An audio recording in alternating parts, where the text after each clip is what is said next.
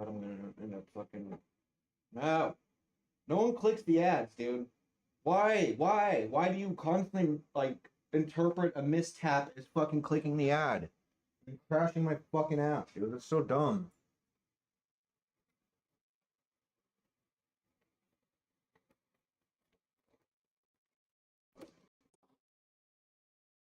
Like how he clenched the fucking screen and his fucking three of his fingers touched the side. Oh, he's clearly clicking the ad. Fucking stop auto playing ads, dude. Fuck you. Christ all fucking mighty, man.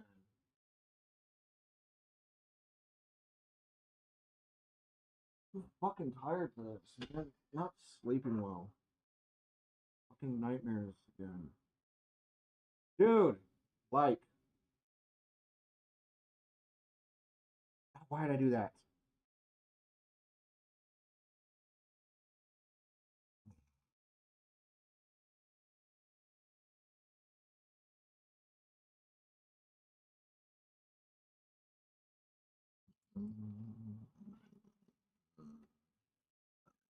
God damn it.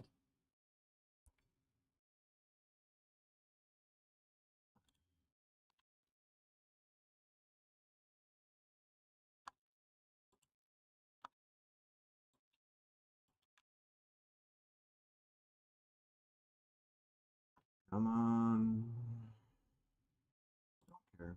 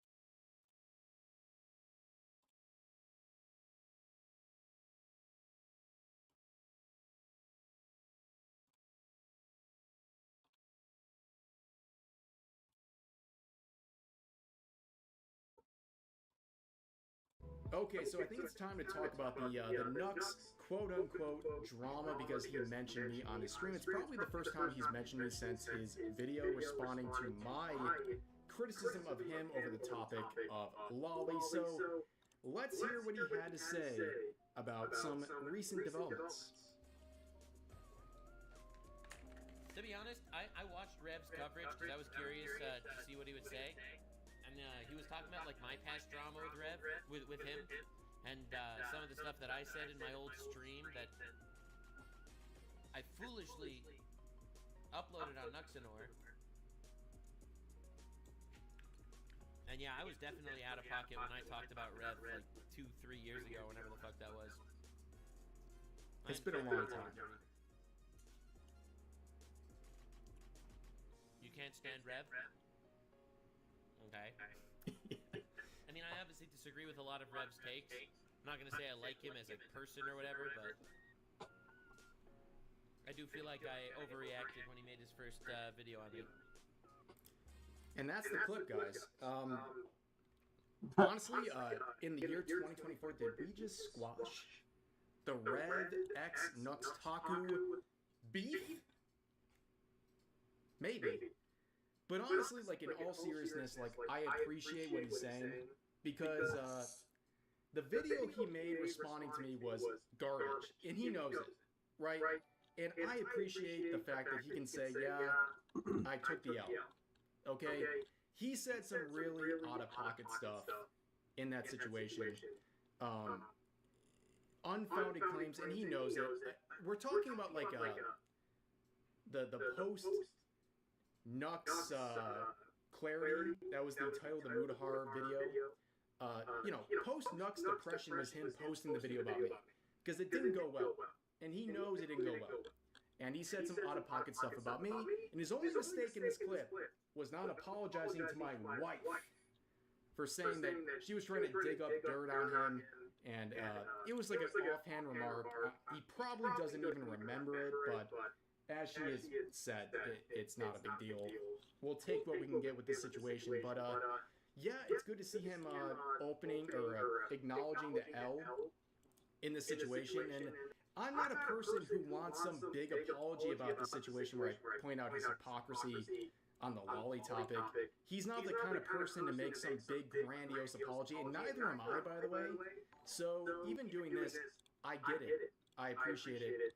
And he knows the video was enough. Okay, and at this point, we're like 3 years from that initial video, the exchange of videos between us. And we know at this point, I'm not going anywhere, and he's not going anywhere. I've been uploading daily for 4+ years. He's been doing the same for, I think, even more than that. And we have a very big overlapping audience. And I just want to make it clear at this point, like, I don't want active bad blood between us. Like, and some people will be like, oh my God, Rafi, are you just ignoring everything he's ever done? No.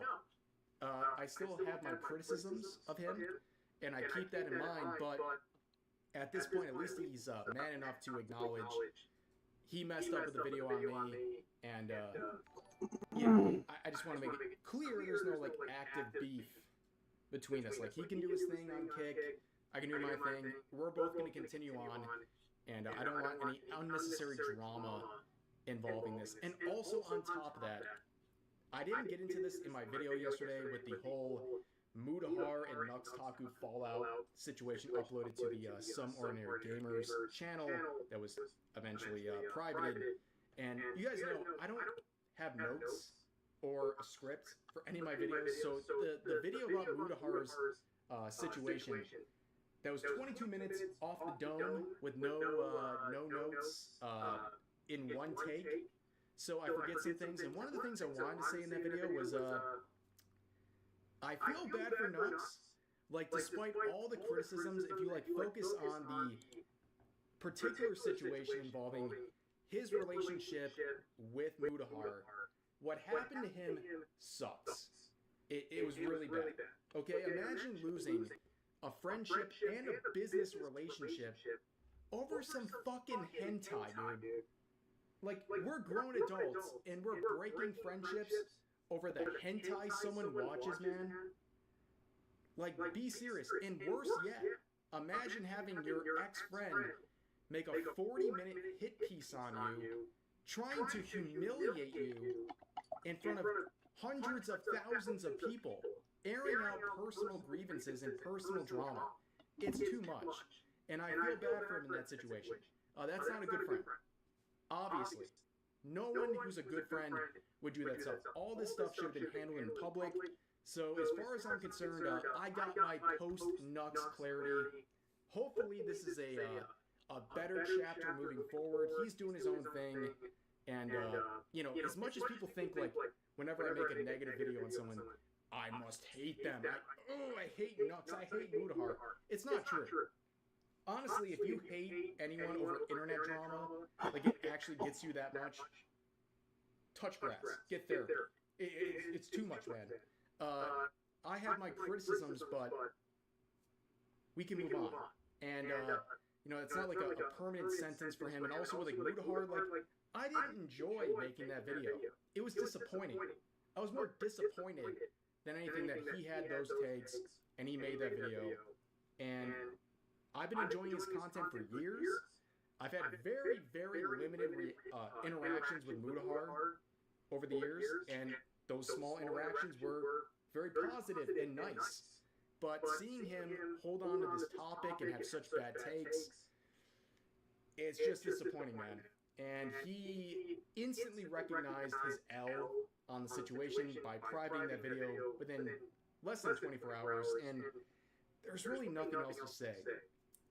At this point, like I said, because me and Nux share a lot of our viewers, we cover similar topics, I don't think it's a good idea to carry on some active bad blood or anything like that, but it doesn't erase criticisms of him or anything.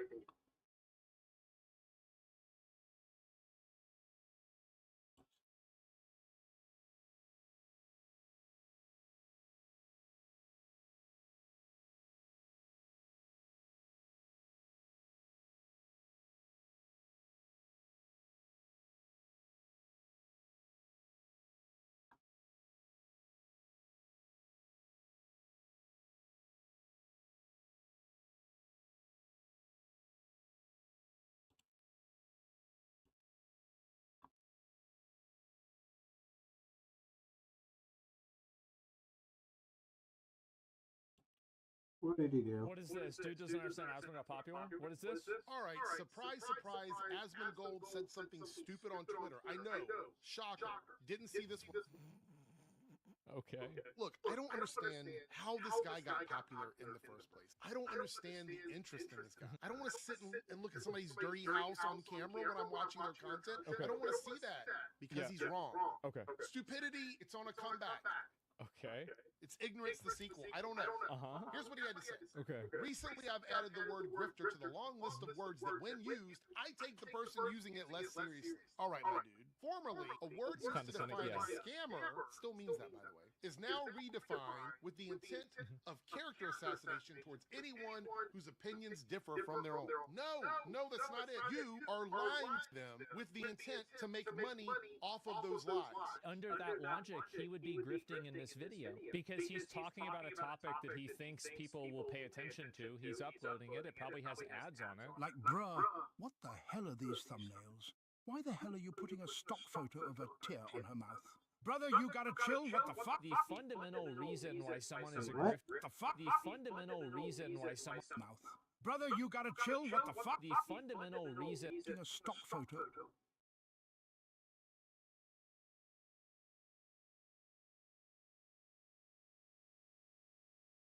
The fuck? Of a tear on her mouth.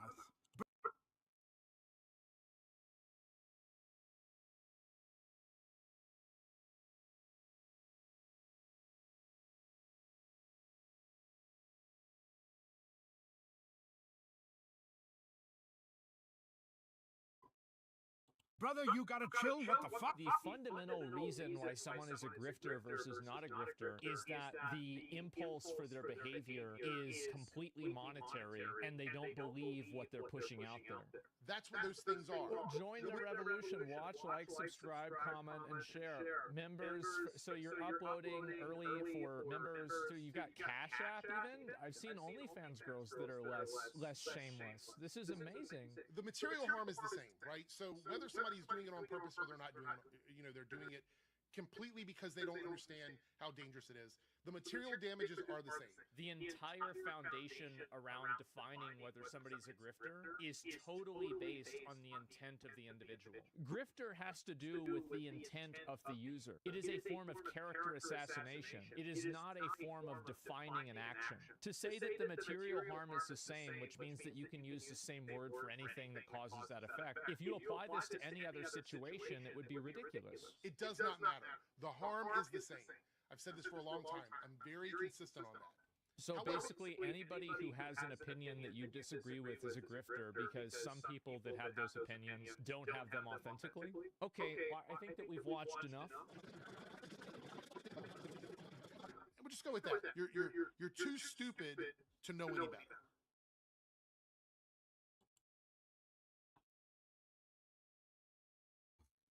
I don't feel good.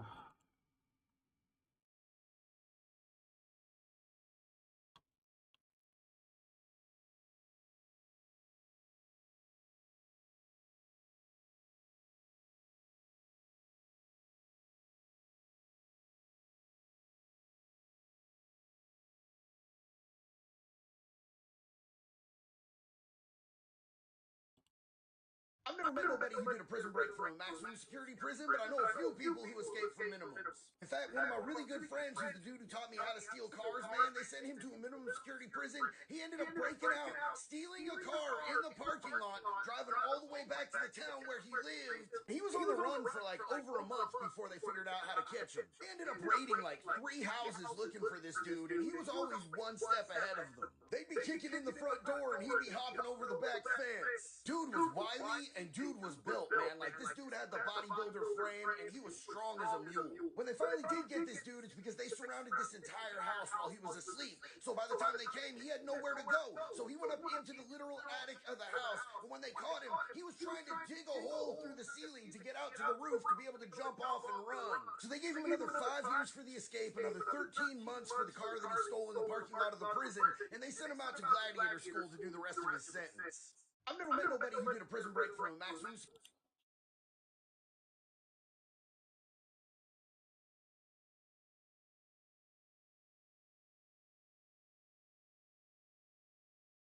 That's fucking wild. Oh, that's fucking wild. I love it. Oh shit, we got an Tozy video. This TikToker is now wanted after crashing his supercar, fleeing the country, and leaving his injured friend on the side of the road. It is just a wild story that just really reinforces how stupid influencers can act once they receive just a little bit of money. So, let me give you guys a quick rundown of the situation. I don't know, man. That's the charisma game in a nutshell. This fucking douche waffle gets paid to do stupid shit, and then it creates a feedback loop. Yet I'm over here struggling. Ain't no one checking me bucks. Shit, I wish someone fucking throw me $5 so I can get some fucking ramen. My ass is hungry. He couldn't drive for shit, floored it in the rain, spun out, and totaled the car. But I guess this is where he somehow solidified himself as a larger scumbag than Jack Doherty, because Jack at least stayed on the scene. Sure, he did injure his friend. He did tell his friend to then film him be upset that he crashed his car, all while his friend was clearly extremely injured and was bleeding from his eye. But Tiki Taki over here, he crashed the car, fled the scene, and then left his friend like this, in pain. No. He tested and walked off. Left his McLaren and walked off. You know. Hey, General, you good? You alright? No, I'm good. Aye, that's got trust, man. What a scumbag! But his friend then made a video addressing the situation. I've got pains in my right hand side of my chest, yeah. It's like they're tearing me off and punching it like that, and it's like, I don't know if I'm making it worse or better, but it's bad. It's jarring me, pains jarring me, but I'm going to be reactive to the active, to the bare max I can ever do. Yeah, trust on that, G, trust. Imagine banging on your broken rib for a TikTok video instead of just going to the hospital to check it out. But if that wasn't odd enough, the dude who abandoned him made a video mocking him. And they call me the General, threw out the McLaren, now I'm feeling pretty terrible. Then I guess he felt bad, so he further incriminates himself by apologizing to his friend. Alright, this is a formal apology video to the general. I am so sorry, bruv. Like, I actually love you, innit? I've got serious love for you. We've had the maddest journey on the net over the last year. Like, it's actually been a mad journey from when you just used to make clips of me. You come out to Dubai, we blew the net last year. You've come out of your shell, you've completely grown as a character, and now you are the general, bruv. And yeah, I just want to apologize. Obviously, it was nothing to do with me, but I'm just apologizing for what happened on behalf of whoever it was who was there. And yeah, bruv, I hope you're feeling alright. I hope you're getting back on your feet. You know what I'm saying? I love you, bruv. Twast on that, yeah? Absolute. Wow. I remember seeing all this and I was extremely confused, mainly because are you really dumb enough to total a car registered to you, abandon your friend in it, injured, flee to Dubai, and then post a bunch of videos about this on TikTok without getting arrested? Well, so we thought, because the car apparently wasn't registered to him, and allegedly this HS Tiki-Taki guy is a walking house of cards, but we'll get into that soon. But the Surrey police are now asking for the public's help to find this guy. A report from the Independent goes into a little bit more depth here, saying that Harrison failed to show up to court and is thought to have left the country. I mean, that was pretty apparent though, as he's uploading countless videos of himself doing so. We really are just in that era of influencers just committing crimes and broadcasting themselves doing so. The only upside with that is, I guess, the trash just kind of takes itself out. But if he will actually get penalties, that's a whole different story, as he has publicly announced that he's moved his entire family to Dubai. But either way, he responded in this post by saying, "I'm currently residing in Brentwood, Essex. Not sure why you're looking for me, though. I've never driven a car in my life and cannot be wanted for such heinous crimes like this. I'll turn myself in tomorrow. Hold tight, yeah." Right. So clearly, he's just making a joke out of the system. I mean, he's filmed himself multiple times driving supercars, so I don't know why he thought publicly lying to the police was a good idea. Remember Mizzy? He was publicly making a joke out of the UK legal system over and over again. So the UK legal system just banned him from using social media for multiple years. This could happen to this HS Tiki-Taki guy as well. But obviously he didn't turn himself in the next day. He then started this spree of social media posts for him to, I guess, capitalize on this new attention. Like this, "Don't ask me about my court case" bit. Ask him about the court case. Ask you about your court case. How's your court cases going? About what? About your court case. Well, they want to know about a court case. Ask about your court case. Shut up, you little. And then on top of that, he started posting AI-edited versions of the news coverage on him. Influencer to hand himself in after he failed to show up at court, with recent videos appearing to... What is up with influencers just being absolute nightmares for their own defense attorneys? But it just gets so much worse.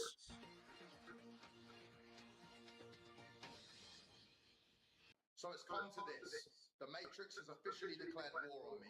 Why? Because I refuse to play by their rules. They're dragging my name through the mud. The Daily Mail, The Sun, even the BBC, all puppets of the system spinning their narrative. Why? Because I'm young, because I'm successful, because I speak the truth, and most importantly, because I'm untouchable. And the fact that I probably smashed their missus and put it in my Telegram with 500,000 people in it.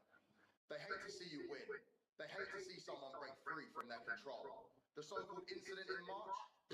It's an excuse, a fabricated story to make me look guilty, to suppress me, to suppress the truth, and most importantly, to suppress you. They know when we're all united, we are an unstoppable force. God, man. Good God. I was gonna make the joke that I want what he's smoking, but I'm pretty sure I fucking don't. What the fuck, man? The level of delusion is hilarious. They know if they are successful in dividing us, that they can conquer us, and liability will be lost. Don't let them win. Stand up for what's right. But let me tell you something. They can't stop me. The truth always wins. I'm here to fight for it. I will go away for life if it means my supporters will have just one day of freedom in this world. And to everyone watching this, don't let the Matrix control you. Stay awake and stay free.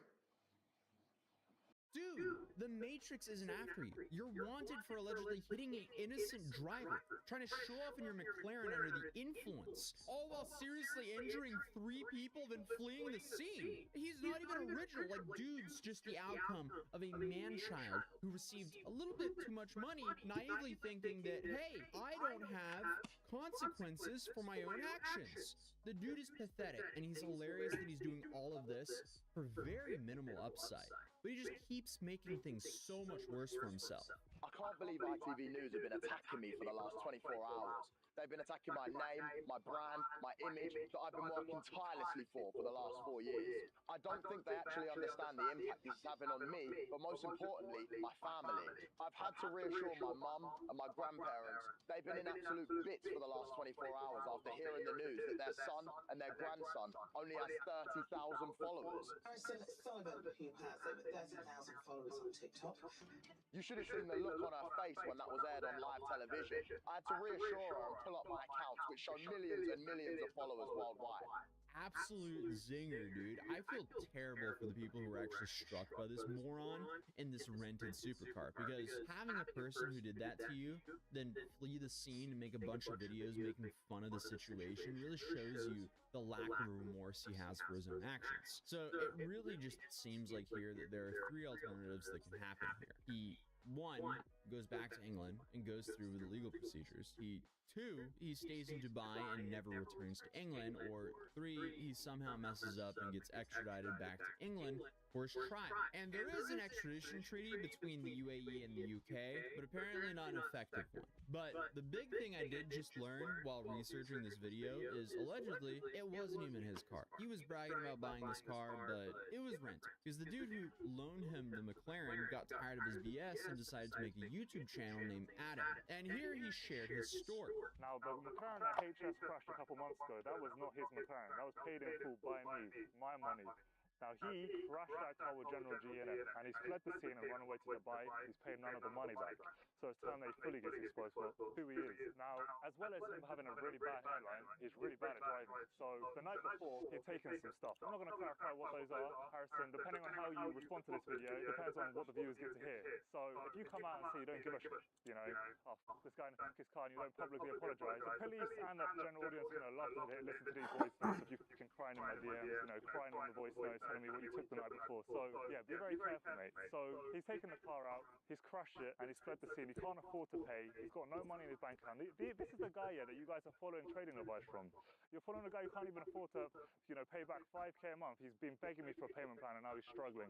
And he's going to say, oh, don't listen to him, boys. I just don't care. I don't give a shit about this guy. And I'm telling you, it's very wrong. This is a guy that was living with me because he couldn't afford to get his own place. So I was sponsoring this guy. All of the stuff he owned, that was all mine. So that's an eye-opener, and another reminder that most of the flexing you see online by influencers is not real, especially from the short-form guys coming up off TikTok, Instagram Reels, and YouTube Shorts. Apparently there's like extremely little money in that, so you need to have something that's highly profitable to funnel that audience into if you're gonna make a good living off of it, especially the kind of living where you're flexing supercars every day. And it seems like the 2 main routes here for those kinds of people are either OF or trading courses or some type of course, like YouTube courses. Don't even get me started on these YouTube course grifters, because there is a lot of guys who are setting people up for disasters there, charging thousands of dollars for terrible advice, but I digress. So here's the reason. That's just the modern day version of like get rich quick seminars. He was using the cars, and you may have heard of another company, a raffle company called 7 Days Performance. He was using the cars, and we were going to raffle them off. I would have taken a portion of the profit, so everything I do is for money. Okay, interesting claims here, but he actually does give us some proof. He's learned the ways. The influencer ways. This is consensual. This is consensual, yes. You know, what's about to happen?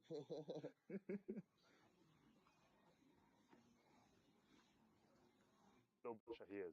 Now, he basically was borrowing that McLaren that day specifically, just for a quick like video shoot with his really fucking stupid friend General G. And yeah, I let him borrow it real quick for the music video just because, as a personal favor. He told me he was insured. As you can see, the contract said he had to like cover his own insurance, all of this sort of stuff.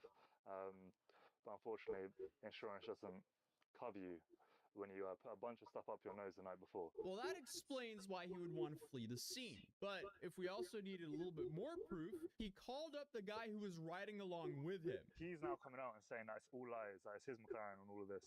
I was in the car. I had to give a police statement saying what actually happened. Yeah. I'm not going to lie for him, am I? And yeah, they seized all his assets, and he can't come back to the UK because if he does, they're going to throw him in jail. Yeah. Right?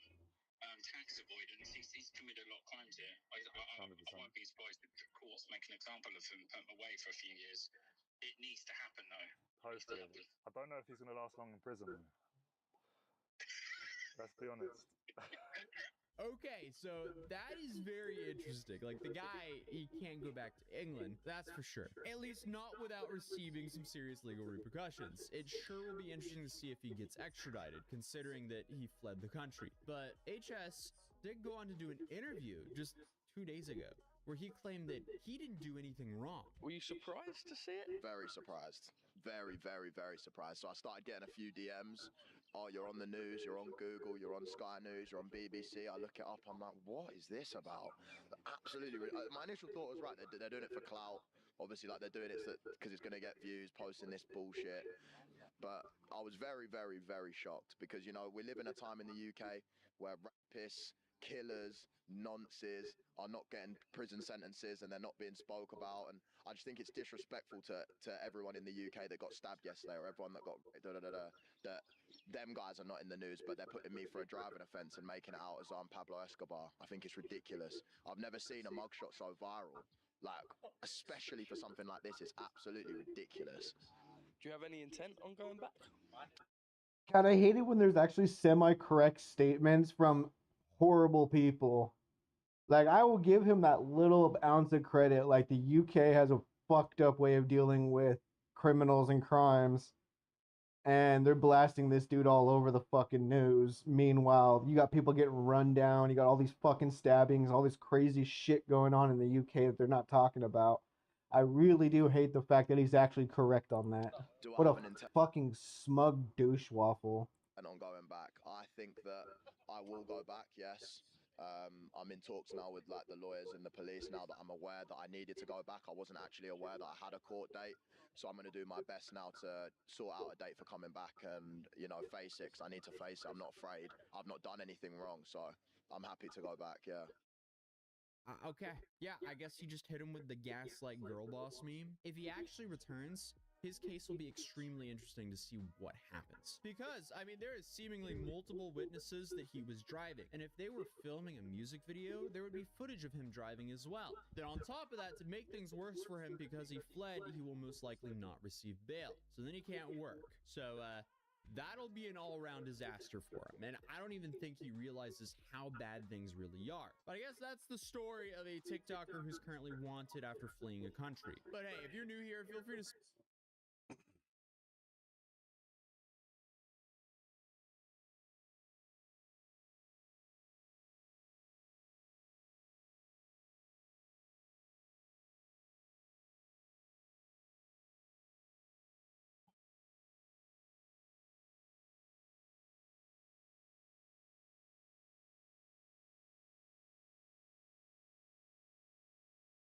Oh yeah, I forgot that Notre Dame fucking burned to the grounds.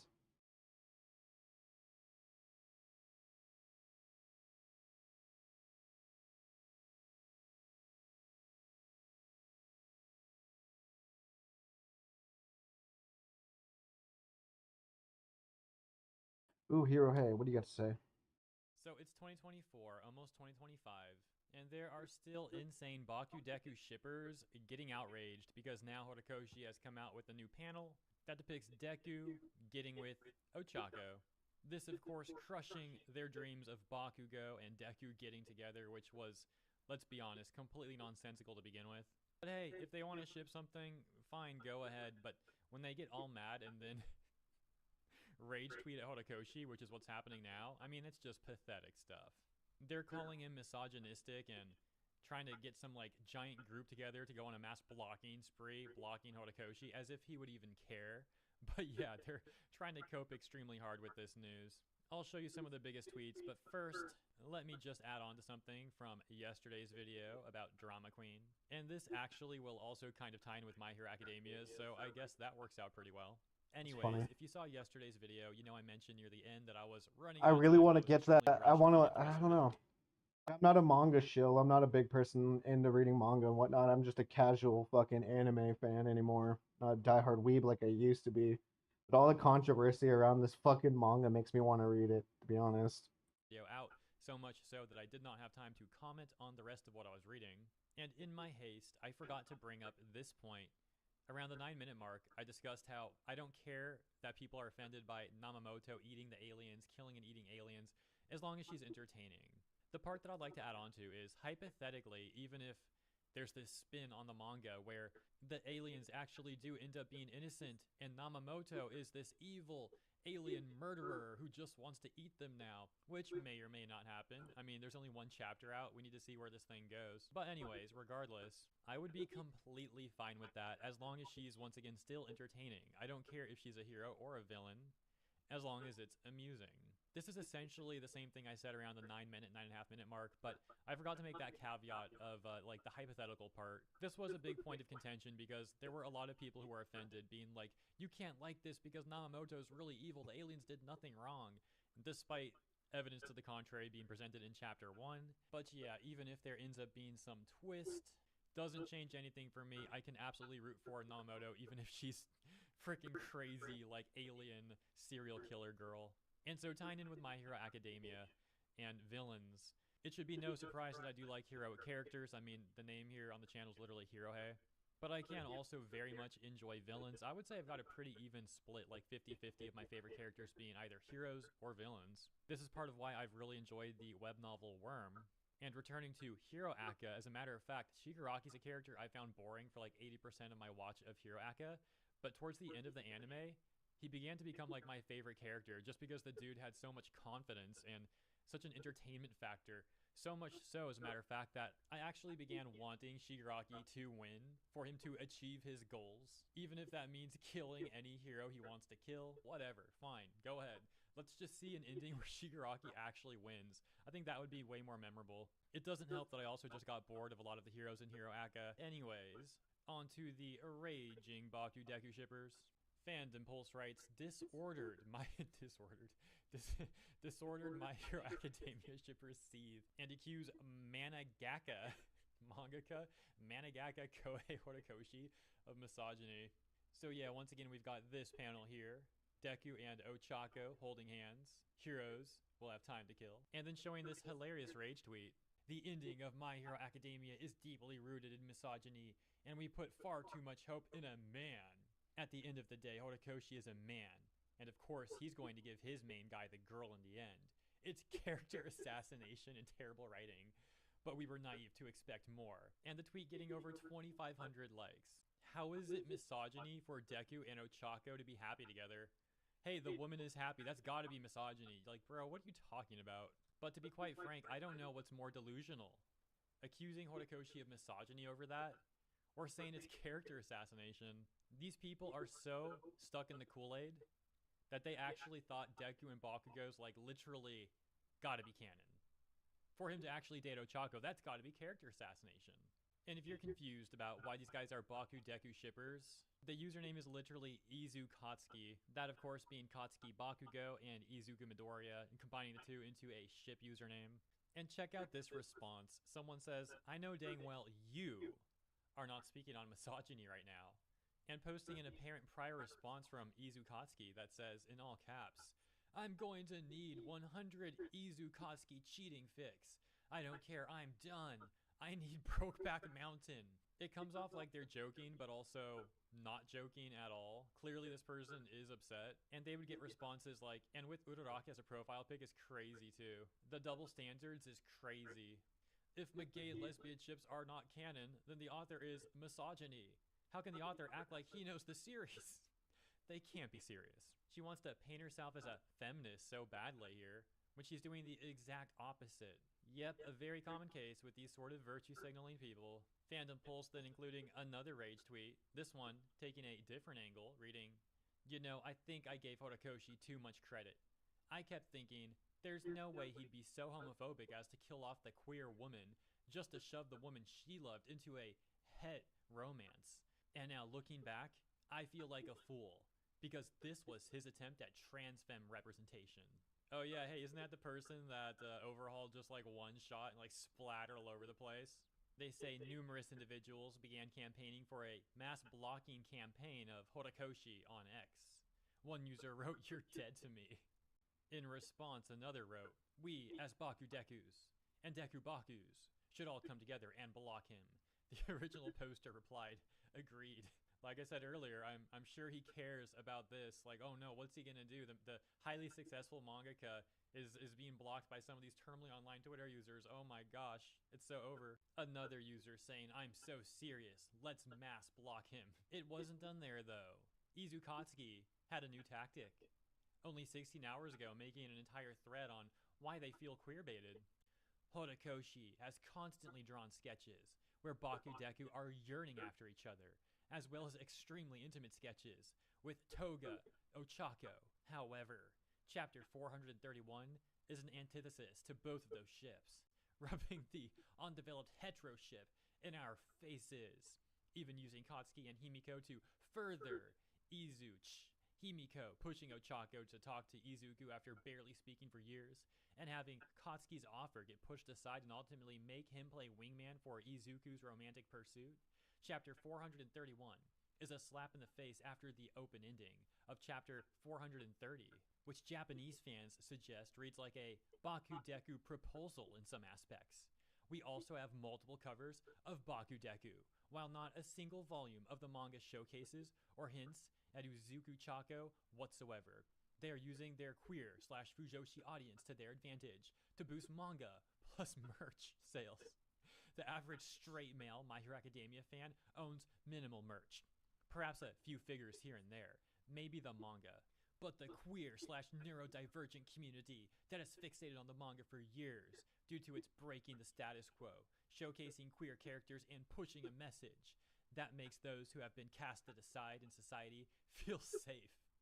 We are the ones buying a large portion of merch, promoting the anime and manga, etc. Without these marginalized communities, My Hero Academia would not have gained nearly as much popularity. However, it's those communities that are victim in this unprecedented ending. How is this person serious? Sending threats to queer shippers and showing that they never digested the themes of Hero Aka because this series promotes love, kindness, acceptance, and forgiveness. I can't believe it is almost 2025 and these terminally online people are still using the word dude bro. That's so 2020. And so much of everything they posted just sounds like headcanon. This person is so delusional, it's insane. And bruh, queer stuff is mainstream and has been mainstream for so long. Saying this is like breaking the status quo, what a joke. And I know an argument can be made that that's more the case in the West and not in Japan. However, I would then say that the representation in Japan usually is better anyways. Let's also talk about the self-victimization here and how this person acts like they're so innocent and the other Bakudeku shippers and whatnot are so innocent when they're the ones who have routinely harassed people, sent like death threats to Horikoshi time and time again over the years. Now insulting the dude too, calling him all manner of buzzwords, trying to advocate people to make fan fictions where Ochako gets cheated on, but hey, these are the morally correct people, right? Now, I don't know if Horikoshi really wanted to write this ending or not. I don't know him personally, but what I do know is, if he willingly wrote chapter 431 and had no problem with it, it is queerbait, plain and simple. If not for the way he quite literally created Toga's character to make Izuku Ochako eventually in-game. Also for the way he constantly has drawn Bakudeku plus Toga Chako in intimate settings just to give us a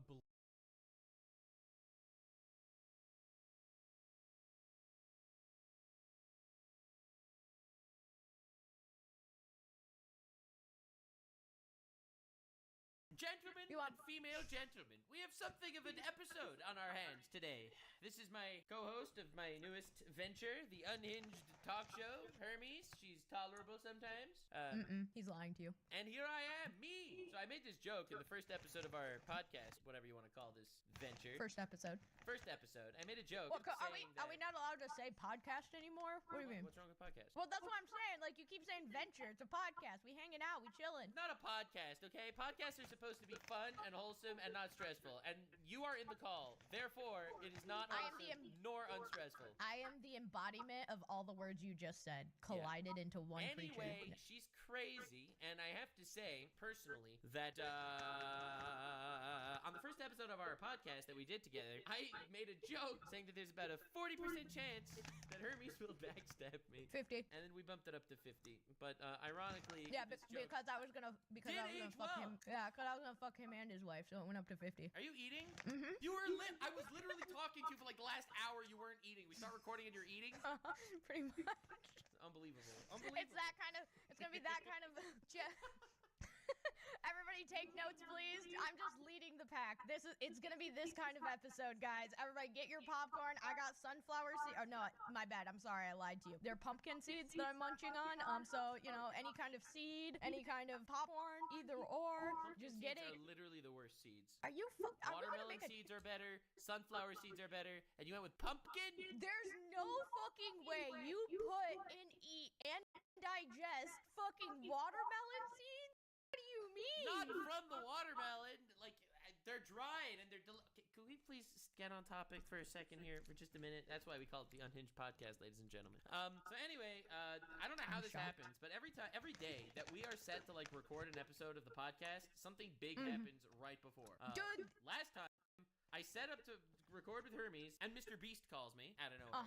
And this time we're set to record, and you know, the faded Mudahar post-Nux clarity video drops. Yeah, we and to just make a caveat moment here, you are literally the embodiment of bros before hoes. I want to just make that very clear. This is the second time you have put bros before me, aka the hoe, in this situation, and Listen, I'm starting to have there feelings are some about things this. that are more important, okay? Yeah, the bros, apparently. It has nothing to do with gender, okay? All right? If a female friend of mine made a hit piece on me, I would probably deal with that first, too. Oh my goodness. How? They bitches better not. Dude, Anyway, we gotta see can we please- That's my spot. That's my spot. I get the hit. I get the next hit piece. Please don't. This isn't a competition. It's not fun for one of us. And that's a sacrifice I'm willing to make. Fucking monster. Okay, anyway, so there I was, minding my own business. Oh my god. Bro just rubbed one out for the night. He was ready to. Yeah. So anyway, I'm gonna try to do my best to do a TLDR here of the story. So I did speak to Mudahar just now for like 2 hours. And basically we talked things out to a large degree. But I'm gonna do like the TLDR whole story here. First and foremost, if you're here just for like the Cliff's Notes answer, Muda apologized. We are still friends. That's the Cliff Notes answer. It was a pretty sucky moment there. Well, wrap it up. I have no opinions. I have no feel. No, of course I do. Okay, yeah. Anyways, chat, after the TLDR, now we're going into story mode. We're going into novel mode. So what hasn't been touched on is literally when the hit piece came out, I fucking flooded the shit out of his DMs. Dog, not just you. I got a lot of DMs. So anyway, let me put some perspective on this whole thing, okay? Because the last thing I want is this video to send Muda any hate either, okay? I don't want any hate to come from here at all. Listen, I love me some chaos now and again, but it was a pretty rough moment there for a minute. You know, Muda's one of my best friends, so that's pretty fucking crazy that this went down. With friends like that, who needs enemies? Shut up! Okay. Dude, I have my work cut out for me. Shit, dude.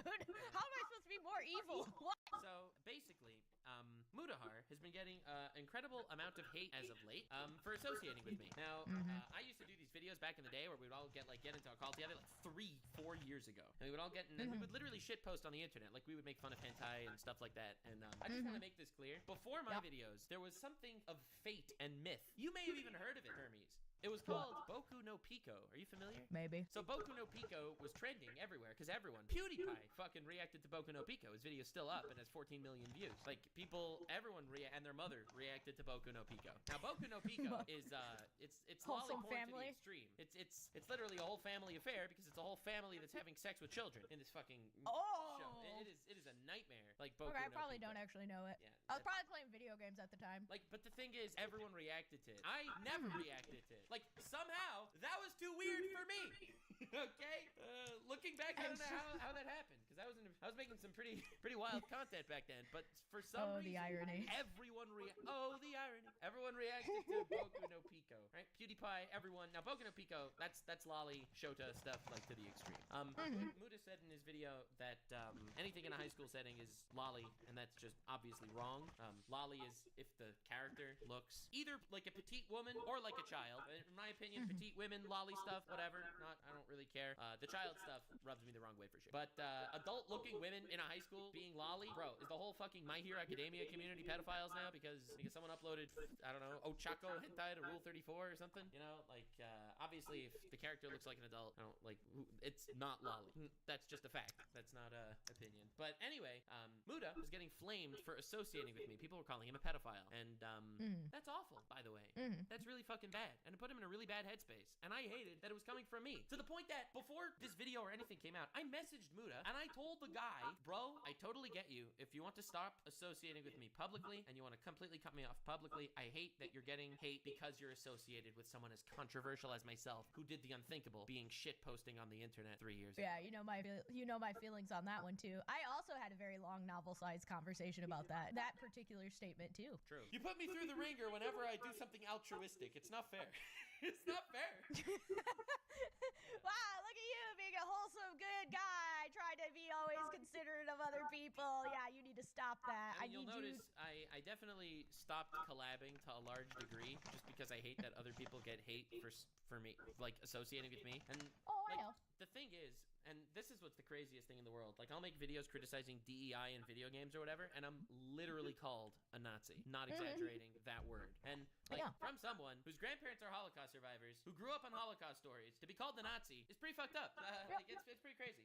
But the internet doesn't care. People are gonna hate you. People are gonna love you. And I have gotten to the point that I can definitely see people shitting on me and just not caring. I make content out of it at this point. Like, I don't care that a couple of brainlets on Reddit or Twitter are gonna fucking make fun of me, call me a Nazi or whatever. I completely don't associate with that shit. And see, as you should. It's the best mental. My friends know who I am. My family knows who I am. I don't give a shit if some random people want to cancel me for that. Your friends asterisks.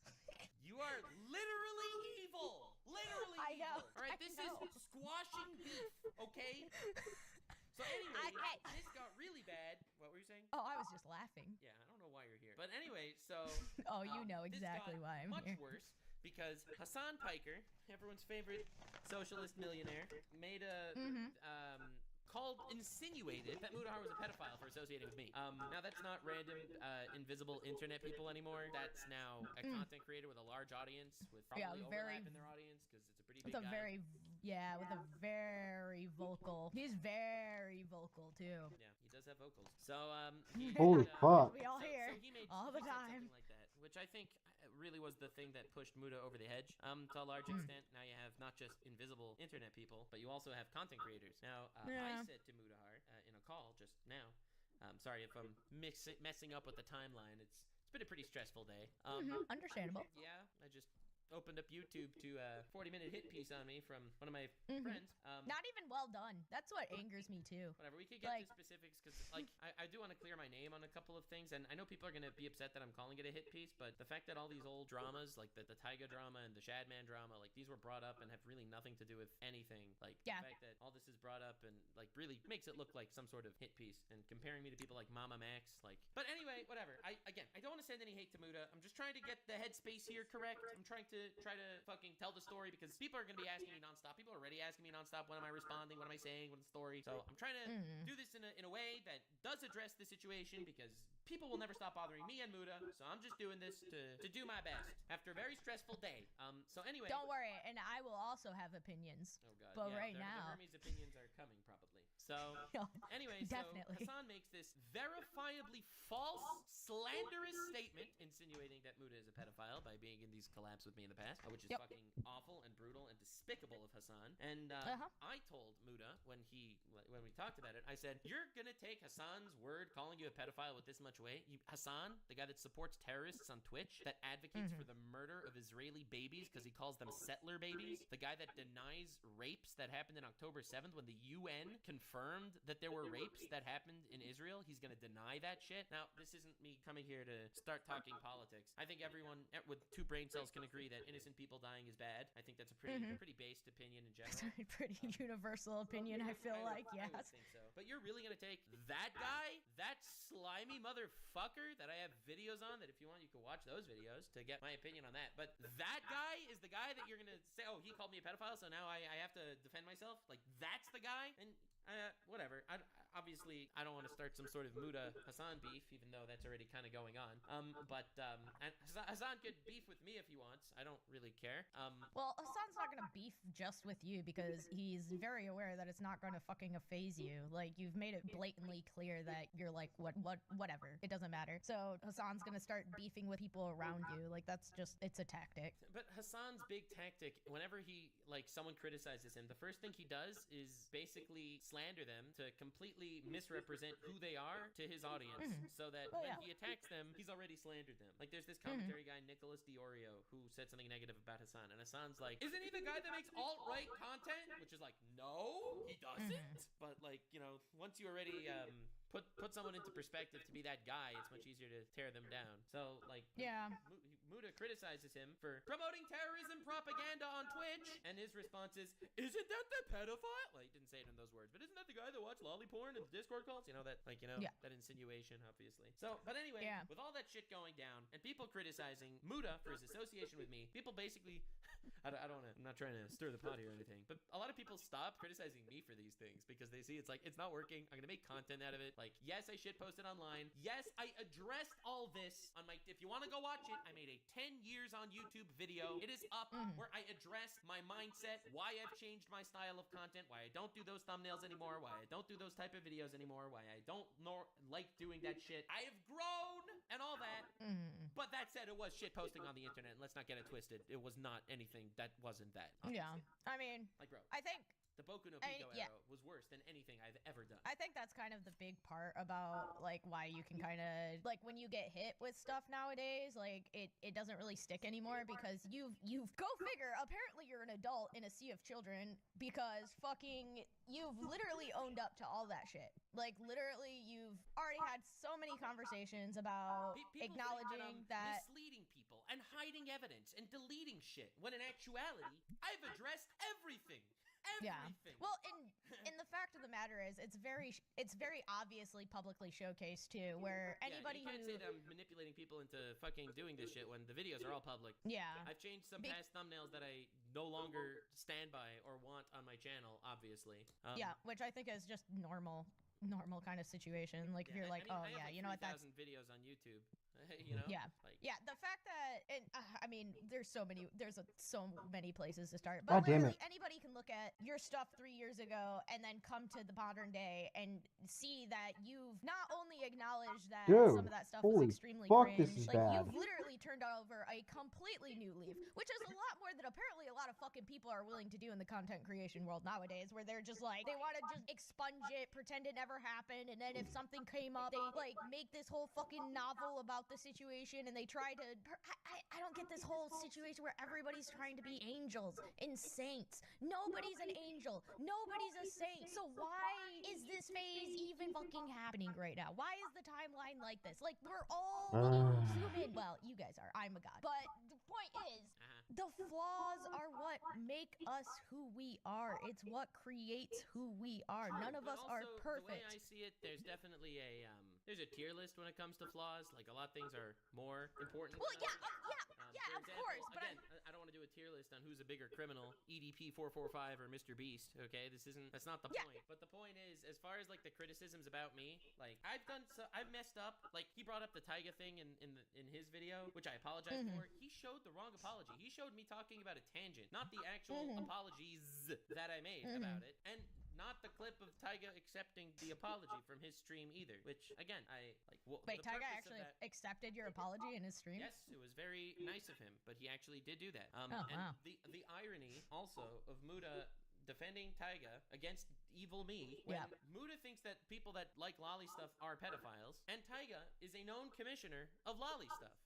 So like it's like you gotta really wrap your head around the purpose of all of this, and really I think it's because Muda felt fucking awful seeing the word pedophile next to his name, and honestly I get it. It's pretty awful. Yeah, like sucks that I like even was some sort of catalyst for this sort of criticism. I feel like people realize, oh wait, we can't really criticize Nux for this because it doesn't really affect him, so we're just gonna criticize his friends. Well, yeah, but here's the thing. Like these tactics, this shit that is going on. This is high school level shit. We have all been in high school before. We've dealt with like the nasty cheerleaders and the fucking jocks, and you know we've dealt with all this. So like these tactics aren't anything brand new. And yeah, my heart goes out to Mudahar for having to see something like that. But that's literally where the internet is nowadays. Like where has he been this entire time? Honestly, like, Mudahar, and I firmly believe this. Mudahar is a really great guy. He's a great guy, and he's a much more empathetic person than I am in general. And I think he takes things more to heart because he genuinely wants to be a good person and a beacon that other people can. Well, I don't want to say a beacon for people to emulate, but he definitely wants to be a force of good in the world. And when people are going to say like call him a pedophile, he's not going to feel like that force of good. And that's like okay. Should I interject now? Is it my turn to talk? Because all right. Anyway, I just wanted to say one thing. Muda did take the video down. All right, so it really, I guess, whatever. I don't want to say. No, not necessarily. Whatever damage was done. Absolutely. Like, okay, all right, my turn. My turn. Now, I do want to preface exactly what Nux said in the beginning. The world is full of hate and cruelty and blah, blah, blah at this point. Going and attacking anybody, and I don't know why anybody would try to listen to me and then go attack anybody else, but who knows? In case there's somebody out there that wants to do it, don't. The world has enough hate in it. Don't attack Mudahar. Like, I actually loved Mudahar's content as well. Like, partially why I was so upset is because I also liked Mudahar's content. Like, it just, like, seemed like he had fallen so far from what I had ever seen of him. Like, I had assumed that he was a guy, he kind of oozed that idea that he was a guy that really cared about his friendships and everything, and then to see him so blatantly, he was pretty much downward spiral. It was he's in a, I think, pretty bad headspace right now, and it's well, and that's what I'm super curious about. Obviously, I don't know Mudahar. He didn't fucking call me and like have a conversation or anything of the sort. So this is all just speculation from okay, guys, I'm the perspective of the person outside looking in right now. And I see something like that. And this isn't something that just comes from Mudahar. This is something I see happening in content creation in general. People are so quick to make content out of fucking backstabbing. Like, they want to get the camera angle vision of them shanking somebody in the back and then twisting the blade and then kicking them into the grave. I do appreciate the entertainment of a nice backstabbing now and again. But you're the one that's always getting backstabbed. Sometimes it's a little too close to home, you know. Listen, I'll make videos on other people's downfalls. I guess I should make videos on my own at some point, right? Yeah, at this point, you might as well just start farming your own content. I mean, that's what we're literally doing right now. Yeah, hey. But my point is, I don't like, it breaks my brain. When that came up, when that video came up, the first thing I thought is, well, the first thing I thought was, holy shit, banger title. That was the first thing I thought. Post Nut Clarity. Yeah. That kind of did hit hard. The second thing I thought, I was like 38 minutes long. That was the second thing that I thought. And I was like, wait, this isn't distancing. This is more. That was a full Breaking Bad episode right there. He went full Breaking Bad on you. Like, straight up. But my point is, the third thing that I thought was, fuck, he wore the Sonichu medallion. Oh, it's over. It's over. See, I don't know that. I don't know that reference, actually. Okay. No, you're not missing out. Moving on. Okay. Like, so here's the thing, though. When I saw that, I was like, why is this not a conversation that began with him calling you? Like, is the world so fucking different nowadays? Because back in my day, now, I've had many back in my days, but back in my day, when you have a problem with one of your friends, or key point, somebody who is supposed to be your friend, you give them a phone call. And you say, hey, bitch, I'm pissed at you. We need to talk this out one way or another. Like, we have a conversation. And the candidness is something you get rewarded as being a friend with somebody. Usually friends have that certain level of candid where regardless of the subject matter, this is what I kind of have to agree with. People are so quick to disassociate themselves with anyone and everything. It's like the minute you cross one boundary line, it's done and over with. It's like, when the fuck did we all decide that we have to be identical beings and think and act and operate in the exact same way in order to be friends? Like, I don't get that. I don't get it. I've made friends with people that I've actively disliked. I've made good with people that I cannot fucking stand. Because at the end of the day, I realize that, hey, that person possibly has something good to bring to the table, regardless if I disagree with X, Y, and Z. Fuck. That's just sad.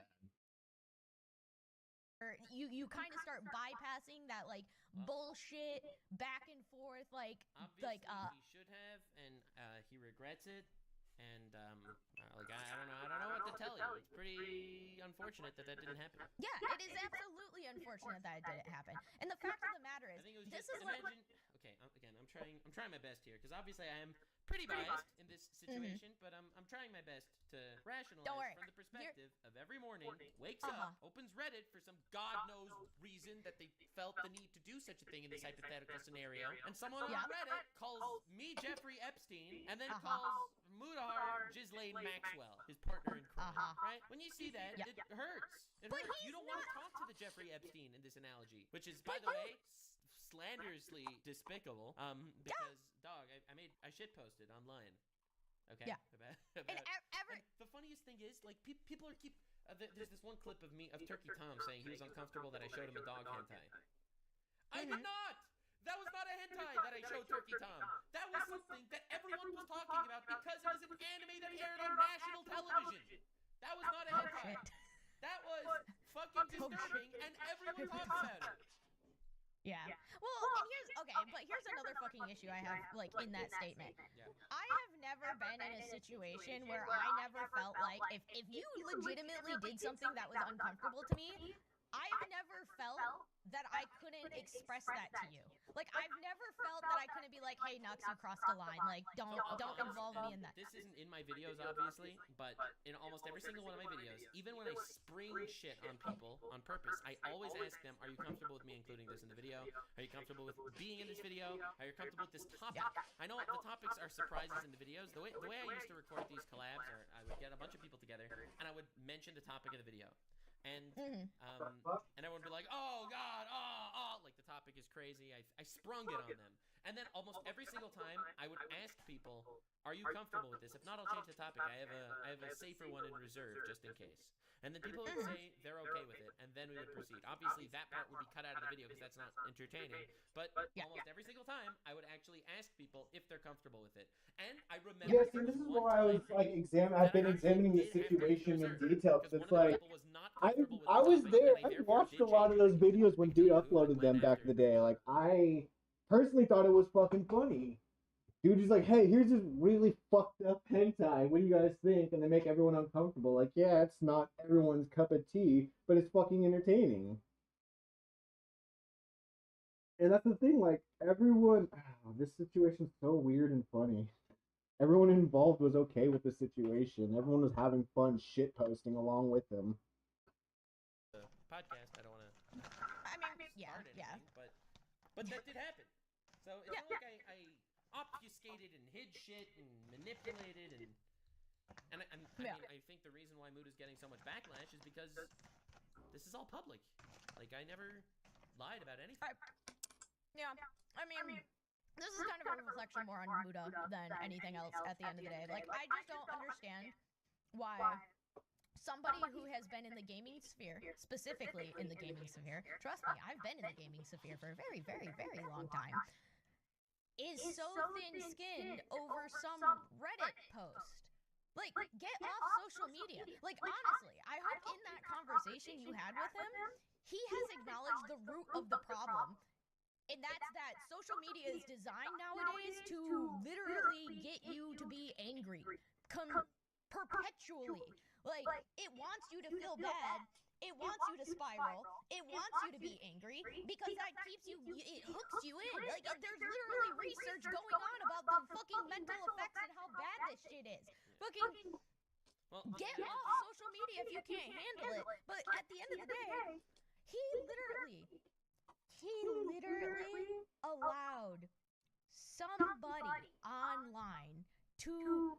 affect him so much that he couldn't even give you the courtesy of a phone call first? Well, I'll be honest, I don't think most people would be able to understand what it's like, and I don't want to say this from like a high horse position.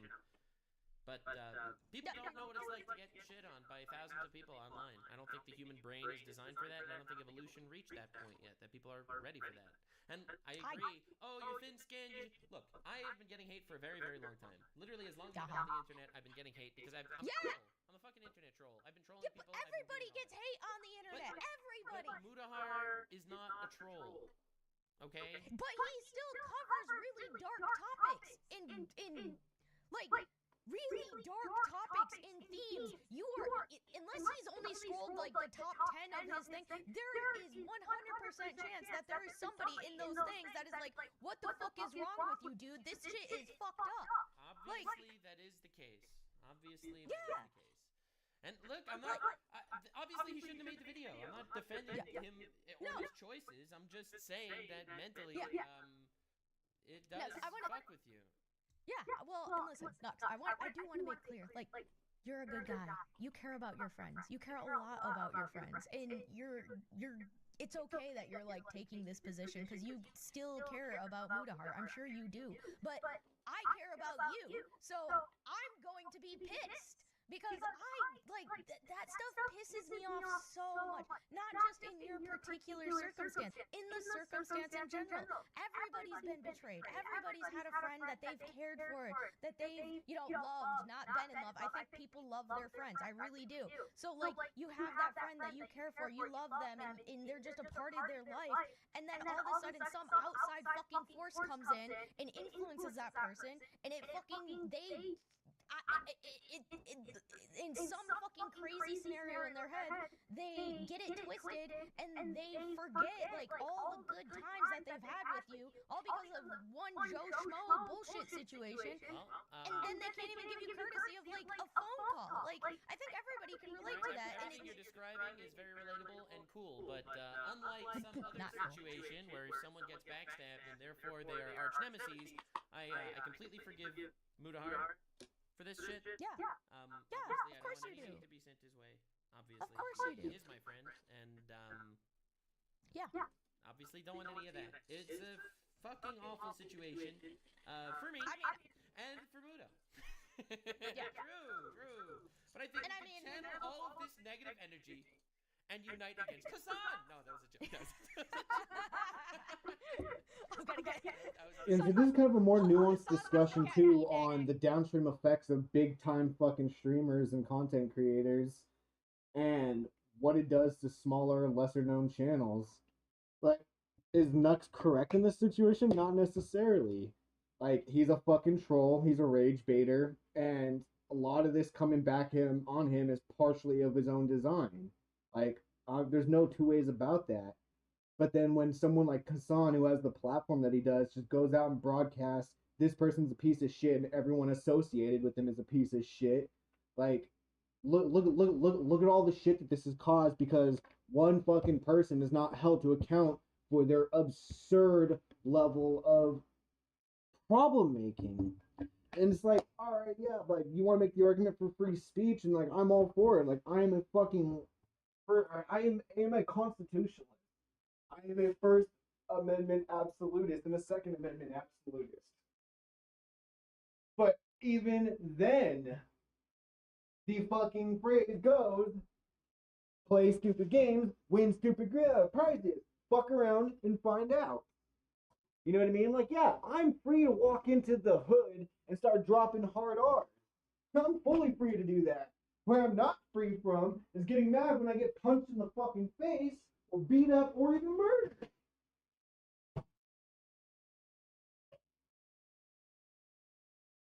It's absurd, man. Like, so fucking absurd. This whole situation's fucking hilarious, man.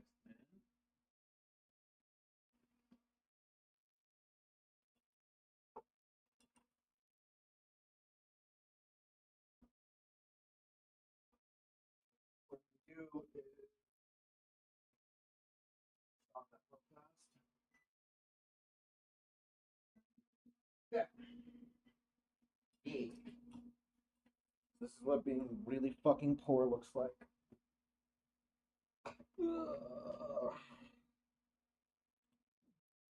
Ghetto ass chicken noodle soup, basically. Fucking random elbow noodles and chicken bouillon. That's my meal. That's been my meal for the last 2 days. 3 days.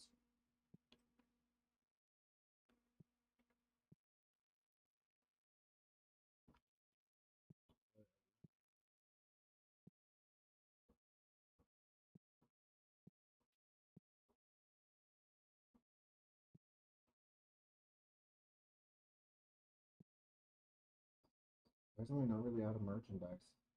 Nice. Should be able to make it halfway through the day or to the end of the day. Restock. Cool. What we do actually is probably save.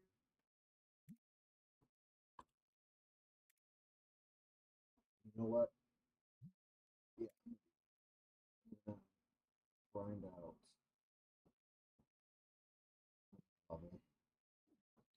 I'm tired of not having. He's gonna be like, she's barely blossomed. Alright, I've had enough of this.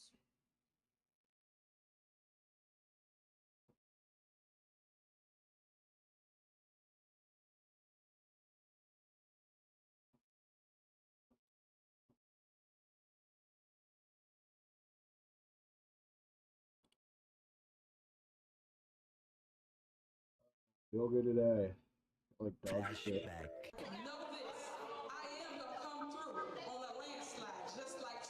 A few moments later. Tiffany Henyard, the embattled supervisor of Thornton Township, could face a challenge tonight. The township's Democratic Party plans a rare caucus, which could determine whether Henyard can run again. A few moments later. What do you mean? I will be victorious tonight. You will see. My people are here. They're not going to go nowhere. The show will go on. A few moments later. United State that will represent Thornton Township at the April 1st consolidated election reads as follows. For Supervisor Napoleon Harris. Thornton Township Supervisor Tiffany Henyard, who was appointed to that position tonight, lost her bid for the Democratic Party's nomination in this rarely used political process. It now appears if she wants to run for supervisor again, it will have to be as a write-in candidate. Supervisor Tiffany Henyard will not be on the ballot when they vote for supervisor of Thornton Township, meaning she's likely going to lose her $220,000 a year job. Let's talk about it.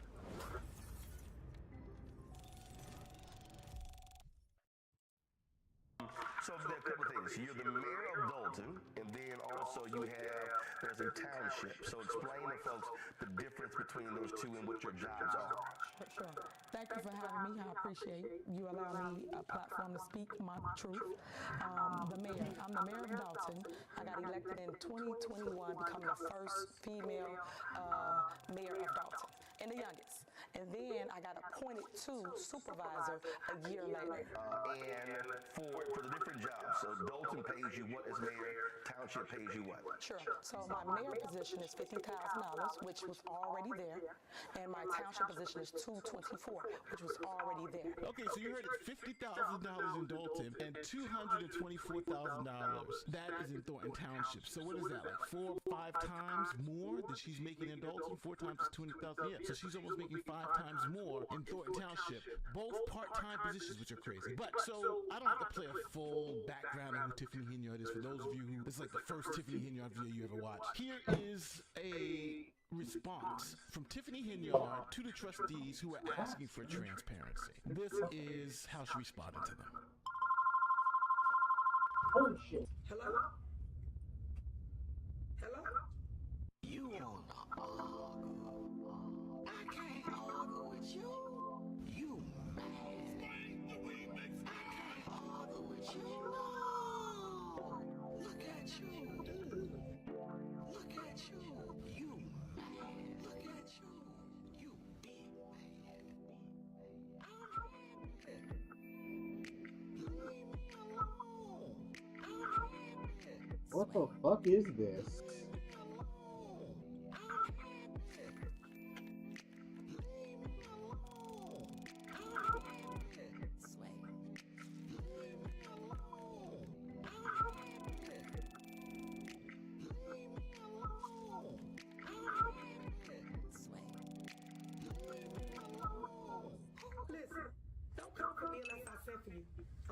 Now, before we get into the rest of this madness, here's a quick word from our sponsor, Babbel. Okay, let's talk about something the law and language learning This is have funny. in common. They're both confusing and take time. Who am I kidding? Only one of them is fun, and spoiler, it's not the law. This is Babbel, the language learning app that makes picking up a new language feel like a breeze instead of a chore. These are 10-minute lessons handcrafted by actual language experts. Now, in a couple of months, I'm headed to Cancun, and I've been using Babbel to brush up on my Spanish for that trip. Now, what's funny is that Babbel's speech recognition technology told me that my accent doesn't sound like a confused robot anymore, so there's some progress. Now, here's the bottom line. Babbel is going to get you talking fast, like real conversation in about 3 weeks. Plus, with 60% off right now at babbel.com/Nate, you'll save enough money to buy a taco in Tijuana, and you'll confidently be able to order it in Espanol. Now, do yourself a favor. Skip the Donde boring espada? gift cards this year and give the gifts of language with Babbel. That's babbel.com/Nate. Lávese No las restrictions, manos. but you'll be slaying hola, como esta? Lávese in real las time. manos. Go to babbel.com/Nate to get that 60% off today. Now, as you heard, Tiffany Henya was appointed to the position of supervisor, but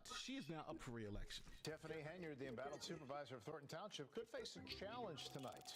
The township's Democratic Party plans a rare caucus, which could determine whether Henyard can run again. Embattled Thornton Township Supervisor Tiffany Henyard is in for a new fight tonight for the chance to keep her job. The township's Democratic Party is holding a caucus instead of a primary election for the first time in decades, and it will all unfold this evening. The group gets together and says, these are the folks from our group that we want to put on the ballot. Simple. The way it all started back in the 1800s. Attorney Bert Odelson represents party committeeman and State Senator Napoleon Harris. Harris is the one who decides whether to choose a primary or a caucus, and Odelson says his rare caucus choice was strategic given the turmoil in the township. Harris is also challenging Henyard for the supervisor nomination. It looks like tonight, from all accounts, it will not be a very quiet caucus. It looks like it will be a raucous caucus.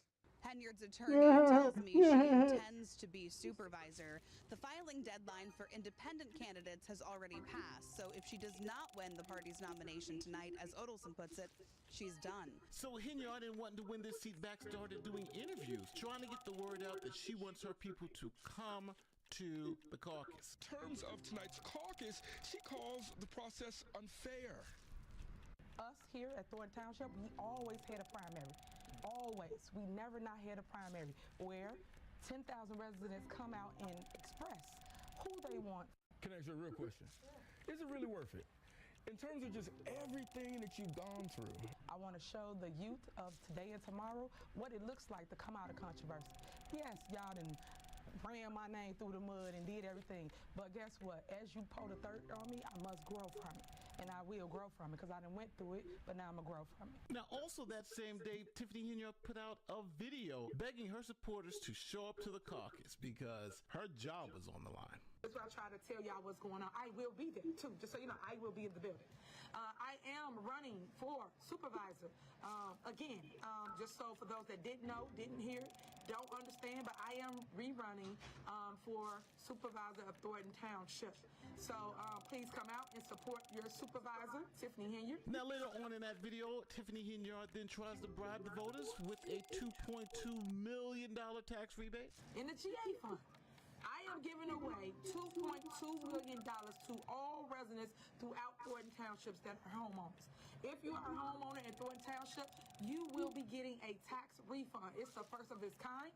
It's 100% property tax historic refund by yours truly, your supervisor, Tiffany Henyard, and also Trustee Gray Evers. We are the only two that have been coming and voting for this, but yet the trustees, the two that has not been showing up, are gridlocking and not allowing us to move forward to give you the money that you so desperately need. So now you got to understand, everything rides on her getting this nomination. This job is a $225,000 a year job, 5 times more, remember, than she was making in Dalton. So she needs this to work out. So here's what she says right before the meeting. She's right outside the meeting, and the news media catches up to her and says, what happens if you lose? They can't beat me. If they could beat me, they would have went to the polls. What do you do tonight if you don't get the Democratic Party's nomination? What do you mean? I will be victorious tonight. You will see. My people are here. They're not going to go nowhere. The show will go on. So then Henyard went into the caucus, and then all heck broke loose. Breaking news tonight from suburban Thornton Township. More drama drama for embattled supervisor Tiffany Henyard.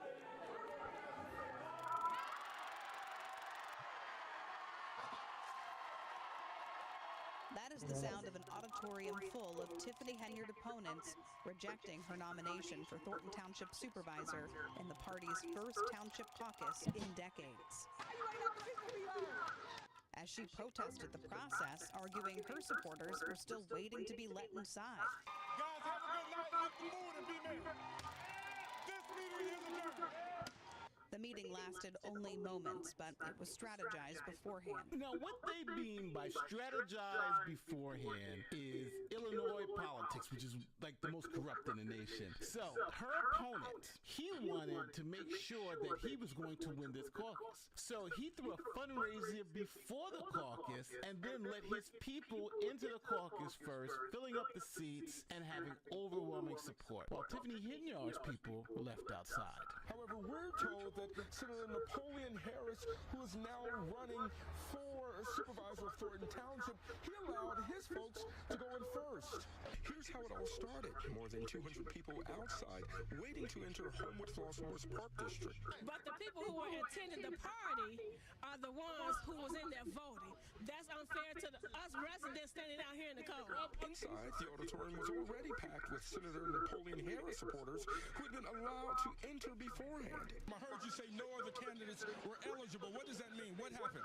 Well, what happened was they didn't submit the required paperwork, didn't have a full slate, and they were deemed ineligible to run. Well, Tiffany Henyard likes to tell people, quote, "Let me educate you on how this works." Well, tonight you can say she was schooled on how the Democratic caucus works right here in Thornton Township.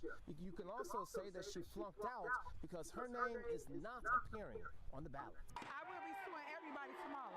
This is illegal. This is illegal in your opinion? Illegal. Okay, so let's talk about it. I mean, your concern is you brought people in to pre-bus. All the people outside, they let no person in. Henyard used Thornton Township buses to transport supporters, mostly seniors. Yet many of the supporters did not get inside the packed auditorium of 600 people. Our girl Tiffany Henyard is out at Thornton Township unless she can, by some miracle, and I mean some miracle, win a write-in campaign. And that $250,000 she's going to be losing, that's going to hurt because her salary adult is only $50K. But just imagine if you're making almost $300K now, and then your salary drops to $50K. That's a huge loss in pay. But the show will go on for the Superman. So if you haven't already, don't forget to like, share, subscribe to like great YouTube stuff. My name is Nate the Lawyer, and I'll check you on the next one. Peace.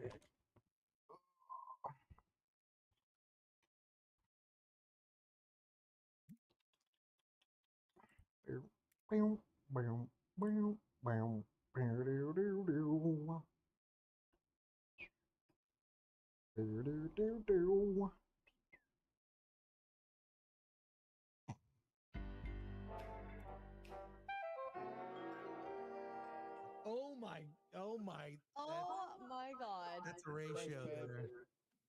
Okay, Ratio. 18,000 up, 200, 71,855 down. Now that is an aggregate.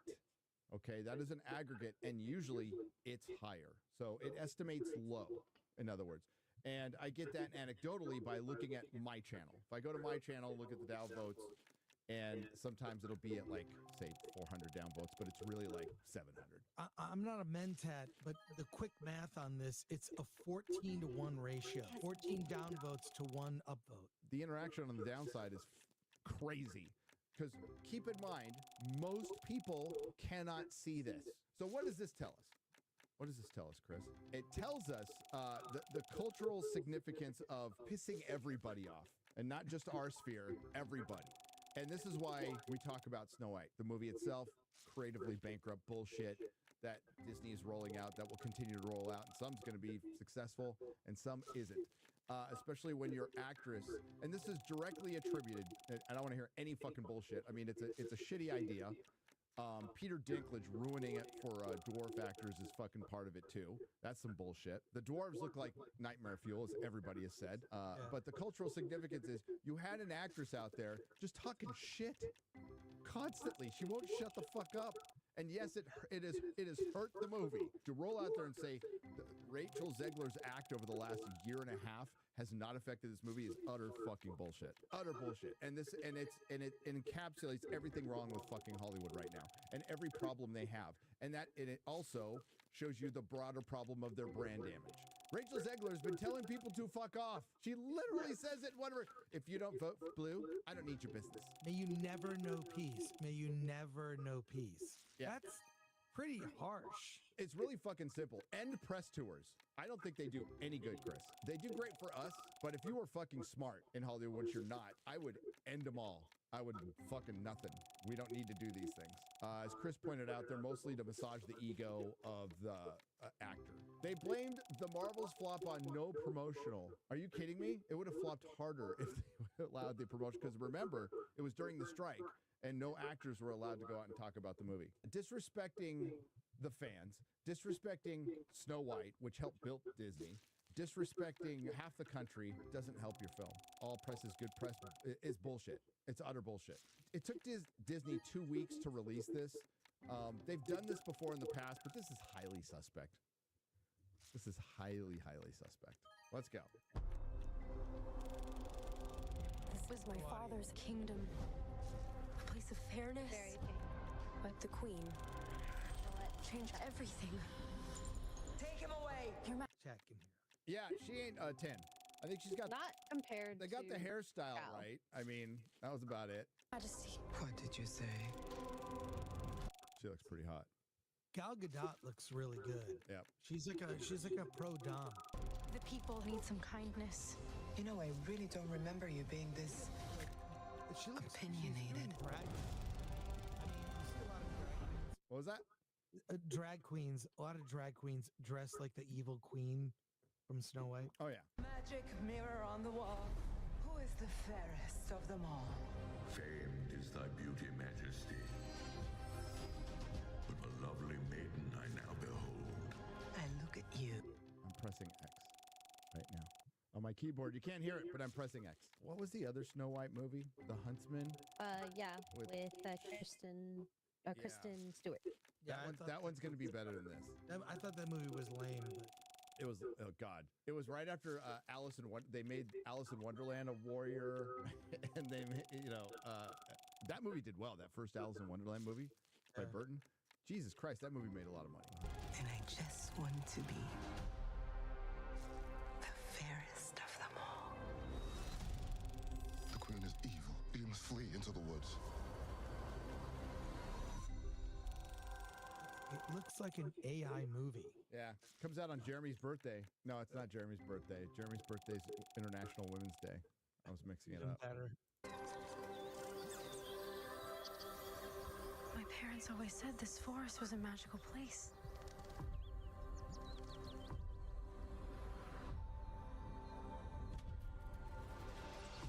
Hello? Is there anybody here?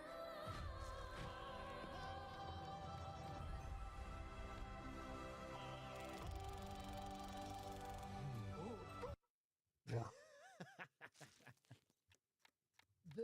You the could tell. dwarves. Oh. You could tell they went. This was a rush job. This is what they needed the extra time for, was for these guys. They could have hired little people. Yeah.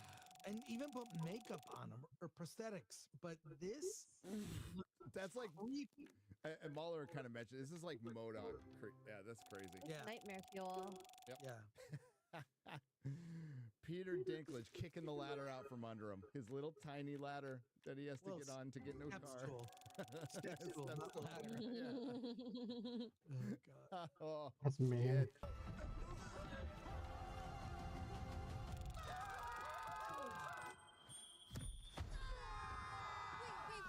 It's a human. What did you think I was? Nothing. Ghost.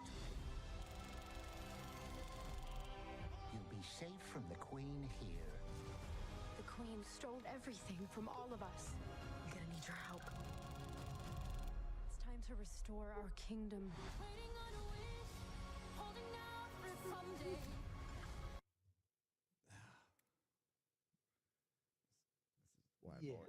Yeah. Sure, it's for somebody. Acolyte fans will probably love this. Fine Snow White.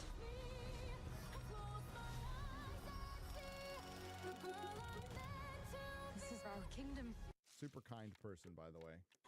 Originally, one of the OGs on trying to cancel Gina Carano. And now we're here to take it back. You were saying?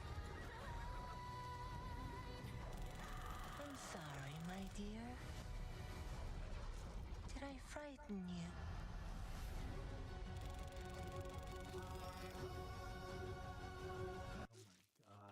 It just all looks so fake. Yeah, I mean, It is all fake. yeah, it doesn't look like the amount of money that was pumped into this thing. You're not seeing it on the screen. We'll just say that. Yeah. Like with Wicked, you see it on the screen. Like you see money on the screen, except for the fucking CGI flying monkeys. This looks like a PS4 game. Yeah, this looks like cutscenes and shit. Yeah. It's coming out in March, so that's not far away. So Disney had a good year, and they're going to follow it up with Falcon and Winter Soldier in February. And listen, they were smart to prioritize Deadpool and Wolverine and get that up front. That was a smart move, because man, they needed to stop the bleeding. But woo, this. So yeah, 200. Here, I got to refresh it. 281,000 downvotes. I'm sure people are going.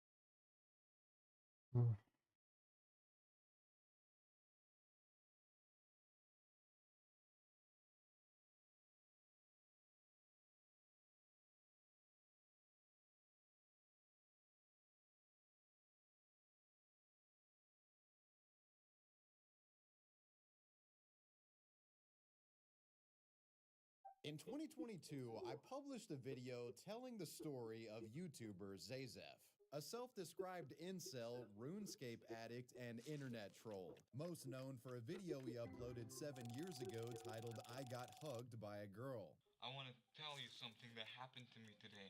I got hugged by a girl. She was my cousin. This girl hug video would turn the kid into a living meme of sorts. And for many years, Zayzef, real name Alexander Rudenko, was revered as an underdog, a McLovin-type character who vlogged and documented his many embarrassing attempts at getting a girlfriend, openly sharing these efforts with the fan base who, despite the guy's creepiness, appreciated Zayzef's honesty regarding his suboptimal standing in the realm of women. Have you ever wanted to be my girlfriend? Will you be my girlfriend? Will you be my girlfriend? No? And she said, "Oh, don't touch me." And then with her water bottle, she spilled the water on me, and I was all wet. I need to get a girlfriend before I die of loneliness and depression. Can I have your phone number? I have a boyfriend, I'm sorry. Aw, dang it. Zayzef was so incompetent in his dealings with those of the opposite sex that many speculated that he could have been acting as a character intentionally, you know, amplifying his creepiness in videos for comedic purposes. But then 2018 happened. And is arrested after trying to meet up with a 13-year-old girl for sexual activity. The two met over social media, but little did he know he was actually meeting up with an undercover Roseville police officer. In this year, any notion of Zayzef not being a creep would be thrown out the window when he was arrested for committing the cardinal sin endeavored upon by many a disgraced YouTuber, attempting to meet up with someone he thought was a minor. Oh, I was actually coming out here to pick up a cupcake. Yes, the once thought to be innocuous incel through social media would make contact with someone who he thought was a 13-year-old girl and would allegedly make plans to meet her for sexual activity. However, when he arrived, the YouTuber wasn't met with a minor, he was met with an officer of the law, a Roseville City policeman, in fact, and he was promptly booked. Abstaining from admitting guilt, Alexander's plea in response to the charge of contacting a minor with the intent to commit a specified sex offense would go down as no contest, and he would be sentenced for his egregious plot, made to serve 364 days in jail and a stint of probation. Following this disgraceful deed and time in the slammer, Zayzef completely abandoned his once bustling channel, leaving behind a fan base who now hated him in a cursed backlog of videos, the contents of which became even more unsettling in light of his, at the time, recent arrest. Other than a few Yu-Gi-Oh! Live streams on a second channel, all things considered, it looked like Zayzef's story was over. Maybe his encounter with the law shook some sense into Alex, and perhaps now he would be content in fading away from the public consciousness, thankful that his crime didn't land him serious prison time. That's what I thought, but boy was I wrong. Much has transpired in the world of Zayzef in the 2 years since I last spoke about him. Alleged activity that has landed him behind bars not once, but twice, with the registered sex offender now facing over 10 years in prison for allegedly committing crimes very much similar to his original indictment. I want to show you who we're talking about. 26-year-old Alexander Anatolievi Rudenko from Sacramento County. He was already a registered sex offender, now accused of assaulting 2 teen girls, one just 13 years old. But let's not get ahead of ourselves. How did Zayzef go from his quiet post-2018 incarceration Yu-Gi-Oh! Streams to a cold jail cell for the second time? When Zayzef was released from jail in 2019, he returned to a place of great familiarity, his childhood bedroom at his mom's house. Alex's probation had little stipulation around internet use, and he would quickly slide back into some old habits. Those, of course, being excessive online gaming, and later in 2021, posting videos to YouTube. There were several live streams containing Yu-Gi-Oh! And RuneScape gameplay posted around this time, all of them being broadcasted to the relatively obscure Zayzef Live channel, which was Zayzef's backup channel. While Alex did not speak in these videos, they are still significant in that it makes clear that he was very much active online after the incident. And while certainly meeker in presence, it seemed, despite his shameful criminal conviction, the guy still felt himself an individual worth following. Alex would post streams infrequently for some time. However, no real following would ever materialize, and the live channel struggled to break just 1,000 subscribers. The viewer counts were even more underwhelming. With his name besmirched, few sought out the registered offender's new content, and seeing this, a discouraged Zayzef would become infrequent with live streams, turning more private in regard to his online activity, and beginning a period of elusiveness after uploading a Yu-Gi-Oh! Stream in January of 2022. One might naively think that after slinking away from these streams, Alex had come to the conclusion that he needed to leave the online life that had brought him nothing but trouble behind him, and maybe take a new path, stepping into the real world and getting an actual job and some friends. But anyone familiar with this self-described incel know better.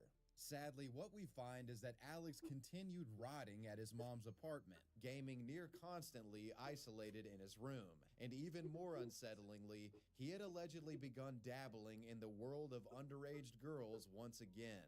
On August 30th, 2022, Alexander Rudenko was arrested in Sacramento County, California, now charged with a crime even more serious than his solicitation of a minor charge from 2018. Authorities were accusing Alex of sexually assaulting not one, but 2 underage girls, aged 13 and 17 respectively. In total, he was hit with 5 suspected sexual abuse-related charges, including lewd acts with a child under 14, sodomy, and oral copulation. While it's unclear to me exactly how Alex came into contact with these girls, the media has reported that police had been monitoring Alex for some time, stating that he was known to frequent public parks and public spaces around Sacramento County. I think the implication of this statement from the police is rather obvious. Alex was swiftly put behind bars, but was controversially given a $135,000 bond. And the registered offender accused of another crime related to child predation was once again free to walk the streets, only serving a day in jail. While he would of course have to eventually go to court, the Roseville community was outraged at the decision to give him bail and let him walk. Like, why the fuck is a registered offender getting hit with the same shit allowed to walk away? The news of Zayzef's arrest and the ludicrous circumstances surrounding his situation would be covered by the local press, who went to Alex's apartment complex to interview concerned citizens, and most notably, Alex's own mother, an individual who many, including the reporter, felt were enabling Alex. This is Alexander Rudenko's latest mugshot, but he didn't stay in jail long, returning to his apartment complex in Antelope a day after being arrested for sexually assaulting teens. The address is right over here. What do you make of that?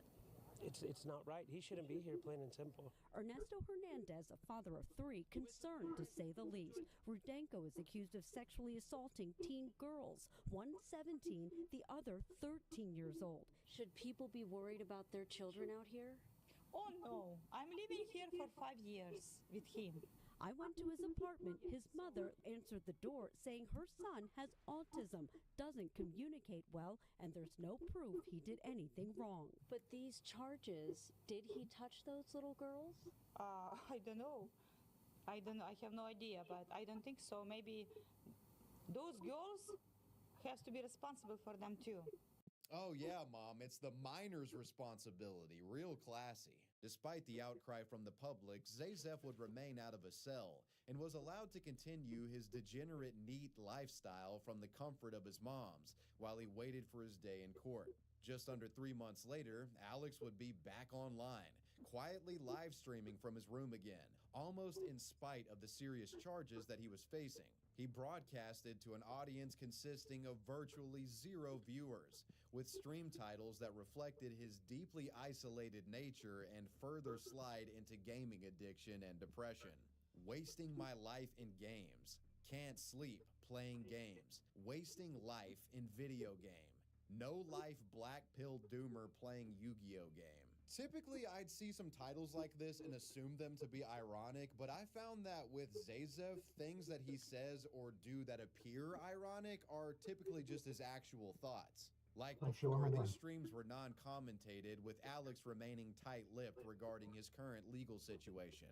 However, around this period, Zayzef would for the first time speak to someone in a public capacity regarding his original 2018 crime. This conversation would occur on the YouTube channel John Drinks Water. During a November 22nd of 2022 stream, the host takes a call from a viewer in chat who was none other than Alex himself. He was apparently a longtime fan of John's content and decided to break his silence, speaking somewhat candidly with the streamer. This call is significant in that it gives us some insight into Alex's perspective on his previous 2018 crime, and if he was remorseful for what he had done. And given some of his statements, that didn't appear to be the case. Did you go to jail? Yeah. How long were you in jail? What was that like? 1 year.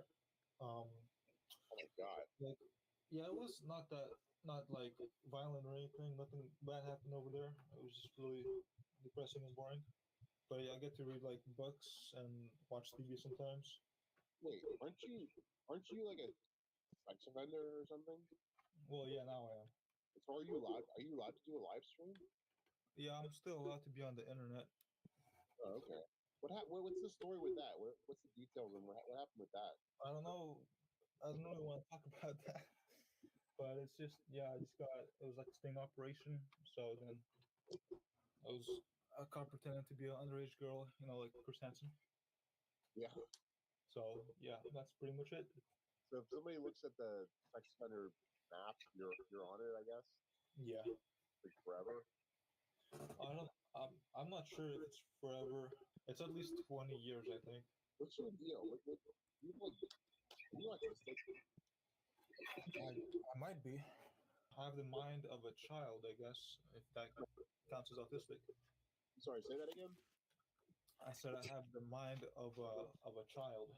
Zayzef, a convicted offender awaiting his second trial related to an alleged sex offense, had very much become a black-pilled incel doomer, a deeply disturbed individual with a troubled existence. And this isn't me playing mind reader, as Alex essentially confirms it himself.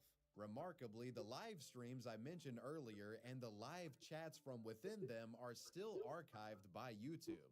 Watching these streams, you'll find Alex typed many messages in chat, communicating silently with the handful of viewers that tuned in. Reviewing these streams in their respective chats, you can get a glimpse into his desolation, with Alex describing himself as a black-pilled doomer, insinuating a deep depression.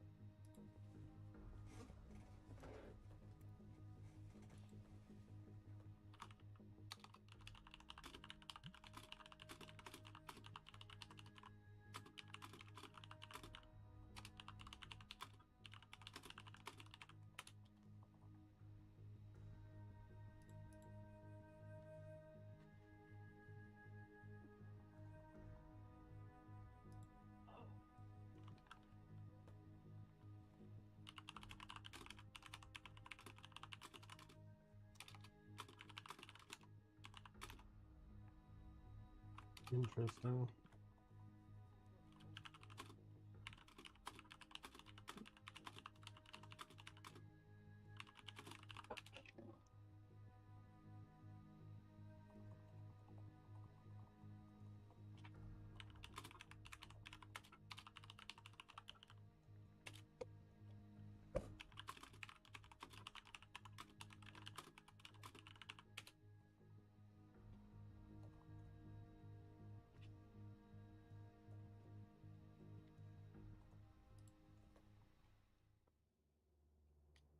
Honestly, these streams with Alex chatting are some of the most depressing videos I've seen online. On the surface, these don't look like much, but when you really consider that Alex is essentially just typing into a void right here and is at this rock bottom state, there's something deeply unsettling about these streams. Just watching this guy wallow in isolation in a dark room, essentially opining about his shortcomings as a person and coping about being an incel to an audience of no more than 5 random strangers, it's sad, really. After viewing these stream chats, some of you out there may be tempted to feel a bit sympathetic for Alex. Well, what I'm about to disclose next might change things for you.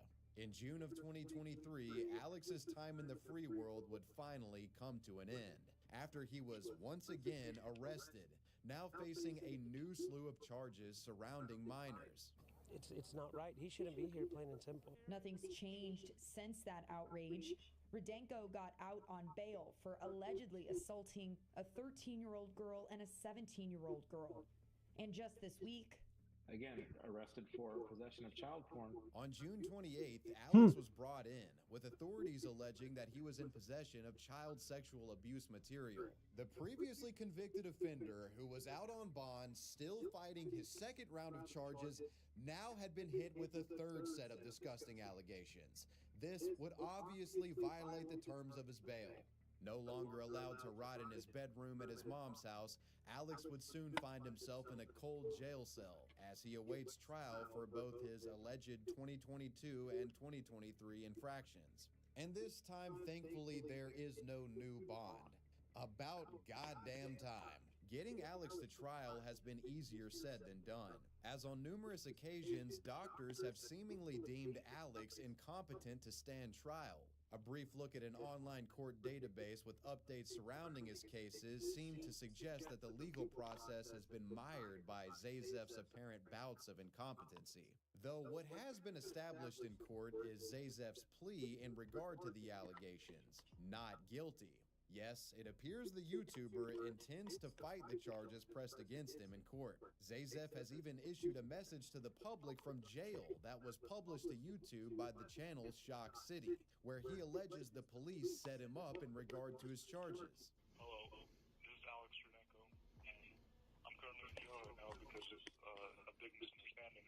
I hope the victims find it in their heart just to come out with the truth about me. I know the cops might have manipulated them to say stuff about me that isn't true. They're trying to give me over 10 years. I'm never going to be able to get a job. I'm never going to be able to get a family. My whole life is ruined while everyone else in this situation is just sitting at home, hopefully enjoying their lives. Those of you that are familiar with pedo hunter style videos are likely familiar with the sort of excuse that Zayzef is giving here. And while I'm not saying that he's lying or anything, I'm skeptical of the excuse to say the least. Zayzef's spiral from cringeworthy kid to registered sex offender and alleged reoffender has been quite the spectacle to witness over the last several years. Despite being given numerous opportunities to turn his life around and several slaps on the wrist, Alex has still managed to find himself back in jail. So the question remains, will the cycle continue?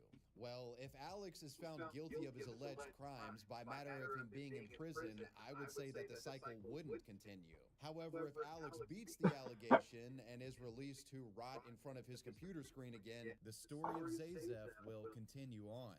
And let's just hope the darkest chapters are behind us. I'd like to give a big thanks to the patrons for supporting this video.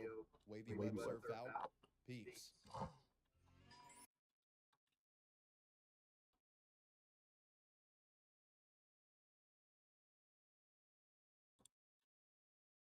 Greetings and salutations, loyal viewers of this channel. My name is Sean, and today we got to talk about this case out of Florida, where a woman who happened to be a TikTok influencer decided that it was appropriate to run a scam against Target, where she removed barcodes from inexpensive items, placed those barcodes on more expensive items, and then utilized the self-checkout in order to steal from said Target. Now, she likely would have gotten away with this, even though the employees figured it out, and it was caught on surveillance video, but the thing is, she kind of decided to upload this entire crime onto TikTok as a day-in-the-lifestyle content, and I find this to be absolutely amazing. Now, we're going to get into this, but before we do, I want to thank everybody who supports this channel via actualjusticeword.com/join. Give me the money. Give me the money, okay? A woman with hundreds of thousands of followers on TikTok is accused of stealing from a Cape Coral Target and then flaunting those stolen goods on her TikTok page. The woman at the center of this is 22-year-old Marlena Velez, who made headlines last month after she was arrested for allegedly stealing 16 items worth more than $500 from the Target store in Cape Coral, and she was identified in part from TikTok videos that she shared that day to her nearly 400,000 followers. And what's hilarious about this is that the New York Post has an image that looks like a perfect example of her expression when she found out that her TikTok was used against her. Now, according to the New York Post and according to surveillance video and body cam footage that accompanies that surveillance video, this is actually the second time that this woman has been arrested for stealing from this Target, and it appears, based on the surveillance video that is on your screen right here, that she's using the exact same method in order to do so. That being said, we do have original footage of that first arrest, and I want to play that for you because this woman is shocked and chagrined that she ultimately ended up getting caught the first time. So I'm gonna need you to put your hands behind your back. Wait, what? Put your hands behind your back. Wait, Don't fight it. Don't fight it. Don't fight it. I have to put Hold on. shoes I will on. talk to you in a second. All right? Just give us a second. Just give us a second. Bro, this is why I told you. Sydney. Call my dad, call my grandma, tell him to call my lawyer now. Nothing. Nothing illegal. Take a seat. We'll have a female officer here in a second. Sure. Stay with her? Yeah, stay with her. But for some reason, after being busted at that very Target for that very same crime, she decided to double up on her efforts by filming the second time that she committed this crime, which is likely nowhere near the second time. It's likely the 50th time. Who the hell knows? Again, she was so bold to post this online as a form of a day-in-the-lifestyle content. NBC2's Hope Salmon is live at the Target on Pine Island Road with the video that landed that woman in jail. So it is very important for you guys to understand two things about this particular story and about this particular local news segment. First and foremost, the woman that is presenting this news, the on-the-ground reporter, she is called Hope Salmon. Now, you may not believe that is important information for you to carry with you in your hearts until your final day, but I assure you that will come into play later. But in addition to that, the way that this woman was caught is that after this crime was reported, the Coral Police, who actually take retail theft seriously, ended up posting the images of this woman in the store that day, and one of her own followers ended up screen recording the video and turning her in. Cape Coral Police say the woman was shopping at this super Target. She recorded herself putting her bags in her trunk, and then she posted it on TikTok for her followers. But not all of them are friends. Some might be foes because they tipped off police. Cape Coral Police say Marlena Velez didn't hide the evidence. Instead, they say she posted what she stole for her nearly 300,000 followers on TikTok to see. Wow, that's crazy. I can believe that. Cape Coral Police say Velez stole clothes, cups, and other home goods from the Target on Pine Island Road on October 30th.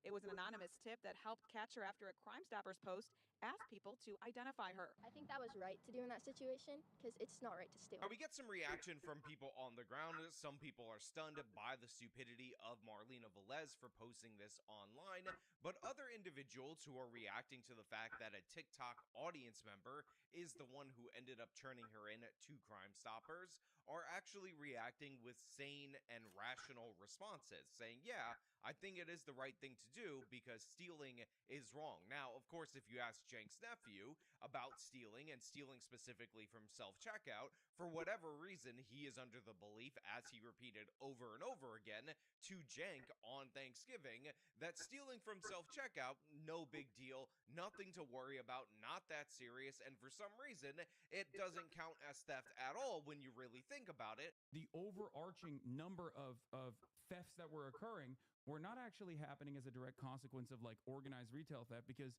no one is going to be able to steal billions of dollars worth of merchandise by organizing retail theft.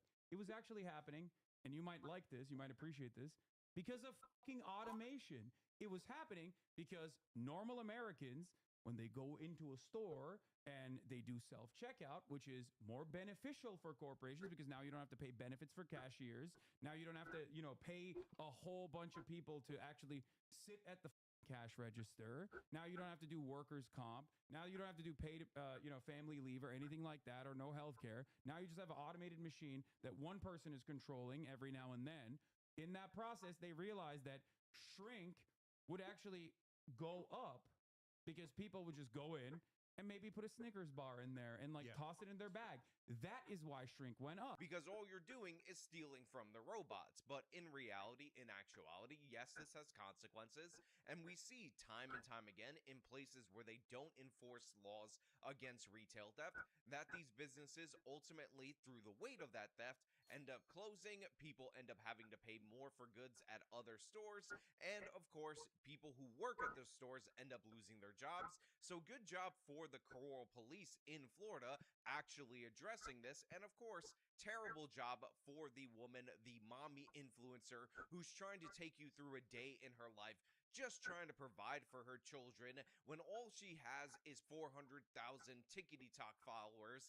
And however is she going to monetize that in a legitimate way and actually pay for the home goods that she desperately needs to feed her innocent little baby children? I think that was right to do in that situation because it's not right to steal. You can see in this video, she did have Target bags. Police say she got away with this because she scanned fake barcodes at the self-checkout line.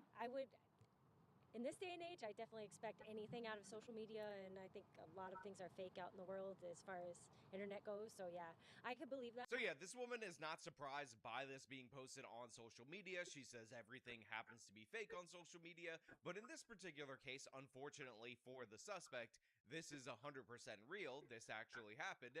She actually uploaded it, and now her own TikTok content is being utilized against her in order to prosecute her. And again, deservedly so. This this person had already been arrested for shoplifting at this very same Target. She already should be facing the consequences of that previous arrest, and yet, because she hadn't been adjudicated guilty yet in that particular case, guess what? She's out there doing it again, doing it boldly, and so comfortable doing it that she was able to film it and upload it on the internet. And I hope the person who ended up reporting her ends up getting whatever reward that they offered through Crime Stoppers. But this just goes to show you that we do have some change in the culture in some parts of this country where people are actively engaged with their community, and they're not going to allow theft and this kind of nonsense to go on unchallenged on their watch. So again, big ups to the person who churned this woman in. It's an absolutely hilarious story, and for everybody who thinks stealing is so much fun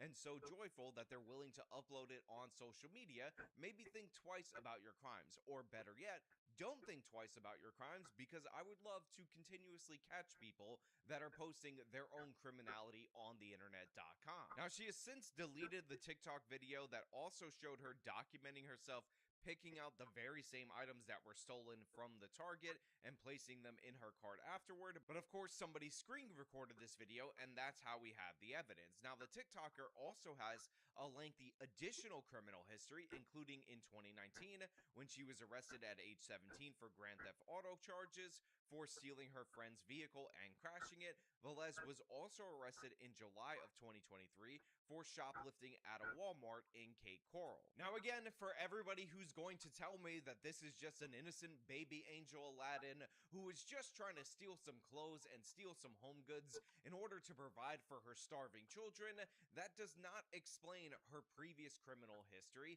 The fact that she stole a vehicle from one of her friends, then ended up crashing it, and of course, obviously because she was 17 and because she was a woman, because women get lower sentences than men on average, she appeared to have gotten slap on the wrist after slap on the wrist, and eventually that ended up leading to her to get to this point where she has the followers, she has the ability to theoretically monetize herself, she has the ability to ask people in her audience for money if she were to choose. I'm sure she has no ethical qualms about that, in the same way that I have about doing that with my own audience, which by the way is around 400,000 YouTube subscribers. But instead, she decided to steal, she decided to execute this plan as she has done before, because of course the rules don't apply to her. Marlena Velez, she's a famous TikToker, she's a criminal that has gotten away with it time and time again, so why would she expect any consequences, and why would she expect the very fame that she's pursuing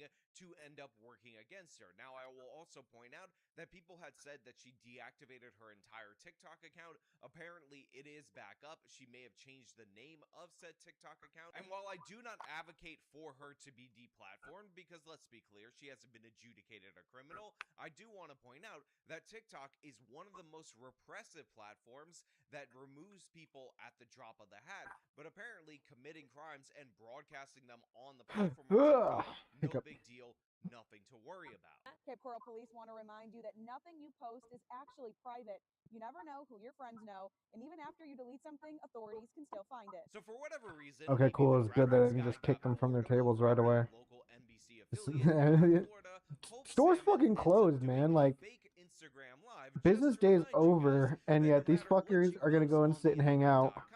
It is not private, it lasts forever, and it can be used against you in a court of law.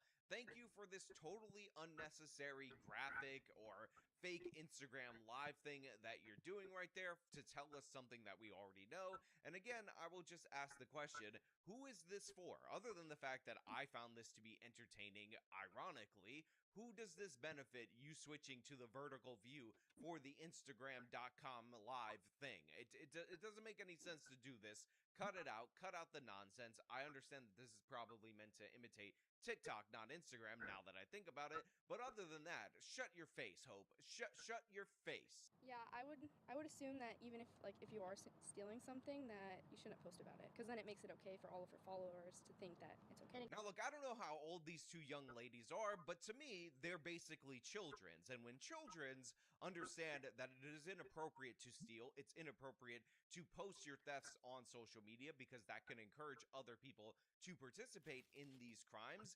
to me, that shows you that this is not a difficult moral question. This is not a complicated moral issue.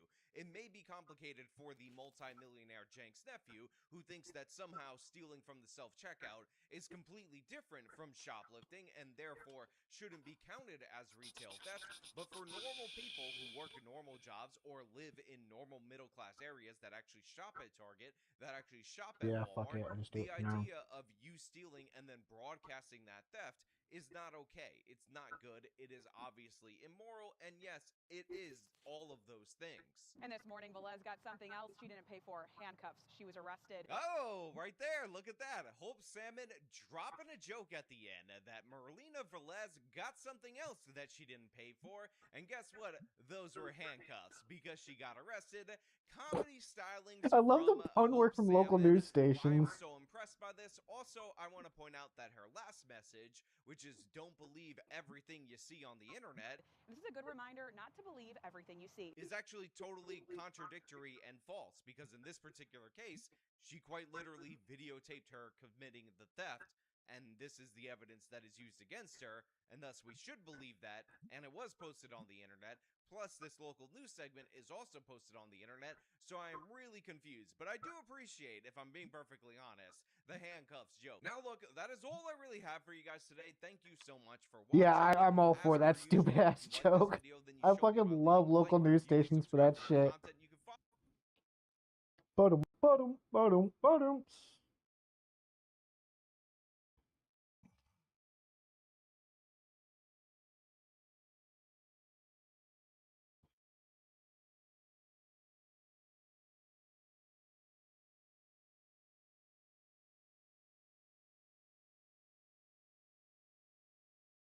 What? Put the goat down! Drop the goat! Oh my gosh. What is wrong with you? Waffles! Waffles! I know. You have new friends, but they don't want to play with you like that.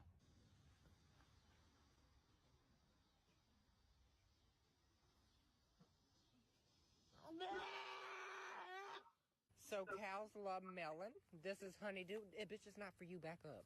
Here, baby. They always want to leave you out. I know. There you go, sexy.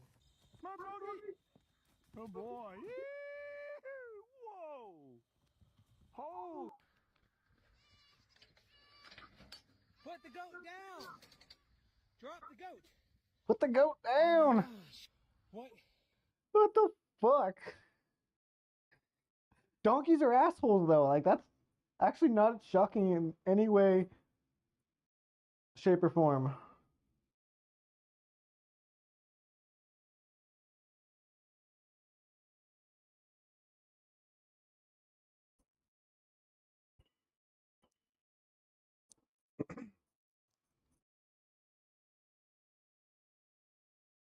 So it's almost the CCP's so-called National Day, which is October 1st, and all these elementary schools have been giving arts and craft projects to kids around the country.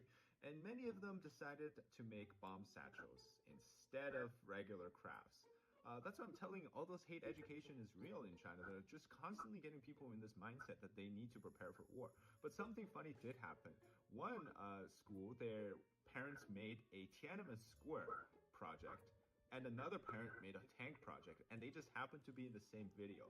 And that video later got taken down, but it's pretty funny if you get the meaning, because obviously, you know, tanks rode down through Tiananmen Square on June 4th, 1989, because, and you know, during the democracy movement. So there's some funniness to this, but overall, a lot of nationalism, and it's at a very young age too. So it's almost the CCP's so-called National Day, which is October 1st, and all these elementary schools have been giving arts and craft projects to kids around the country, and many of them decided to make.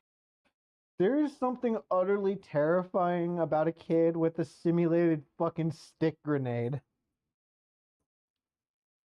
And it's a school arts and crafts project. Like, you gotta take everything with a grain of salt, but like,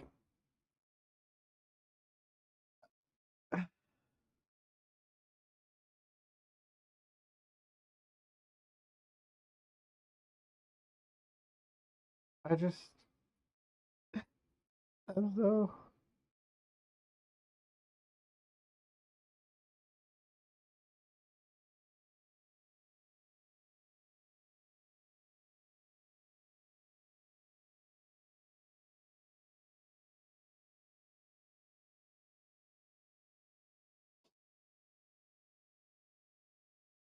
Take a look at her chest. There's no space between her front legs. Yes, there's none. It's like her legs come right.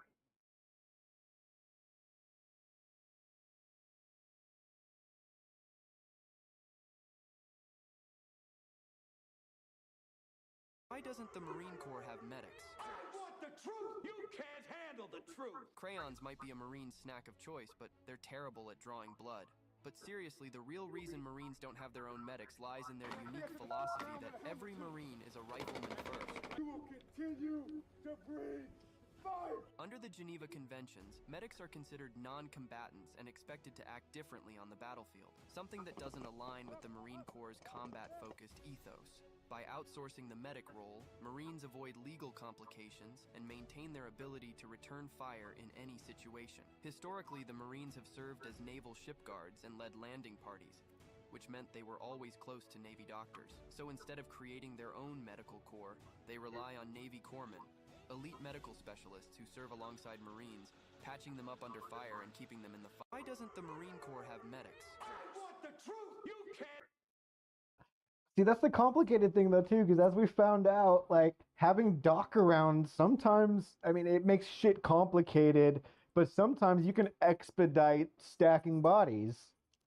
Simply put, someone fires on doc, that's basically carte blanche to fucking carpet bomb. Good shit.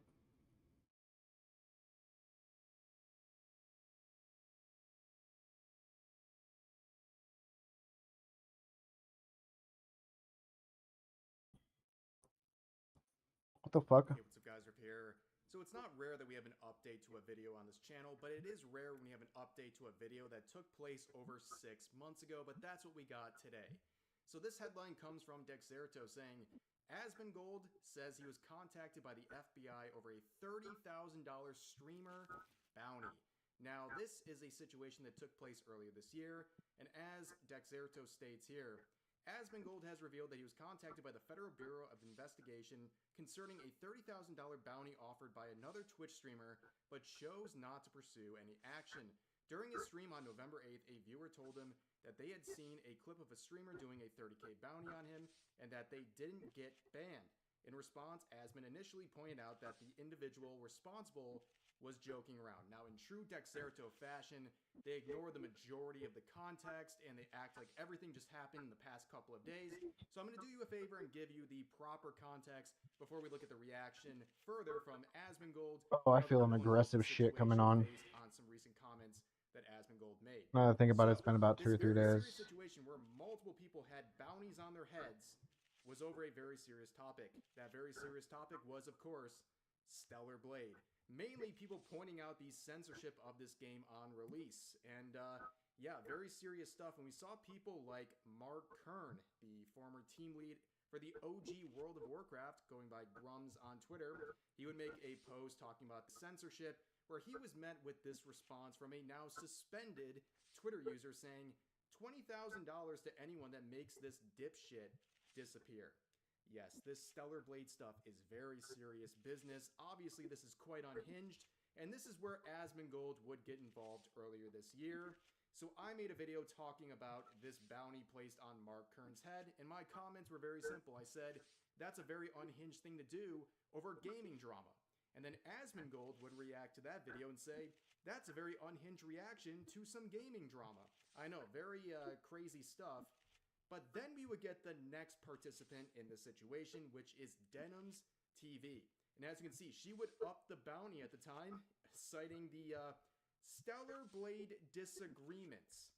So to understand the clip we're going to watch, I have to kind of give you the bounds of what we're talking about here. It's a reaction-ception. So right now, we're going to react to Denim's TV reacting to Asmongold reacting to me, reacting to a tweet about Mark Kern reacting to Stellar Blade censorship. Got it? Okay, let's watch the clip. Listen, I'll up the number, okay? 30K to anyone who'll make this dipshit disappear and make Eve's breasts bigger. Okay, you have to do both. All right? Because then it's a win-win for me. I get more breast, and I don't have to see that moron on my timeline anymore. So at the time, a lot of people reacted to that clip and said, wow, that is a very clear violation of Twitch's TOS, specifically referring to violence and threats. So if you look at this bottom part right here, it says encouraging others to participate in acts that may harm others. I mean, it's pretty straightforward, but a lot of people Don't freeze who on are me. fans of Denim's TV or haters of Asmongold or Mark Kern, they looked at this section and said, oh, wait a second, she was just joking, this doesn't apply. Now, of course, those people can't tell you where in this self-described zero-tolerance policy where an exception exists for people who are just joking. Oh, cool. But anyways, if you look at Denim's So she stays now too. her channel is banned. So I can get this fuckwit off the register because he's slow as fuck. Get him on repricing or restocking. And then I can hire the new fucking dude who's a fucking wizard apparently when it comes to doing shit. Oh, I love this. Was based on racial characteristics. So at the top you can see the more Arab you are as a streamer, the higher you are on this list. But at the bottom, if you're more Jewish or people believe you are in support of Israel, that puts you at the bottom. Boo, you're bad according to this tier list. So I guess it's not too surprising that they would get in trouble for this. But while looking for that specific image we just looked at, I actually found this article that I didn't even know existed from Alyssa Mercante, who has recently announced she is leaving Kotaku. So this was one of her final articles where, ironically, in a situation where people are alleging that this is a racially based tier list, she tries to make this whole situation about the targeting of Arab streamers and the fact that they got banned and singled out for whatever reason. Just kind of a funny observation, but let's return to the comments. A lot of people also thought that what she said and what that other individual said about Mark Kern were potentially violating federal laws. Again, this stuff is taken very seriously, especially when it's made over the internet, which is in the federal jurisdiction immediately, and something that we really can acknowledge as something legitimate here, especially since Asmongold reports that he was contacted by the FBI over this whole situation. But the situation at the time back in April would get complicated because Asmongold, in his reaction to Denim's TV's comments, would, as he admits later, misinterpret her comments as one being directed towards him and not Mark Kern. Because then it's a win-win for me. Blue. What a retard. I get more breast, and I don't have to see that moron on my timeline anymore. Oh my god. So if you think about it, well, she's so aggressive? Well, it's simple. So how do you deal with a situation like this? It's really easy. I contacted Twitch about it earlier. I sent them the clip, and we'll see what happens. And, you know, maybe after that, I might put in a police report. I'm going to just wait and see how things play out. This is unhinged. It's completely unhinged. It's totally uncalled for. Yeah, this is like a felony. What is this? She's got me on the screen, and she's saying that. Yeah, so I did see this. I thought it was quite ridiculous. It's actually kind of a surprise. So yeah, like I said, later on he'll acknowledge that he misinterpreted who she was directing that bounty towards. But at the time, she was still not taking this stuff seriously. So to add another layer to this reactionception here, at the time, Denim's TV would react to Asmongold's video, and basically, I'll spare you. I won't play another clip. I will just spare you here. For about 30 seconds straight, she just snortles and snickers and basically mocks the idea that anyone could be offended or concerned about a bounty being placed on their head over Stellar Blade discussions. But anyways, let's finally return to the Dexerto article. You now have all of the context you need that was lacking from this article, and now we can focus on what actually happened 2 days ago in Asmongold's stream, where he brought up the fact that the FBI Yeah, I know I have employees to do this, but I don't know. I want to do something besides sit and stare at my phone while everyone does the work for me. Chose not to pursue any charges or any problems with it. I saw a clip of a streamer doing a 30K bounty on you, didn't get banned. Yeah, but I can only do that for so many days before I feel like, um, yeah, I own the business. Yeah, I'm raking in probably $3,000 to $5,000 a day in profit. FBI, and I chose not to pursue At a certain point, I'm like, what am I doing? I'm just sitting here watching these guys work for me. I don't know. That makes me uncomfortable. Shit, just getting in here and doing a little bit of this.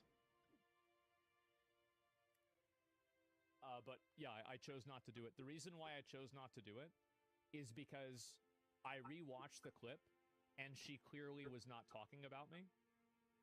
So based on that, I think he makes the context much more clear and makes a pretty clear distinction of who was contacted as a result of this whole situation. And he would add further clarification in the reply to the original Dexerto Twitter post saying, to clarify, I didn't pursue any charges or investigation because it wasn't my place to do so. It would have been a waste of government time and resources. I tremendously support Gold and packs respect and law red enforcement, packs. and it would have been wrong to weaponize them over a lie. And I think that is a very fair thing because I don't think those comments were ever supposed to be directed towards him, but he does say it's not his place. So whose place might it be? Well, return to Mark Kern, who looks at this whole context and the reaction from Asmongold recently about the situation, and he clarifies in this response here saying, FYI, she never apologized to her actual target, which is, of course, Mark Kern. And he would go further and make this tweet saying, here is the joke to take out a $30,000 bounty on my head. At Denham's TV later clarified, she meant me and not Asmongold. FBI contacted Asmongold about it, who declined to press charges because it wasn't meant for him. If offered, she will find me not so tolerant of these types of jokes, which is a very fair thing to point out here because her defense Red is and that, blue deck number one, she was box joking, or but then two, starter her deck, target whatever the wasn't hell. Asmongold. It was actually Mark Kern, but the FBI contacted Asmongold and has never contacted Mark Kern, and neither has Denham's TV ever actually said anything to Mark Kern, let alone apologize to him. So I think Mark Kern is right in his feelings here, and he has every right to do what he feels is best in the That's right. situation. Blue. But overall, I think we can understand that this has all gone way too far. I mean, this was about a Stellar Blade censorship conversation, and as always with the Mike Tyson quote here, social media made y'all way too comfortable with disrespecting people and not getting punched in the face for it. And we're going way beyond even that. People feel like they can talk about people's lives and threats on it like it doesn't actually have any potential consequences. I mean, look at the recent election results. Go on Twitter and type in a certain 4-letter word and then add Trump to it. You will see thousands of tweets saying, not just encouraging, but saying directly themselves that they're going to game end the incumbent president of the United States, a felony. This is the kind of stuff that gets your door kicked down by the FBI. And I don't know if it's because people are just delusional, they're unaware of the seriousness of their actions here, or they're just so caught up in their emotions that they don't understand what they're doing. But yeah, people are way too comfortable saying completely out-of-pocket stuff about people's lives on social media. But anyways, that is the update for this situation. Like I said, very rare to have an update on a video from over 6 months ago, but here it is. As always, I hope you guys enjoyed the video. Feel free to share your thoughts about today's topics in the comment section down. That did save.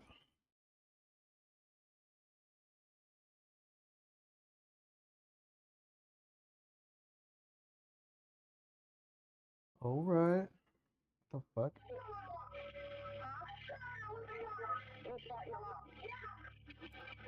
Okay, the little boy shot his mom. I have the little boy here down at my house. His mom got there, he shot his mom with a 22. Joey, what's your last name? It's Joey McDay. Oh my god. That is...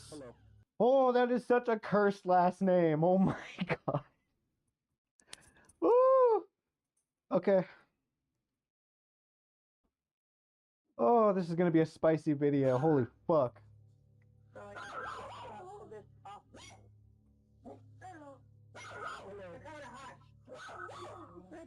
I'm Deputy Striker. This is Captain. I definitely don't have enough. Fuck. Alright. What's your name? Joey McVeigh. Joey McVeigh. Okay. I got 1250 for the... Yeah. Joey? I shot my mom. Okay. What happened? What transpired to get up to that point? about her every day and it's making me so mad.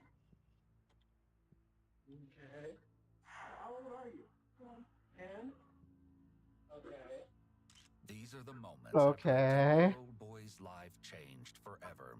He just admitted to shooting his own flesh and blood in a fit of rage. Caught in the throes of this earth-shattering moment, young Joey McVeigh is clearly still in shock. So where did you get the gun from? Your room? Okay. What kind of gun did you have? 22. A 22? Rifle, handgun, or what? Nothing. Okay. Lying on my back. Laying back on your bed? Yeah. Okay. So what did Mom do to you to go and upset you to that? Just every day. Just all different stuff. I'm Grandma McVeigh, and Debbie was on the phone talking to me just prior to this. And I don't know, she was sending the DR and saying all this to him. And then I heard so much screaming going on. The screaming she heard could have been the argument that led to this unlikely scene. It was a cold January night in 2011, not even 48 hours into the new year. 46-year-old Deborah wanted Joey to get some firewood from outside. That was the mundane task that somehow escalated into a fiery argument. Unhinged, Joey said he was tired of the fighting. He went into his room, retrieved a firearm, and came back into the living room. His sister Shauna begged him not to shoot their mother, but it was too late.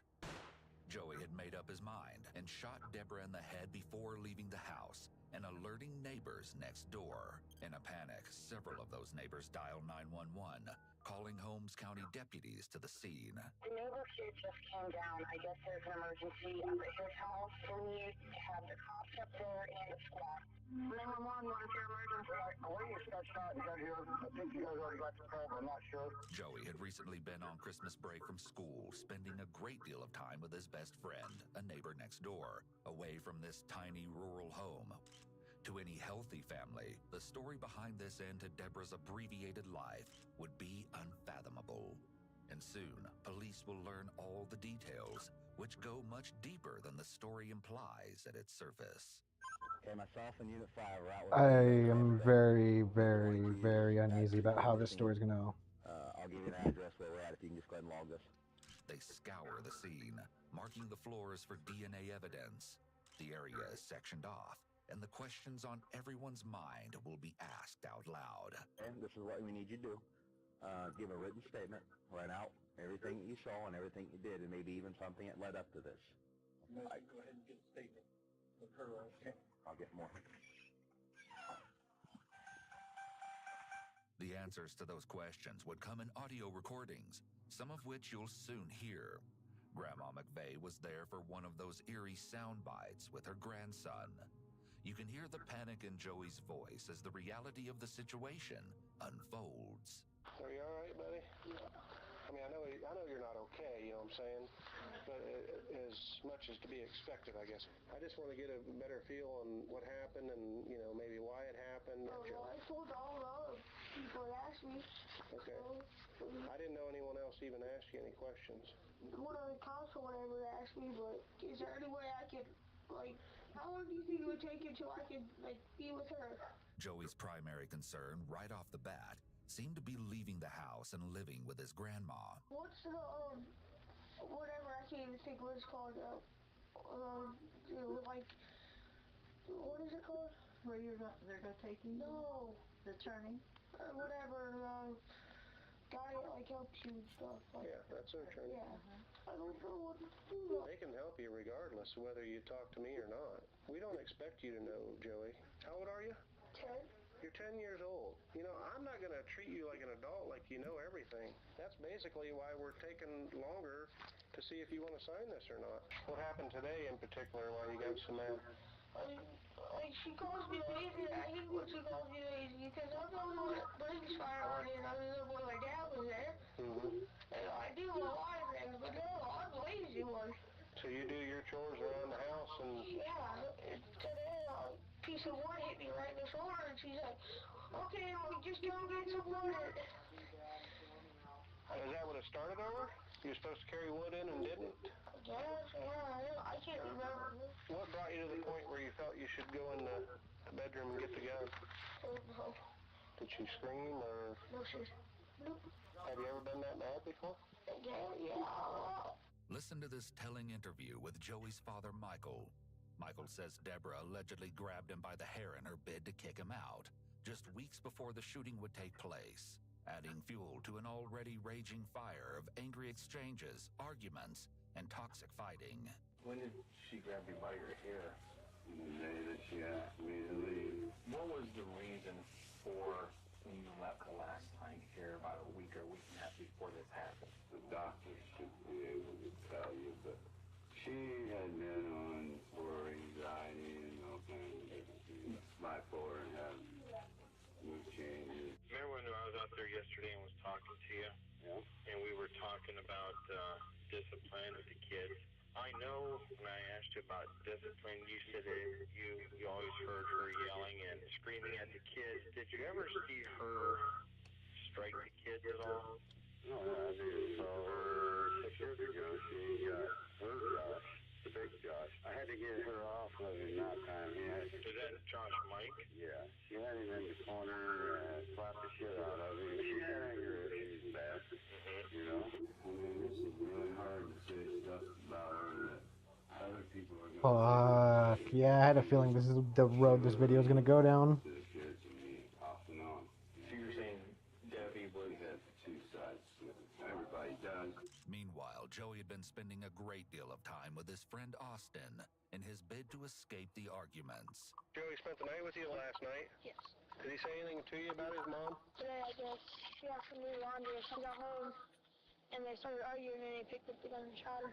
Joey had been showing signs of lashing out for years before the incident. In 2006, getting into an altercation with a bus driver, and then a year later at just 6 years old, using a dustpan to hit an administrator at his school. And by his own account, this wasn't the first time he'd been this angry. Have you ever been that mad before? Yeah, a lot. How do you feel now that things are the way they are? Bad. Do you feel bad that it happened, that you actually shot her? Yeah. Do you think it was worth it, even though you were mad? No. Should anyone be shot or die over an argument? No. They were close, but they argued and yelled, and she yelled at him too much. Grandma McVeigh seemed quite certain that Deborah was over the top with Joey. But remember, Joey wasn't the only child in the household. There was also Shauna. And Shauna's interview doesn't paint Deborah quite the same way, as she reflects on the ominous night in her own haunting words. We were like normal mom and daughter. Okay. Like, we'd have our fights here and there, but it wasn't bad as Joey. And Joey and Mom argued A lot. a lot. Okay. When we got home, he was supposed to bring wood in for the fire, and he detonated Mom kept asking him over and over. So he brought like one load in, and Mom asked him to bring more in. Okay. But then he started arguing. When he shot her, she just like dropped to the ground. She was like sort of sitting like on the couch. She was like leaning up against the arm, and then she just fell. And then he pointed at me, like told me not to, so I would check on Mom. And I went to put the gun down first, and he put it on the couch. I don't know if the officer put it in on his bed. No, he set it down on the couch unless he moved it, but I'm not sure. I checked Mom, and there was no pulse, and he was yelling and screaming, all like confused and stuff. What happened? Did you feel that he was going to shoot you? Yes, because after he shot Mom, I was scared. When he looked at me, he looked like he was like evil, like the look in his eyes. When he looked at me, I was like scared. Okay. And that's not normal. You don't normally see that in him every day or even every time he's mad. That response, reflecting on the look in Joey's eyes, was an unnervingly strong description and could lead anyone to believe Joey may have been mentally ill. The latest reports show a therapist testifying that years later, Joey still wouldn't talk about the shooting in therapy, as the incident caused him great psychological distress. 2 psychologists dug into Joey's background, finding he suffered from anxiety and depression, as well as a learning disability.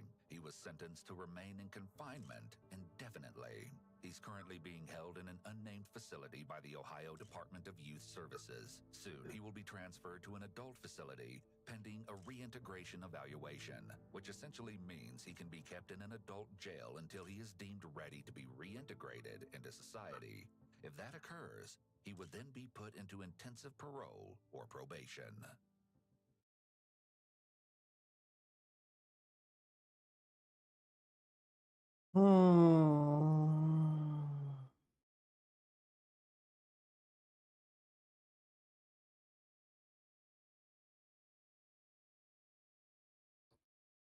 I don't know, stories like that, there's always more going on. I'm not saying the justice system is perfect, but I don't know, I feel like there's more going on with that kid that needs to be investigated.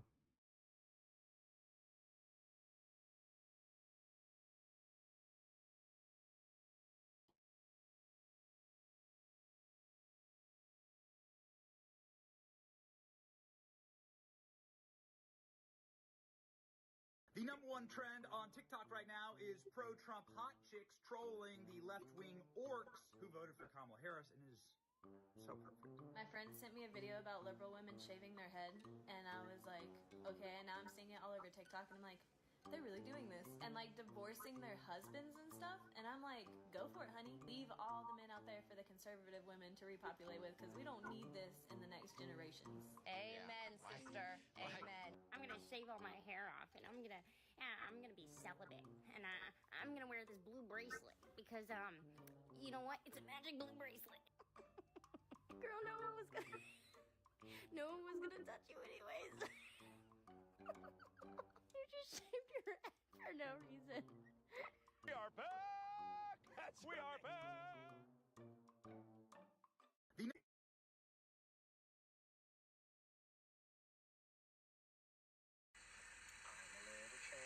Small and cute. These are my pigtails, yes, they're real. Looks like you're cosplaying as a statistic. You know, it's like a fetus. If you leave it there long enough, the inevitable is gonna happen. As one life ends, another begins. Sid from Toy Story play with you as a kid, or was that just your uncle? For all my young followers out there, stay proud, stay beautiful, and stay kind. Bye. Ew. Take that fucking kiss back. You can't toxic positivity your way out of this. That shit doesn't work on me, because positivity's gay, and I'm only gay for my best friend. Anyway, I don't care what any of you guys say. Yeah, that one needs help, not your acceptance, alright? Get fucked, stay fucked, more chicks in bio. Okay, bye. I'm a little trans girl, small.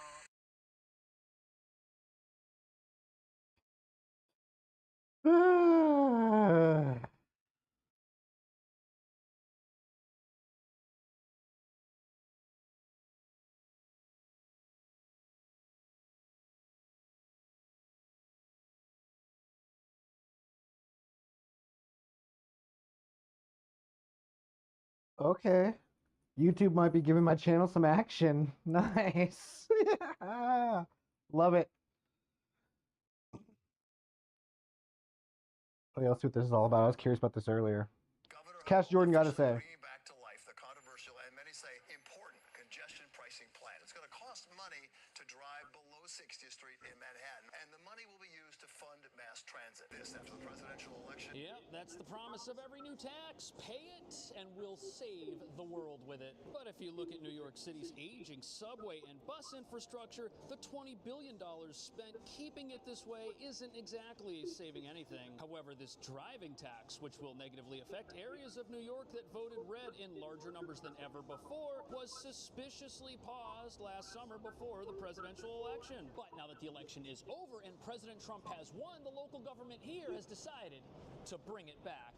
Here we go again. Congestion pricing is back with a countdown to a January 5th start. The latest version sets the price tag at $9 per vehicle. Those who drive in the city for a living are livid. It's not fair for the passengers or for the driver. Congestion pricing is intended to ease traffic in Manhattan while raising $15 billion for the MTA. My supplier, most of them, they drive along from Queens to here. They're going to increase the food price and the food supply with our strong for sure. It's going to hurt a lot of people, a lot of businesses, and I'm going to be one of them. Hochul came out against us before the election, probably thought it would help the Democrats. That's exactly right. This was nothing but a shell game by Kathy Hochul to make sure that the state elected officials throughout this state were reelected. I spoke about working New Yorkers, hard-working New Yorkers, and I said I would fight to put as much money back in their pockets as I possibly could. America's got to get back to America again what it was. When I was a young kid, it was a beautiful thing. Now, I don't know America no more, really. Donald Trump made it clear today he does not like congestion pricing. But yes, the question, can he stop it once he takes office? Well, the governor's legal team tonight says he can, which is why they're moving quickly to flip the switch. So New York's congestion pricing plan is back after it was paused because of its controversial nature. But pausing the plan that advocates say is going to save our rotting $20 billion a year public transit network proves it isn't going to. In fact, the rollout of the nation's first progressive tax on driving right before the election would have been a golden opportunity to show the world how much better off we all are when the government has more of our money. Unless, of course, someone in charge knows our rusting subway and bus transit networks won't actually benefit from the billions in tax revenue this plan is supposed to generate. But critics say not only will this plan not work, it's also going to make everyone's life here much more expensive, because these driving taxes don't just apply to college-educated office workers who have air-conditioned white-collar jobs and can take the subway to work. They also apply to blue-collar workers who drive trucks full of equipment to fix buildings, and food delivery vehicles that stock our grocery stores and feed our city, which business owners say will lead to higher prices as each delivery of food or products they now get costs more to receive, which reveals the real reason this plan was canceled before the election. Had it been started ahead of time and delivered absolutely nothing, people would have had another thing to vote against. On top of that, President Trump has made it no secret that he's no fan of congestion pricing. And since he campaigned on lowering living costs for the working class, he's promised to block this plan once he takes office. But he's not in office yet. No, you officials fuck. have decided it's now or never for this historic first in the nation tax on cars to begin, which will definitely lead to less noise, less pollution, and less traffic down here in lower Manhattan. But according to the MTA's own studies, we'll just force that pollution to less affluent areas of the city like Brooklyn, Staten Island, and the Bronx, where asthma rates are already some of the highest in the nation. But as you're about to see, our leaders are so terrified of Trump returning to the White House that they've decided to push through this controversial plan without any regard to the collateral damage. Oh, the lag is getting real. I hate this. I hate this so much. So here we are in the New York City subway, or as I like to call it, the land of broken promises, because even though this is the place where all the money from congestion pricing is supposed to go, it already gets $20 billion a year along with our buses and the other public transit stuff we have here, and it looks like an absolute disaster, even though there's a city agency in charge of this place that's promised to take care of it and somehow isn't able to find the funds to do it. Yet this place obviously needs a lot of help, and the people in charge of our city want to get this plan enacted to see if it starts working before Trump comes into the White House and puts a stop to it as he's promised to do. Congestion pricing is expected to take effect on January 5th, slapping a $9 toll on most vehicles entering Manhattan south of 60th Street. Governor Kathy Hochul insisted today this was her plan all along. So the state's legal advisors believe that Trump could try to put a stop to congestion pricing if he gets into office, and it hasn't been activated yet. So they're going to try to activate it now, January 5th. And the reason this plan is so controversial is because driving a car in Manhattan is kind of a waste of time. Traffic is so bad. Getting rid of cars would free up road space and do a lot of good things. But the tolls are expensive. The subway's not exactly safe, as you can tell from the National Guard troops that are down here patrolling it with the help of police. And if you're carrying anything that's bigger than an iPhone, navigating some of these stairs might be pretty difficult. And even though New York is a very blue state, here in the congestion zone in Manhattan, there was no red shift. But even in counties that still voted overwhelmingly blue in the last election, you do see that more voters turned to the Republican Party than they have in quite some time. Fuck! And these just so happen to be areas of town that if you you want to drive from here through Manhattan, you're going to have to pay this toll, which to some people makes it look like this plan was paused just a few months before a presidential election for purely political reasons. Now, if you live in New York and you don't want to take the subway, you're going to have to pay a $9 fee for driving your car, even if the subway you want to take isn't working properly because the money to fix it is being wasted. But this really adds up. $9 a day is $45 a week if you work 5 days, and $2,300 over 12 months. There goes your tax refund, there goes your Miami Beach vacation, but it's not going to stop there. The toll is actually set to increase every couple of years, and it'll be back at the $15 amount sometime in 2030, at which point it will cost people $3,900 a year to not take the gross, disgusting, unsafe subway system, which is going to look just as flashy and beautiful the day it starts as it does right now. And that's the problem with this plan. The whole thing relies on believing a bunch of promises that, as we look around, aren't being kept as we speak. This place is a mess. And if you want to look at how the congestion pricing money is actually going to be spent, look at what's happening with all the new train cars that the city's been building. They can't even get those to run correctly, and they cost billions of dollars. And stories like this make it pretty hard to believe that the city isn't going to do the exact same thing and waste the billions of dollars in new tax revenue it gets. But again, literally none of this is about actually improving our public transit networks, because if that's what was going to happen, this plan never would have been paused. It would have been started right away so that everyone could see the tangible benefits of it. No, instead it's about stopping Trump from stopping this plan, because even if it gets off the ground and isn't working, it can still be adjusted later and the state won't lose the power to do it. And what you really have here with this battle over congestion pricing is a power struggle, and it looks like the state is probably going to win this one. I cannot add another burden to working and middle-class New Yorkers. But the governor struggled today to explain her abrupt decision to pause the plan while defending the new plan and attempting to sell the relaunch as a concession to working New Yorkers. It was $15 before, and now it is $9.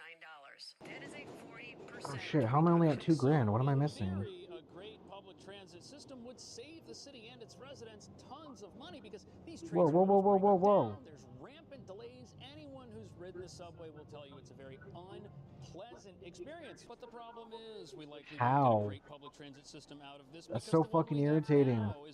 How are these fucking stinkos constantly fucking up my...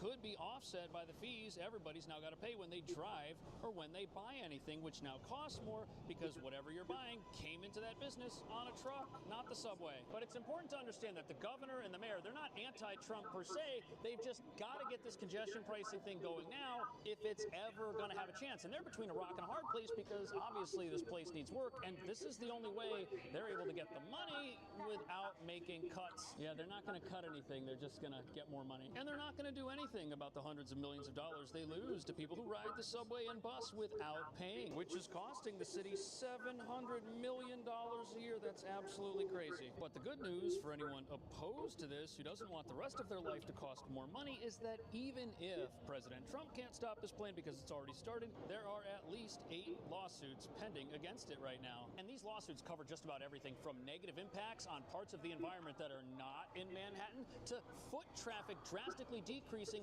in certain areas like Chinatown that are within the congestion zone, but have businesses that have been struggling for years now and really need all the foot traffic they can get. There's a fear that it might die off as traffic in general dies off because of these fees. And one of these lawsuits is from the state of New Jersey. But outside of the pending lawsuits over congestion pricing that reveal some very controversial details of the plan most of its supporters don't know about, the whole reason the plan needs to be kicked into high gear now is because ultimately it requires federal approval to begin. And the governor and mayor know that under the Biden administration, they're likely to get approval from this. Either way, some of these lawsuits reveal that the very people who are supposed to benefit the most from congestion pricing may actually suffer the worst because of it. But with this plan set to start in just a couple of weeks, many people are wondering if it's really going to improve everything you see down here right now, or if it will indeed be a business-closing, job-killing disaster.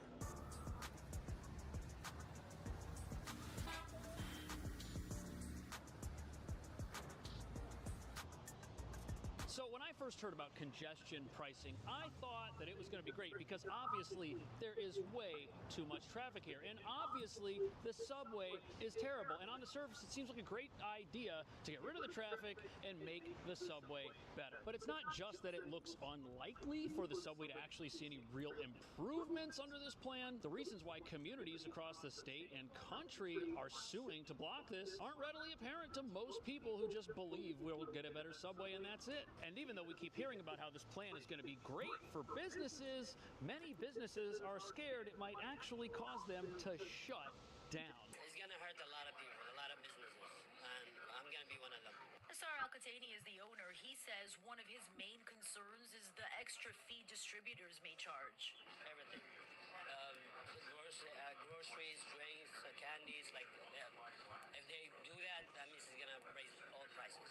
Inside this So here we've got a owner of a corner store that sells food, and he expects his prices to go up because everything in the store comes to him by a truck, and he expects those trucking companies to just pass these congestion tolls right onto him, making it more expensive for him to stay open. And this is a problem many restaurant owners are going to face because nothing that's inside any of these places can get here from the subway. And if it costs these places more money to stay open, they might have to make tough choices like raising prices or, sadly, letting someone go and not having as many employees. And if a restaurant closes and shuts down or lets people go, it could very well be that in 10 years these fired employees do have a nicer, better subway system, but they lost their jobs. The same thing could happen to a restaurant that has to raise its prices. Its customers might no longer eat there, or they might do less business. All because these places are an absolute logistical nightmare to operate. They get constant deliveries throughout the week. And here we've got some deliveries. Do you think any of this stuff could be carried on the subway? Absolutely not. That would not only be unfeasible because of how much there is, but this is food we're talking about here. You don't want your food down there in that subway. I was just down there, trust me. And this is the first real issue that many people have with this congestion pricing plan. It applies to businesses who can't take advantage of public transit in any way. They're just going to pay a price for existing. It would be a lot different if these fees only applied to people who worked in an office somewhere and didn't have to carry a whole lot of stuff. That would definitely get cars off the road. That would be better for emergency vehicles and response times, sure. But to make this apply to businesses that have no choice but to drive, that kind of seems unfair. And they pay more than a car does. It's like $20. Okay, $14 for small trucks and $20 for big trucks. But after all, this plan was designed by the people who run the subway. Of course they think it's going to be great. Of course they think everybody should use the subway. Why shouldn't they? They run it after all, and it needs more money. And if more people used it, they would have it. Think of a restaurant or a bar. They get so many different deliveries from various suppliers that are all coming into the zone. And we've heard that they're going to start adding a congestion fee surcharge on top of every single check that they're already bringing in. So if you're getting your food delivery, your beverage delivery, all of these things are going to happen. Now, I'm hopeful this doesn't happen, but when these readers get turned on and start taxing cars, the big losers, they're going to be people who, in some cases, didn't go to college and are working at some of the businesses that are directly affected by this. And then after this plan starts, everyone else will start feeling the effects of it with higher prices. If you live in an apartment building and it needs to get fixed, who does that? A bunch of guys with a truck. If it needs fuel so you can have heat in the wintertime, how does that get there? It gets there on a massive truck. And you've also got to wonder, could this end up bringing down property values? If this storefront for this restaurant doesn't get enough foot traffic, the restaurant's going to close and it won't be worth the same amount of money to rent. And this is something that many critics are particularly worried about in the Chinatown portion of Manhattan, which is inside the congestion zone and already has a lot of foot traffic problems. And even here in Midtown, you have a lot of businesses that rely on tourism, which could decrease if it now costs more money to get into the city. And then you've got the environmental aspects of this, because even though less traffic out here on these roads will decrease pollution and noise in Manhattan, the MTA's own studies reveal that outer boroughs are going to get hit with extra pollution, and this is especially bad in the Bronx, where asthma rates are some of the highest in the country. They're going to spend millions of dollars to install air filtration systems in schools that are near roads that are likely going to be jam-packed with traffic just outside of highways that lead into the congestion zone. But the problem is they're not going to install air filters in the homes of those school children, so when they go home, they'll still have to deal with all the pollution that comes from the congestion pricing. But congestion pricing is likely going to be here very soon with federal government approval, and that means it's going to start. Now, I'm hopeful that after it starts, none of this happens. That's my hope. But if that were true, why would so many people be concerned about it? Why would there be 9 lawsuits if this was something that was just going to make everyone's day better and improve the city? And is the city even able to take the $1 billion that they're supposed to be guaranteed every single year from congestion pricing and then turn that into loans that are worth $15 billion and spend that $15 billion adequately? I'm sure they can spend it, but are they going to actually spend it on stuff that works and that gives New Yorkers a meaningful improvement in public transit to begin with? Let me know what you think. Thank you so much. I will see you in the next video.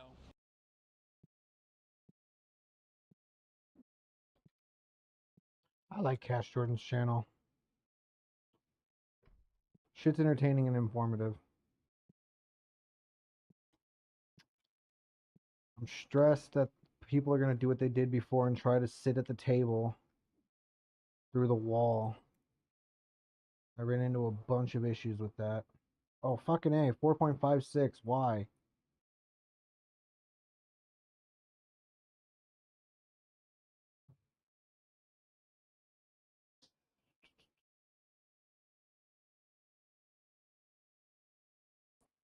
The fuck was that? God damn it. I'll be right back.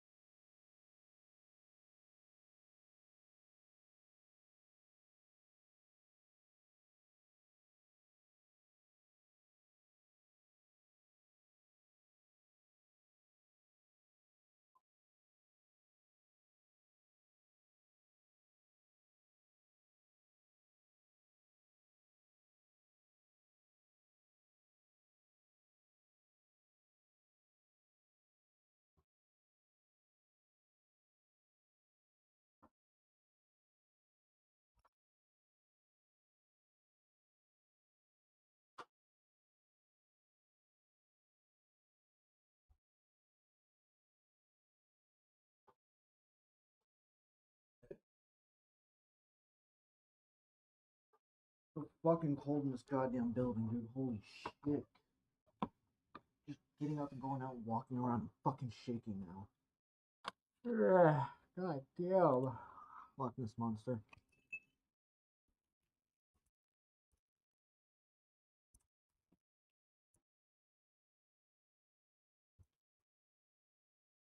Dude, I can like basically state right out the gate what that 30-minute video is about. A, the employees probably get to go through all the shit beforehand. B, it's probably a lot of insider trading. They probably have people that come through pretty regularly. They tip off.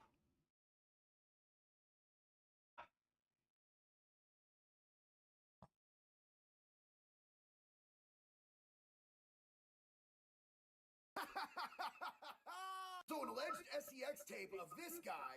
We control your body. Your body, our choice. And this guy. Okay? You don't deserve any respect for being a veteran, okay? You're so stupid. It's just leaked, and I'm not gonna go watch it to verify. I'm not trying to see no dudes naked. Now, Nick Fuentes, he's an ultra-right white supremacist incel. Destiny is a super woke leftist weirdo, so it wouldn't seem like they have much in common, right? But they actually do, because they're both grifters who come on the internet and spew this toxic nonsense trying to get clicks and views from people that they probably don't even believe themselves. Because if they actually practiced any of what they preach, they wouldn't be doing what they doing when the doors are closed and the lights are off. Don't get this twisted. I don't give a damn what consenting grown folks do with each other. Oh boy, Nick Fuentes, he be talking all sorts of smack about this is gay, that's gay, you're gay. So if that video does in fact have him getting guzzled down by Destiny, I find it hilarious. So an alleged SEX tape of this guy. We control your body. Your body, our choice. And this guy. Okay? You don't deserve any respect for being a veteran, okay? You're so stupid. It's just leaked, and I'm not gonna go watch it to verify. I'm not trying to see no dudes naked. Now, Nick Fuentes, he's an ultra-right.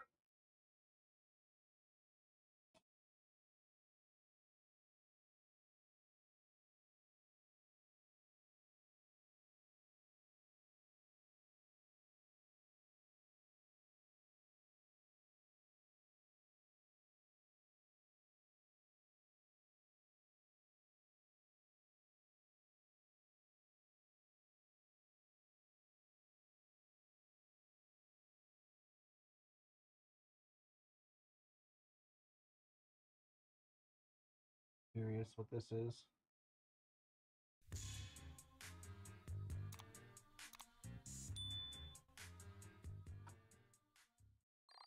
For the record, this matter is before the court to review any outstanding issues, including but not limited to both parties' monthly parenting time complaints. This hearing is being conducted via Zoom. Aaron Atkinson, the plaintiff, is present. Is Samantha Sewell present on audio? Yes, Your Honor. All right, good morning to both of you. On audio? Oh, that's shit. Yes, Your Honor. All right, good morning to both of you. Morning. Since we're last in court, Ms. Pratt has conducted a custody parenting time investigation, which included an interview of all three of your children. Ms. Pratt has made a recommendation. Have both of you received a copy of Ms. Pratt's recommendation?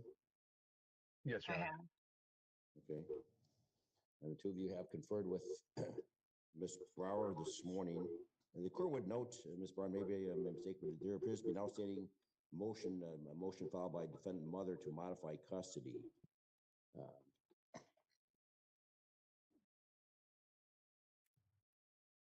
don't know if that needs to be addressed in this recommendation, but in any event, the recommendation, Mr. Axon, there's Ms. Sewell. Good morning. The recommendation is that the front of the court recommendation, Mr. Pratt, dated August 13th, 2024, be adopted. Specifically, mother's parenting time with Cadence and Isabel shall be every other weekend, Friday at 4:30 to Monday to school during the school year during the summers, week on, week off, with the exchange at Sundays at 6 o'clock. The mother's parenting time with London shall be reasonable and liberal. Further, that the outstanding parenting time complaints filed with Oh, holy shit, there's a lot of people out there. Be dismissed. It's also known that both parties have That's why it lags so much. High Jesus. conflict solutions workshop. The court appreciates both of you taking that program. Hopefully it was beneficial. I'm not, the court does not order the completion of that class if it's a waste of time. So I hope that there was some value in that class for both of you to make life easier for each of you. All right, so Ms. Sewell, do you understand the recommendation? I do understand it. I understand what's wrote. I don't understand how we got here. Okay, so you disagree with the recommendation? Absolutely. How we got there is we have an independent, experienced front of the court facilitator. I personally feel like she's interviewed your children. So your children are 16, 14, 13. This is not like a 6-year-old. So much more weight to be given on the thoughts and input of the children. I can guarantee you that, Ms. Sewell. So maybe you should ask yourself these questions, because obviously this is what the children want. The children would always choose ice cream over broccoli, and that's what's happening right here. I serve my children broccoli. He chooses to serve them ice cream. Children will always choose ice cream over broccoli.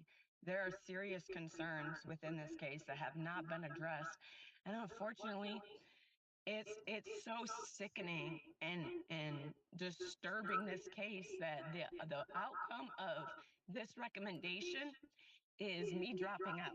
I don't wish to continue this anymore.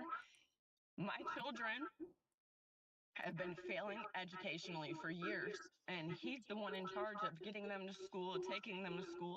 He's been charged with truancy charges. My son has dropped out of school.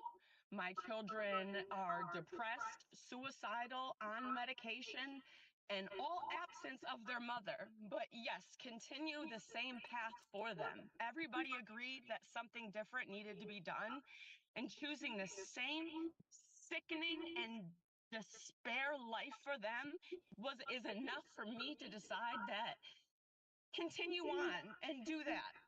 My son is now dropped out of school. There's no changing that. My daughter had a 1.3 grade average last year. I have went to court every single year fighting to know knowledge about my kids, fighting to be present for my kids, fighting for my kids to attend birthday parties, fighting for my kids to attend funerals. I've had to go to court to know my kids' education, to know their therapist. I've had to go to court to have you tell him that he had to keep them in school so he wouldn't take them out for acting classes. I've had to go to court for all these things, and nothing has been done. So now my children, 13, 15, and 16 years old, are on medication, failing classes, depressed, suicidal, sexual activity, talking to men online, absolute disgust. All, and he won't do anything about it. I'm not allowed to be present. I'm pushed out of the way. So of course the kids want to choose whether they're not parented, not governed, and he's feeding them ice cream over broccoli. Absolutely, 100%. I agree with them.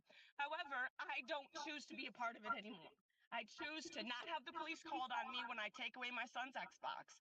I choose to not have CPS called on me when I'm trying to get help for my daughter's suicide problems. I choose to not have false police reports called on me about stalking my ex. I'm choosing, if you guys don't choose better for my kids, I'm choosing to step aside.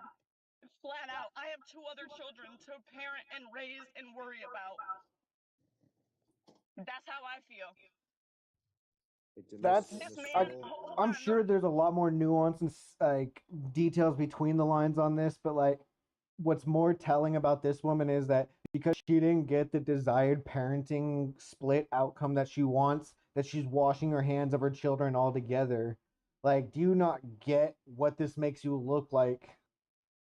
Like I coming from the person who lost his fucking son because he couldn't get his fucking shit together, can sit here and tell you what the fuck, man. Take accountability, lady. There's another one thing. I started all these parenting time complaints, and up until this point, because he was allowing the kids to move freely between homes, it was working out fantastically great until he tried to strong arm me into paying him some money.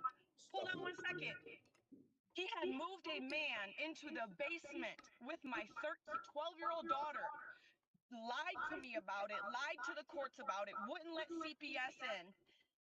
And my daughter is expressing sexual habits and behaviors, and nobody will investigate it, and nobody hears me. Would you be comfortable with your daughter expressing sexual pornography and doing things online, knowing that there is a man living down in the basement and she's telling people that she's dating a 40-year-old man? Would you feel comfortable with that? This is who I'm leaving my children with. First of all, Ms. Sewell, have you reviewed I think Mr. accident filed with in the court file. There's University of Michigan Psychiatric Emergency Department reports. I have, and Okay. can I explain something to you? Stated June 6th, whether your daughter was taken to the hospital. She claims that there's ongoing, this is her words. Yes, can I explain something to you? Mother. Yes, can I explain something to you? I So just want to make all sure this, no, you don't need, want to make sure you saw these. I did, So absolutely, and it made me bawl. It's so sickening because here's the thing. Here's the thing. Here's the thing. Bitch, you're annoying. You're speaking over the fucking judge. I want to hear what he says. I know it's gonna auto-generate. Yes, can I explain something to you? Yes, can I explain something to you? So yes, can I? Psychiatric Emergency Department reports. I have, and Okay. can I explain something to you? That she's dating a 40-year-old man? Would you feel would you feel comfortable with that? This is who I'm leaving my children with. First of all, Ms. Sewell, have you reviewed I think Mr. accident filed with in the court file? There's University of Michigan Psychiatric Emergency Department reports. I have, and okay. Can I explain something to you? Stated June 6th, whether your daughter was taken to the hospital. She claims that there's ongoing, this is her words. Yes, can I explain something to you? Mother. Yes, can I explain something to you? So I just want to make sure no, you don't need, want to make sure you saw these. I did, absolutely, and it made me bawl. It's so sickening because here's the thing. Here's the thing. Here's the thing, Your Honor.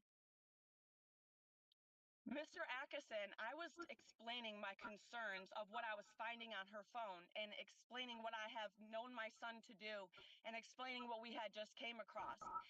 The referee wanted to say that the kids were not allowed around each other and was concerned about incest relationships because what I was finding on Isabel's phone while she was in Mr. Atkinson's home. So I explained this to the court. The referee was like, whoa, something's going on. You know, the kids aren't allowed around each other. Mr. Atkinson went home and told Isa and London that I was accusing them of having an incestual relationship and blamed the entire thing on me. So she absolutely was so mad at me. And I think I provided text messages to the court where she was saying, my mom's so weird. She thinks I'm having sex with my brother, and she thinks I'm having sex with my dad's roommate. But these are the things that I'm finding on her phone, and I'm providing them to the court. I'm not having conversations with my daughter about what I'm thinking. I'm having conversations with Aaron Atkinson, trying to get to the bottom of it. And then he's going and telling he is showing her, even these classes, he is showing them Why the are you paperwork still and in here, putting it in Stinky? their faces. How are you in here, Stinky? You're the reason my store gets all fucked up. Every single year about things that I'm badmouth, I'm talked about. Of course the kids view me like this. This is 100% parental alienation, and the courts have enabled the abuse of me, the control of me, and I'm done. If you guys cannot see that, why would I be fighting for my kids to abuse them? All I want for them to do is do better in school. Hold him accountable to that court order. It's a court order for a reason. You're not allowed to badmouth me every chance you get. My kids don't need to grow up in a toxic environment of like that. I love them so much and only want the best for them. So yeah, they hate me for making them clean their rooms. They hate me for making them, grounding them, taking away their cell phone. I took away my daughter's cell phone because of the things that she was posting on TikTok and the boys that she was talking to. He turned around and bought her a new phone. After all this, I can't. There's no disciplining the kids. There's no wanting better for them. I am merely nothing more than a babysitter. So I choose to not do it. I cannot live, and I cannot be exposed to the police knocking on my door again, to the CPS, to the false CPS call. I've been dealing with this for far too long. Far too long. And this is exactly what he wanted. So congratulations, Aaron. You've won. Congratulations. This is absolutely what you've wanted. I hope you're happy with the results. To be honest with you, I feel so bad for my I'm just kids. waiting for a head nod, man. Anything. This guy is a fucking saint, man. He's just sitting here. Like he's not even showing emotion. Like he's not letting. If my kids attended my therapist and all they listened to is negative lies that I said about my ex, the paid actor, the one that literally gets paid to make people believe his story.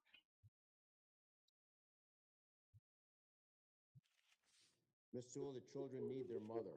So I hope you keep an open And they mind. They also need need a their happy mother. mother and one mother that's not being constantly controlled and abused and enabled by the court system to continue the abuse. I cannot handle it anymore.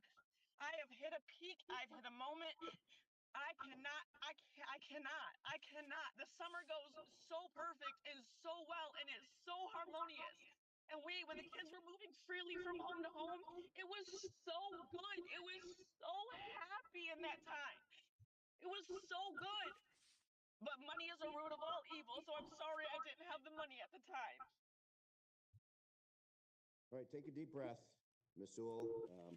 First of all, make sure you're listed. You should be involved in school activities, going to parent-teacher conferences. Make sure that you're listed as a contact at school. Absolutely, you're the parent. I have had to go to court and the fight court's for going every to single thing of that, and I do. I attend everything that Let the I am judge aware talk. of, that I can. I attend everything. I do everything that I'm supposed to. I show up to therapy. I do everything that I'm supposed to do. Everything and more. I adopted my life in 2020 as if he was standing right next to me. And you can ask any about that. I said, I will live my life as if Aaron Atkinson is standing next to me because that's how it feels. Every move I make, I have to make sure that he's okay with it, how he can spin it, and how he can use it against me and use it against me in court. And that's how I have become this person that I am so proud of today. The fact that you are sitting here and saying my kids don't deserve to have their mother. Why is it okay for this man to have truancy charges? Why is it okay for him to not push school on the kids? Why is it okay for him to be living in a bed bug infested house, almost foreclosed on, and everyone's okay with it? Why are you okay with it? Right, Miss Sewell, the court fully understands your position. Keep in tabs. If in fact the children are missing school, bring it to the court's attention. The court will make changes if missing school. You have all the paperwork right now. You have all the paperwork right now. I have. That's a joke you telling me that. I have. I brought all text messages, school paperwork. I have absolutely brought everything. The 37 absences. I brought that, Your Honor. Mr. Atkinson, do you understand the recommendation this morning? Yes, I do. Do you have any objection to the court adopting the recommendation? No, I do not. Okay, the court's going to add a couple things to this recommendation, if you could, please, Ms. Brower. Number one is that all three children shall be involved in counseling, and they shall not be your counselor or therapist, Mr. Atkinson. Not someone that you are seeing. Just understand, all three children shall be enrolled in counseling. They've all three got problems. So all three should be enrolled in counseling, and they should not be your therapist or counselor. And finally, if the children miss school because of illness, you need to take them to the doctor that day. No unexcused absences. So you take them home. Schedules the appointment during Miss Sewell, school. please do not interrupt. Mr. Atkinson, if these children are sick, they don't go to school, you need to take them to a doctor that day. Understood? Understood. And Ms. Sewell, please keep tabs on the records. If in fact they're missing school, the court's we'll bring them back into court, and the court wants answers as to why they're not in school. This is a joke. Right. I've been doing this for years, Your Honor. Every single year I provide the school record. Every single year. So you're telling me to do exactly what you told me last year, which was the thing that you exactly told me the year before, which is the exact thing that you told me the year before. You've told me this every single year. Every single year you've told me this. I've been bringing this to you every single year. Clearly, it's not substantial. Every single year, Your Honor. Whatever you're saying is obvious bullshit. Well, we've got 3 files here, and there's been a lot of activity, but bring them timely. Ms. Sewell, I do, apologize. Your Honor. It has 30 days to. You have 30 days to file the complaint. I do, Your Honor. I do. I file everything on time. I do bring it to you. I do. So you're telling me the exact same thing as you did a year ago. So when is it going to be? One more child's going to drop out? Are we going to wait till one more child gets to drop out? Because this could have been prevented. This absolutely could have been prevented. What court is this? This absolutely could have been prevented.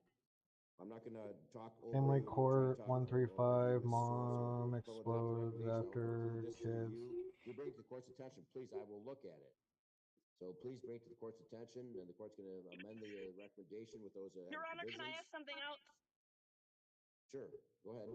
So we have a thing on our court order that we are not supposed to talk about each other on social media.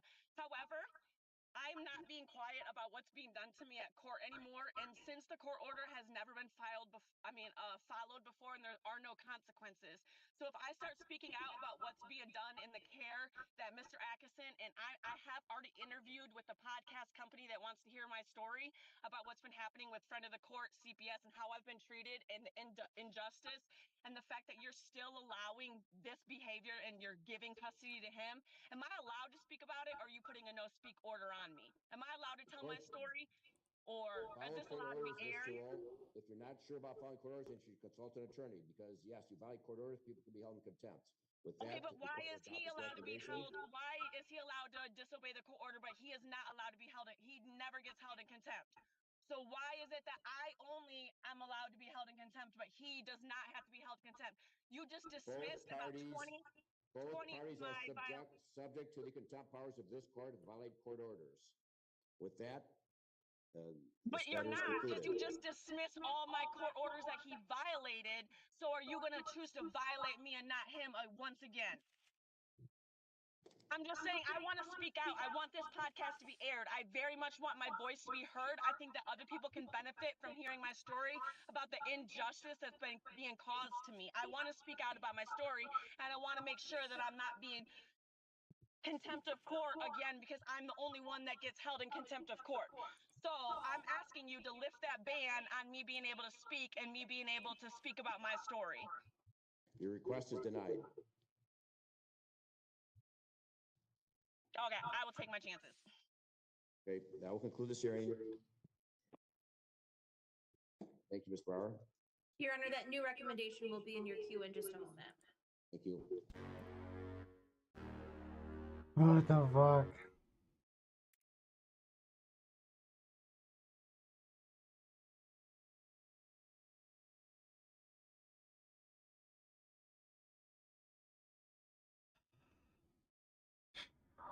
Gee. Ooh wee, Rick. Ooh wee. Jesus Christ, man. I do not miss being involved with that court system whatsoever.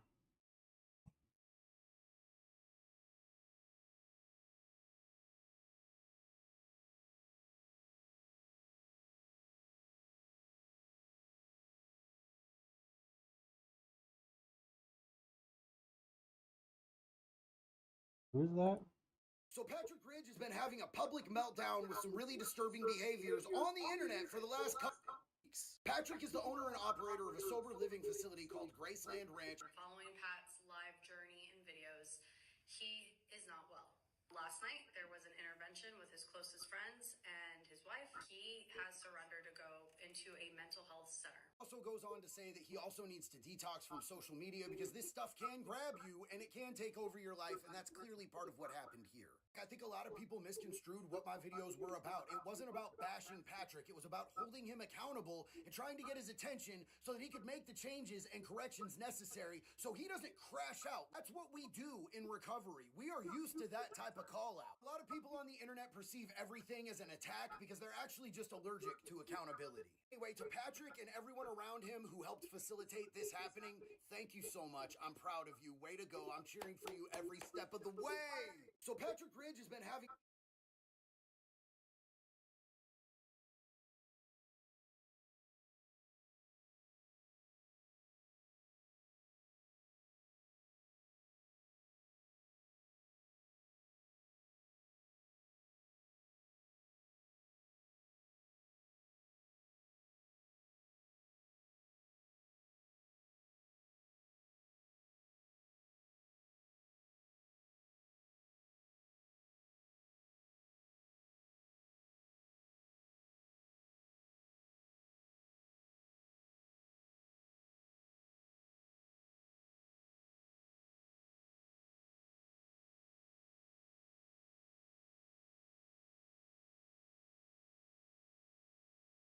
Oh, I don't feel good.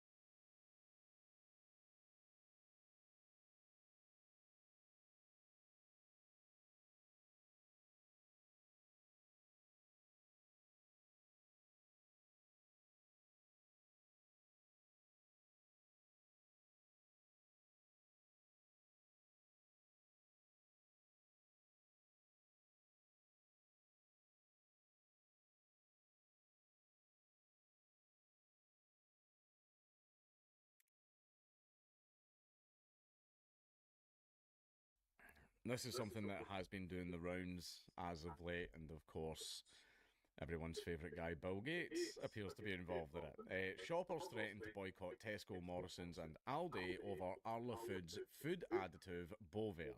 Dairy farm Arla is facing threats of a boycott over a controversial additive for cow feed that it says can reduce emissions related to cattle farming. Bovaer is claimed to reduce the amount of methane that cows produce, a significant source of and contributor to levels of greenhouse gases in the atmosphere. Microsoft co-founder Bill Gates invested millions in Rumen 8, a company developing similar methane-reducing supplements, in early 2023 via his investment firm Breakthrough Energy Ventures. Conspiracy theorists have wrongly linked the two firms without evidence. I mean, I just assume that anything that Bill Gates is involved in is dodgy. I mean, I think it's safe to assume that. This guy's talked about population control. A lot. But anyway, Danish firm Arla, which holds the biggest dairy conglomerate in Britain, says that the product can reduce methane emissions by 30% among dairy cattle and is being supported by supermarkets, Morrison's, Aldi and Tesco. But supermarkets are being threatened with a boycott amid concerns over the use of additives in food production. There is no suggestion that the additive is not safe for consumers. The UK's Food Standard Agency has approved it for use. Well, it's approved very, very many things, like all the sweeteners that it turns out are carcinogens. Like, there's a lot of stuff that's been like just because the UK's Food Standard Agency approved it, or just because the FDA approved it, doesn't mean it's safe. Right? There's a lot of there's so much shit in our food, albeit we don't have it as bad as America. America's food is just full of poison, right? Which is why RFK has been brought in to remedy that. But still, just because they've said it's safe to eat doesn't mean it's safe to eat. What it means is, well, it doesn't kill you that much. It doesn't meet. It's dangerous, but it doesn't meet our little danger threshold. So yeah, sure, feed it to your toddler. And Arla has fired back at what it labelled as completely false misinformation around the additive on social media, particularly confusion between Bovaer and the Rumen 8 company that had benefited from Gates' investment. The tech entrepreneur has been a regular target of What do you conspiracy mean you theorists can't on get in social the media for years, store? including during the coronavirus pandemic. Well, he did say a bunch of stuff, didn't he? Like, just listen to any recent speech that Bill Gates gives, right, and listen to some of the stuff that he says, especially when it comes to the population of the Earth. It's just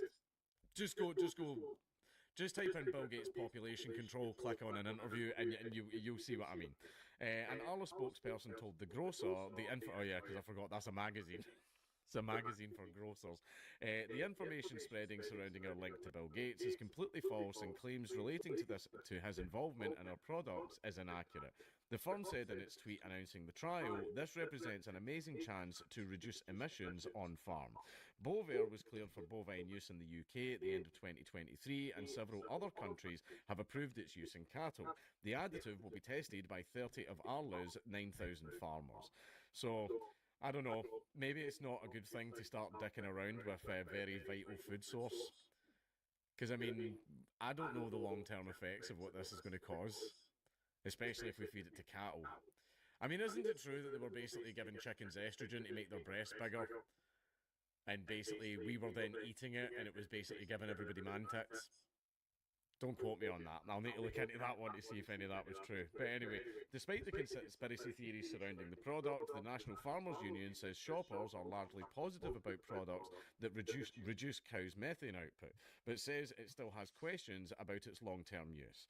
Paul Tompkins, NFU Dairy Board Chairman, said this week, while FSA-approved products could be useful tools in helping to reduce methane emissions, questions remain about long-term efficacy, that it can be used practically and effectively on-farm, and that animal health and welfare will not Why be would it impacted. just close out like that? DEFRA research has shown that shoppers are generally positive about methane-suppressing products if human and or animal I don't health have the are energy not or the affected. patience That's for the that part right that now. bothers me. I want to definitely make sure that they're not affected.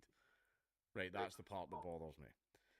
I've got a feeling that just all the cows might keel over one day, or all the kids are going to be born, all the calves are going to be born with like weird genetic defects. It might taint the meat. Maybe it'll fill their meat with fucking even more carcinogens that we're all then chomping down on. Who fucking knows?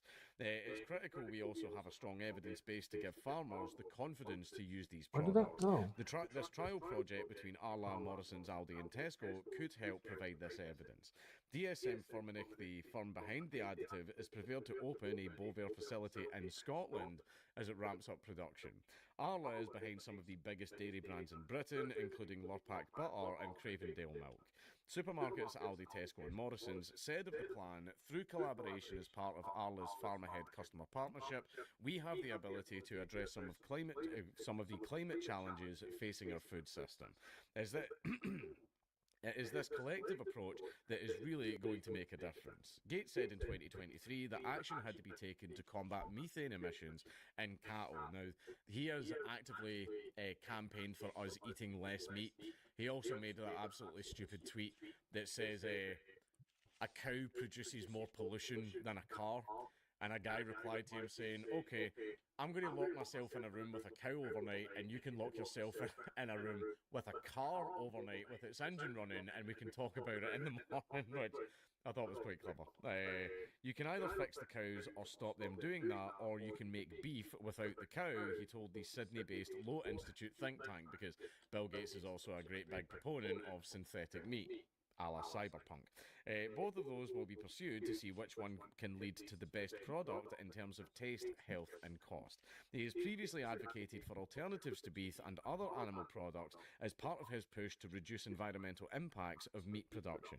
Gates is not the only billionaire looking to fund projects that reduce cows' methane emissions. Jeff Bezos, Amazon's billionaire founder, donated $9.4 million to a project at Surrey's Purbright Institute that aims to reduce the methane produced by cows by means of a vaccination. You can vaccinate against the stomach's natural processes. That's interesting. How does that work? I thought vaccinations were meant to be against, like, viruses and illnesses and stuff like that. I know there's bacteria in the stomach that produces the methane, but it's like, I mean, your gut biome is there for a reason, right? A lot of people don't know this, but basically you are about 10 pounds of you is bacteria. About 10 pounds of your body weight is bacteria, right? And that bacteria is in your guts, in your intestines, it's in your lungs, it's fucking everywhere, it's all throughout your body, and they are actually part of the natural process of your body. And the reason that people start decomposing is basically after you die, a lot of your body systems that produce the food that these bacteria need, they all shut down. Basically, all the little factories in your body, they shut down and stop producing the bacteria's food. So the bacteria then starts eating you. And that's why people decompose. Like, that's a horrible thought, and I hope you all get a good night's sleep with that in the back of your head, that if anything in your body stops working, the bacteria inside you will start eating you. Anyway. That's not even getting onto the whole DNA thing. There's a large portion of our genome that's virus. Like, that's not human, that's foreign. A huge portion of our fucking genome is foreign invasion, essentially. That's fucking funny.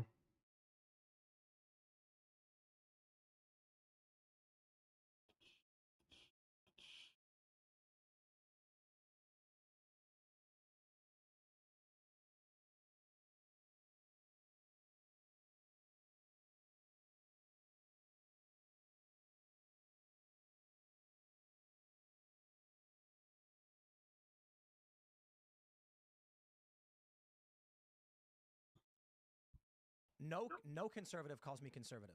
The far left calls me a conservative.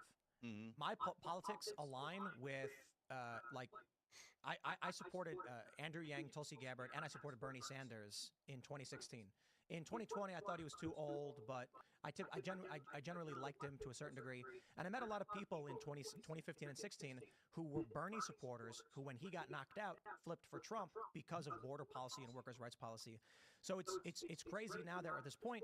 And that's what I was saying earlier about how the Democrat recovers. If I'm the person who in 2020 was saying, please save the Democratic Party because I'm not a Republican. I don't agree with them on a lot of things. But now, here I am. Here's Joe Rogan. Here's RFK Jr. Here's Tulsi Gabbard. Here's Colin Wright. Here's Elon Musk. All of these people who were Democrats, who are either a little bit progressive or just moderately liberal, are now aligned with the Republican Party. Yeah, so a couple of interesting things in there. First of all, that's a wide range of people, and they all have different motives and different thoughts, etc. So RFK Jr. was definitely a Democrat, and we would have stayed a Democrat if the Democratic Party didn't push him out, right? Tulsi, I think, was always going to go right-wing. You think so? Why? Yeah, that's a long story. Yeah, I don't want to get back into Tulsi, but we called her out as going to go right-wing a year before she did it, and we got a lot of pushback from the left. And they're like, oh, you're crazy. She's not going to do that. But we backed it up with, here's why we think that, right? She went to go talk to Steve Bannon and Trump after they won in 2016. She's been trying to get it. First, she tried to get in with the establishment Democrats. That didn't work. Then she went to progressives and tried to get in. And that was working a little bit. But then she ran against Bernie, et cetera. And we're like, okay, there's nothing wrong with running against Bernie. But all of a sudden, she loves the drone strikes, even though she claims she's anti-war. She showed support for torture back in the day when... With like Abu Ghraib and all of that? Yeah, and so, oh, well, I don't like torture, but it might be necessary. No, torture, the minute you say it might be necessary, that means you're pro-torture. Well, let's not go too much into Tulsi. Yeah, I got you. My point, and that's why I didn't want to get it's interesting. deep in the details. So in your case, Tim, look, you were more on the left, you know that, right? And so you have, and your positions that are more prominent, that people hear more about, are more right-wing. Like what? Okay. So some of the culture war issues that, that I don't want either side playing culture wars, etc. And some of the things that we've done on the show, but I don't remember every single thing. So but like, on guns and Kyle Rittenhouse and racial issues, etc. Right? But I agree with Anna Kasparian on Kyle Rittenhouse. Yeah.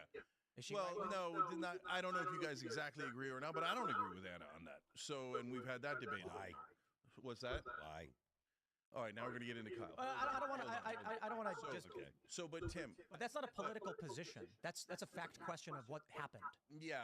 All right. Look, I understand what you're saying, Tim, but like almost every time you're in the news is for a right-wing position. But listen, let me finish the thought.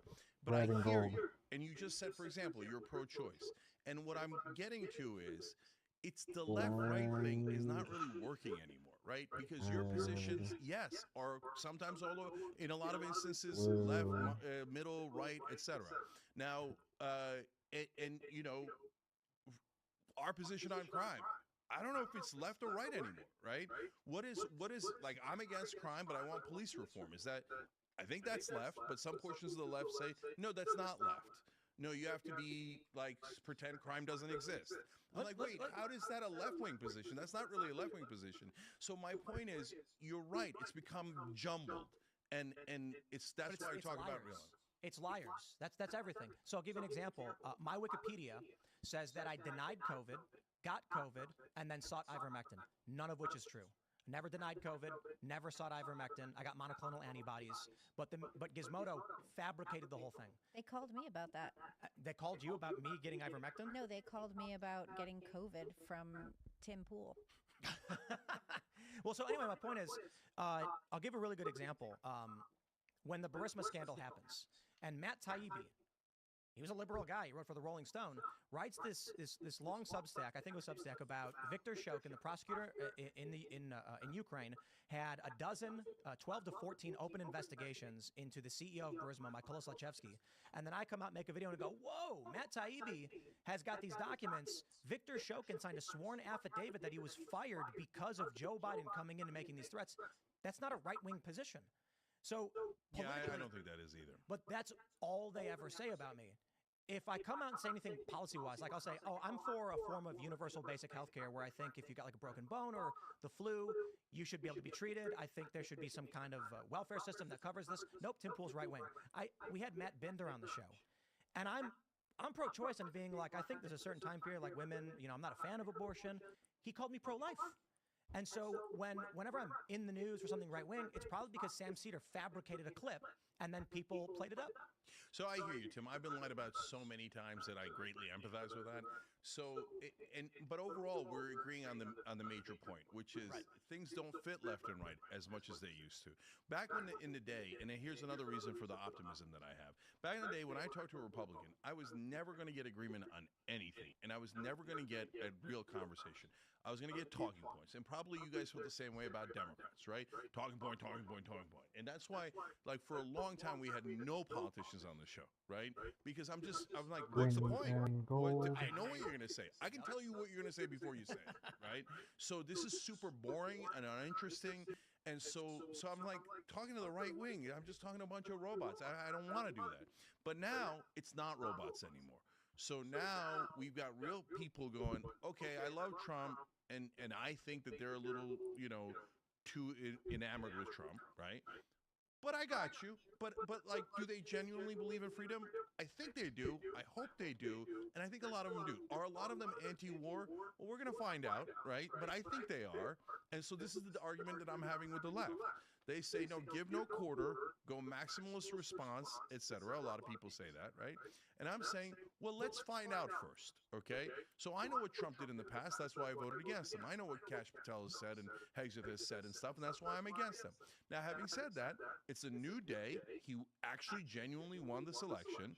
So number one, we're not going to get what we want on immigration because the election was partly about immigration, and we lost, okay? So if you didn't want that, then you should have picked a great candidate, and you should have won, okay?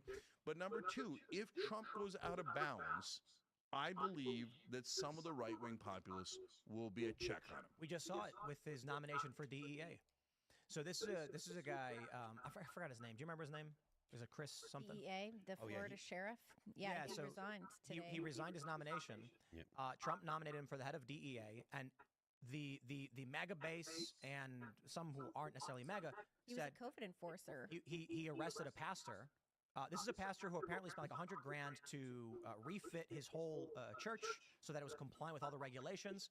And then this guy still arrested him and then held a press conference saying, we've shut this guy down. He posted about it on what was then Twitter. He was very excited about it. And then he was doing vaccine. He wasn't doing mandates. But my point is, whether you agree or disagree, the point is Trump's base, major backlash, and this guy's been forced to resign. Yeah, I think that's super positive, even though I don't agree with Trump's base on that particular issue. And I'm not saying about the pastor. You guys might be right about the pastor, right? But like on COVID, I'm on the left, right? And so we can get into the details of that. But the bottom line is, I don't care what the issue is. I care that they held him accountable. But hold on, let me just finish that thought. So if they hold him accountable on the DEA guy, what I'm hoping is that they're going to hold him accountable on some of the other picks if it goes wrong, right? So we might disagree here, but like I think there's Team Israel, which is Marco Rubio, Lee Stefanik, Mike Huckabee, and Mike Waltz. They're done to satiate Miriam Adelson, who gave him $137 million. So now Trump says, let's give the Palestinians even more help. Okay, fine. So far, the right wing's not really going to object because they don't really care about the Palestinians. Okay, sorry if that offends you, but that's just reality. Okay, but if Trump goes, okay, I am now helping Israel to invade Iran, okay, and we're going to go bomb them, and we're going to pay for it, and you guys are going to be on the hook for $2 trillion, etc., then I'm super curious. Is the MAGA base going to go, no, we were anti-war? He'd lose I think there'd be like 30% who'd be like, we trust you, Trump. Everybody else is going to be losing their minds. I hope so, and that's what I'm beginning to believe, and that's why I'm now a heretic on the left. How could you possibly think that the right-wing populists are not evil? Well, I mean, and I'm saying I don't think they're evil. I think that we might massively disagree on some issues, as you're seeing here, right? But I think that these guys actually mean anti-war and they mean anti-corruption. Yeah, I think Trump is corrupt, but the Democratic Party is corrupt, the Republican Party is corrupt. So look, let's let him do some things and then let's react, right? So what is the? You said you're on COVID. You're on the left. Like, how would you describe that? So look, did I take everything they said as fact and from God himself? No, right? For example, they're like, no, it didn't come from the Wuhan lab. This virus broke out right next to one of the biggest virus labs in the world, but we think it was from an armadillo or whatever they thought it was, right? And I was like, maybe, right? But no, it was a bad. It was a pangolin. No, no, it was a pangolin. No, It was, no, no, For a minute, yeah. For a second, they were talking about pangolins, and they were also talking about bats that were like 100 miles away in some Yeah. cave. So I was like, look, guys, that seems less likely. It seems more likely that it came from the virus lab. On the other hand, probably the core disagreement we'll have is, so Did you get attacked for that? What's that? Did you get attacked for saying that? No, not really, because that one was like so like it wasn't a big enough issue, and it was so silly. When did you say that? Well, let's. I want him to. Oh yeah, I said it right when they said it, like throughout. I was like, made perfect sense. Right. So Yeah.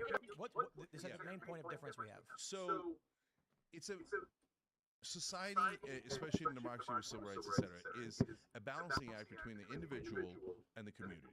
Sometimes the community wants something, but that hurts the individual rights, and sometimes you protect individual rights, but that hurts the community, right? So how do you balance those? And a virus is a great example of how difficult it is to balance those. So, for example, if you had a virus, unlike COVID, that if upon contact, like you catch it in the air at all, you're dead, right? You're instantly dead. Well, could we then say, no, everybody's got to stay home? Like an Ebola type of thing? Like if Like an Ebola, but even worse, right? Just to make it an extreme hypothetical, right?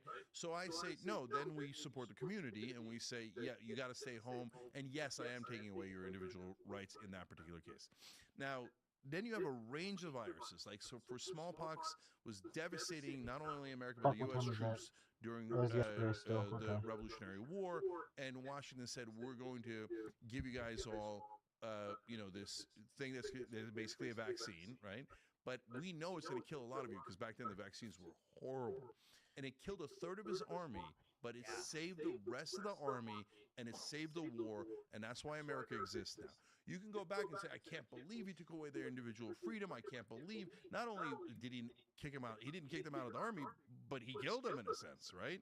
But overall, it was the right decision. So that's why it's not easy. And so in the case of COVID, in the beginning, it seemed so viral that, yeah, I agreed with you should wear masks outside and you want to contain the number of people in a house. Yeah. Now, at some point, it got absurd, right? Yeah. And so, and when it got absurd, I said, all right, guys, we're done with this. What are we doing? The kids got to go back to school, etc. Now, looking back at it in hindsight, there are probably a couple of things I would have done differently. But you see what I'm saying by being on the left means in that case I wanted to protect the community more. Well, we don't disagree with that. I don't think that's a left-right thing. Trump was the one who came out and said 2 weeks to slow the spread and initiated the push for lockdowns in the first place. I think the issue was when BLM was protesting and rioting during COVID, the media and prominent personalities were like, this actually slowed the spread. I think. Well, and you also had a whole bunch of doctors come out and sign a letter saying that racism was a bigger health threat than COVID. Yeah. And then you also had Andrew Cuomo saying, if you're going out to protest for BLM, then that's okay, but otherwise you need to stay home. And then you had 10,000 people out front of the Brooklyn Museum, protesting for Black trans lives, and the rest of us were supposed to stay home because we weren't doing that. Thanks for checking out this clip from Timcast IRL. Make sure to watch the show live Monday. Again, like I just love it because like you fucked up when you've basically lost Chank Uger. When you've lost the chunky yogurt, you fucked up.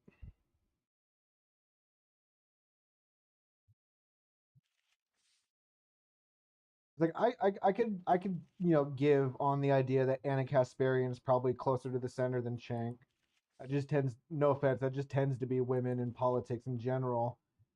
The closer you get to the maternal instinct, so to speak, the more conservative you get. And so, yeah, young women who don't really consider the prospects of having children, starting a family right away, are going to have more social leaning policies. But the closer they get to that so-called biological clock, when that baby timer starts going off in their head, so does their mentality. And it's been proven, it's been proven statistically and with, god damn it, dude, studies and shit. I cannot speak for the life of me right now. Fucking lag is fucking my brain up.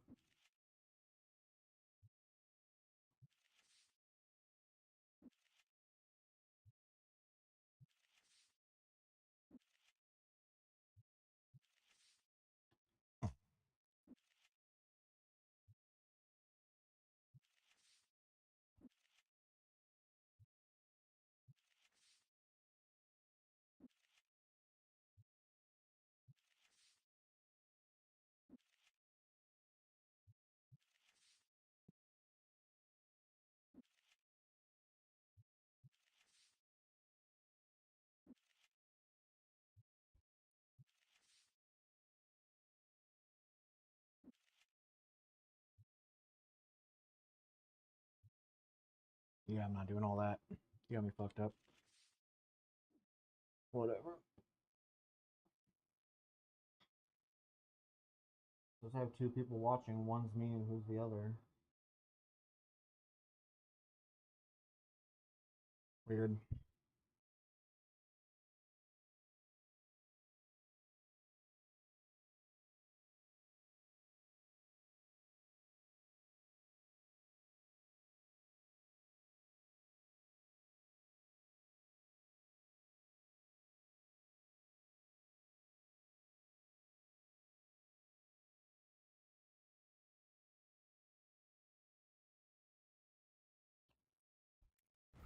As the sun rose on July 2nd, 1937, Amelia Earhart knew she was in trouble. Over the radio, she called, "We must be on you but cannot see you. Gas is running low. Been unable to reach you by radio. We are flying at 1,000 feet." Beneath her was water in every direction as far as the eye could see. She got herself into this predicament through a series of unfortunate events and bad decisions. Many of them could have been avoided with a better knowledge of physics. But even so, there was one thing she could have done in this moment, one switch she could have flipped that would likely have saved her life and changed history. This video is sponsored by KiwiCo. More about them at the end of the show. Amelia Earhart was vying to become the first female pilot to fly around the world. I hope to accomplish something really scientifically worthwhile for aviation. And she wasn't taking any shortcuts. Other successful circumnavigations had followed a northern route, mostly staying close to land. But Earhart's route would be the longest, by following a path close to the equator. This meant the last part of her journey was the hardest, crossing the full width of the Pacific Ocean. The starting point for this crossing was Lae, a city on the eastern side of New Guinea. At the time, it was one of the world's busiest airports, a hub of traffic from Asia and Australia. At 10 a.m. on a hot July day, Earhart piloted her Lockheed Electra down the runway and took off on what would be her final flight.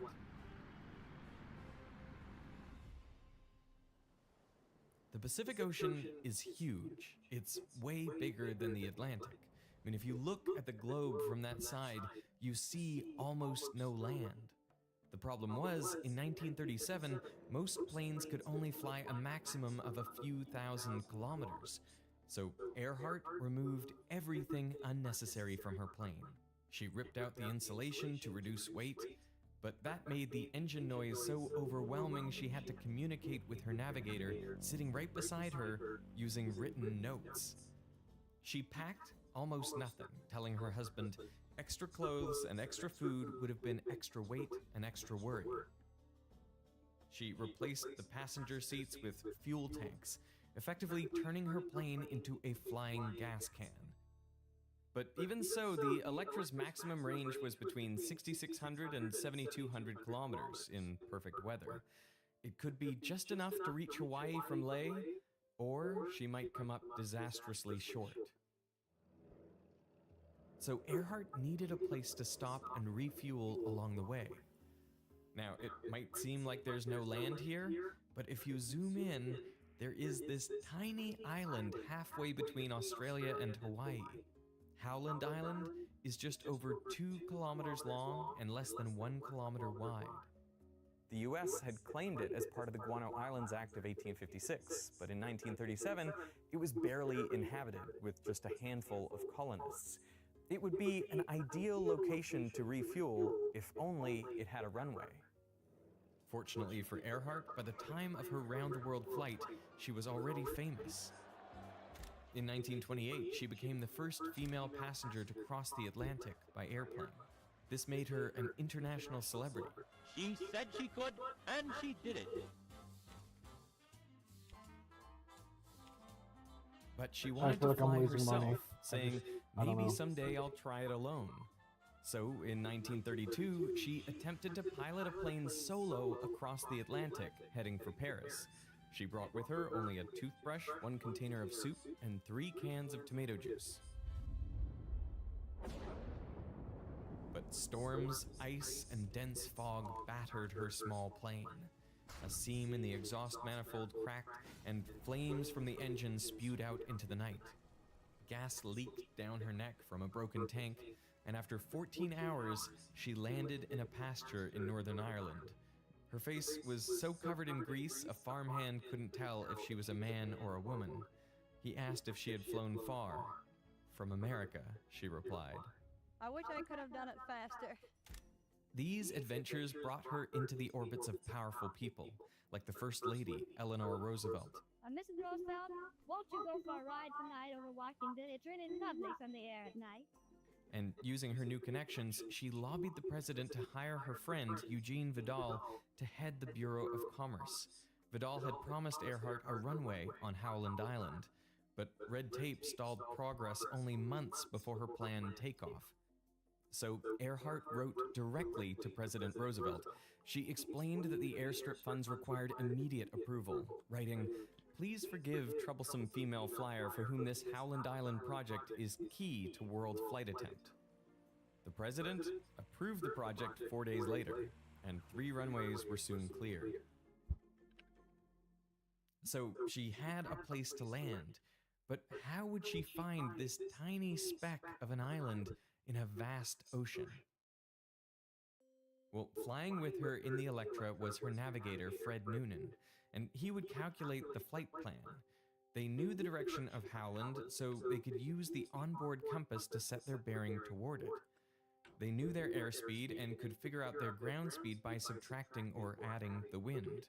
And then they could calculate how long it should take to reach the island. This method is known as dead reckoning.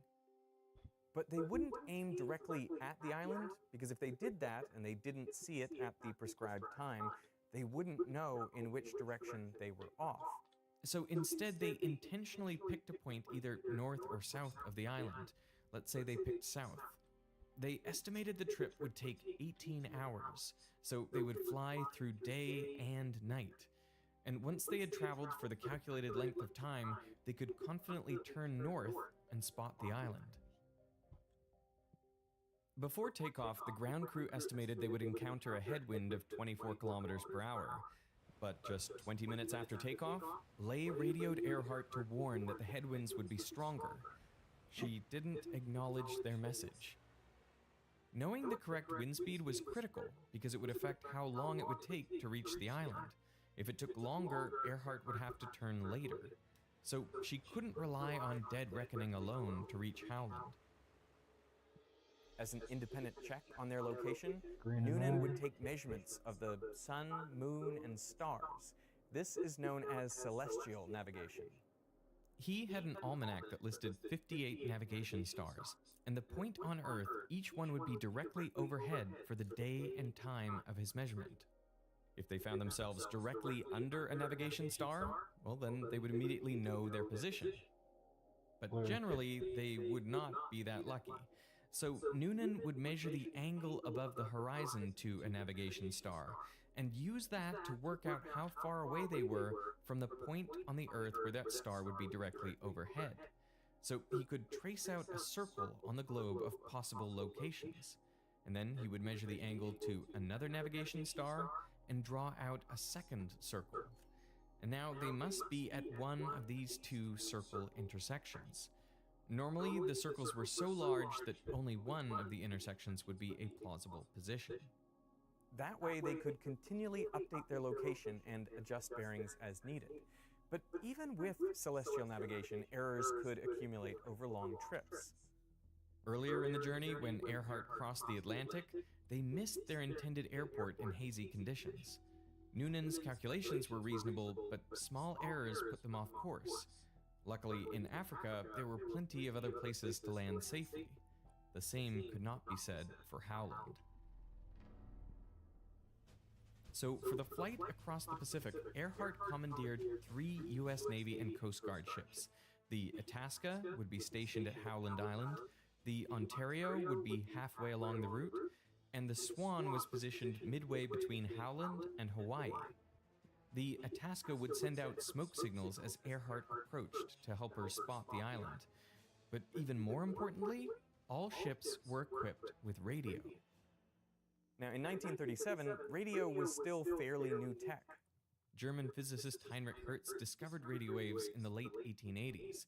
He excited electrons to oscillate back and forth in his transmitter, and a few meters away, his receiver was a loop of wire with a small gap in it. When Hertz looked at it through a microscope in the dark, he saw faint sparks jumping across the gap. The sparks were strongest when the receiving loop was flat. If it was vertical, then no sparks were observed. This demonstrated that radio waves are transverse waves, with electric and magnetic fields oscillating perpendicular to each other and perpendicular to the direction of the wave motion. When the receiving loop was aligned with the direction the wave was traveling, the changing magnetic field through the loop induced an EMF that created the spark. But if the loop was facing the transmitter, then there was no change in magnetic flux through the loop, and so no spark was observed. Now, Hertz couldn't see the future he had ushered in. He said, "I do not think that the wireless waves I have discovered will have any practical application." But within a few years, people started sending messages using radio, and by the 1920s, radio entertainment broadcasts took off. Ships and planes routinely used radio to send Morse code, and some, including Earhart, could send and receive voice messages. In fact, Earhart had 5 radio antennas around the plane, each for a specific purpose. The largest antenna could be reeled in and out like a fishing line behind the plane.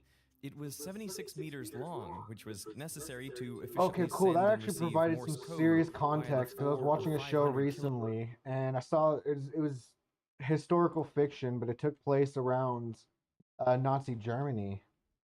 And I was just really confused what those wires were, and now I feel really fucking dumb for that. That's fucking funny.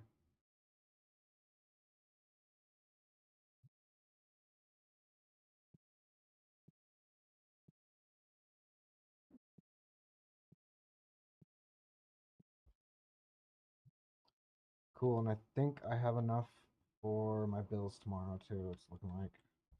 Awesome.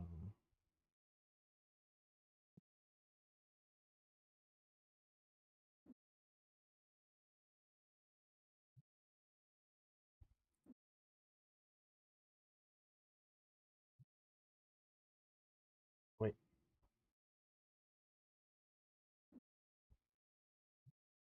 Okay, that is those. Shit, I'm dumb as fuck for that.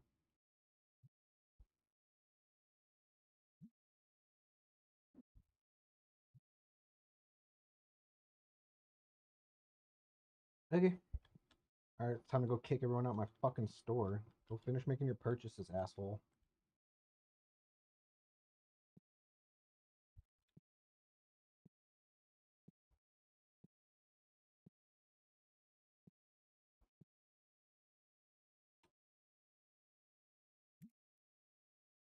Kilohertz radio waves used by ships and remote stations. Ideally, an antenna should be at least a quarter of the wavelength of the radio wave it's transmitting or receiving. This improves the efficiency of the conversion from electrical energy to radiated electromagnetic energy. Earhart's trailing antenna was only around an eighth of the wavelength, but it was connected to a high-power transmitter, so its signals could still be detected over 1,000 kilometers away. Next were 2 antennas for voice communications on higher frequencies, a transmitting V antenna on the roof of the plane, and a receiving antenna along its belly. Higher frequencies were useful for 2 reasons. First, they require smaller antennas, which save weight and can be better accommodated on small, sparse planes. And second, high-frequency radio waves can travel long distances by bouncing off a layer of the atmosphere called the ionosphere. Starting about 50 kilometers above Earth's surface, radiation from the sun splits electrons off molecules, forming a layer of ions and free electrons. Radio waves with certain frequencies interact with these free electrons and are effectively reflected back to Earth. It's as if they've bounced off a big wobbly mirror in the sky. This effect is called skipping, and it scatters radio waves all over the place. These radio waves can then reflect off the ocean and back off the ionosphere, making multiple hops to travel thousands of kilometers. During the daytime, the intense radiation from the sun means the ionosphere starts lower, in denser atmosphere. And because of this, lower frequency radio waves are more likely to be absorbed than reflected. So aviators would typically use the higher 6210 kilohertz to skip their signals during the day, and then the lower 3105 kilohertz at night once the bottom of the ionosphere had lifted into thinner air. 4 hours after takeoff, Earhart radioed an update to Lay on her daytime frequency of 6210. She reported her altitude at 7,000 feet and speed at 140 knots before concluding with her typical sign-off, everything okay. But she never acknowledged calls from Lay about the headwind. They radioed again at 11:20 and 12:20, but never got a response from Earhart. In all likelihood, she never heard them. She did radio 6 hours into her flight to report stronger headwinds, but she makes no mention of Lay's earlier warnings. It's possible the receiving belly antenna was broken, fell off, or something in the receiving electronics wasn't working. But her ability to receive voice messages was clearly impaired. 9 hours into the flight, Earhart expected to come upon the Ontario. She listened for Morse code Ns on 400 kilohertz, but she heard nothing. The original plan was that the Ontario would wait for her to radio them to request that they start transmitting.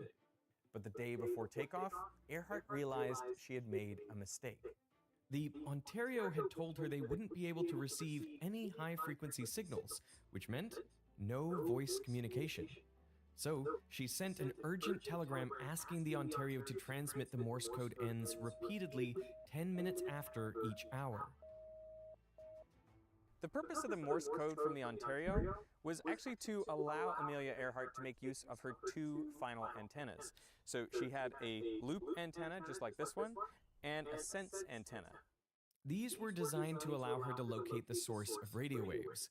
This was the final and most critical way that Earhart planned to stay on course and locate Howland Island. She wrote, "I doubt if I'd try the flight to tiny Howland Island without it supplementing Fred Noonan's skill." Ooh.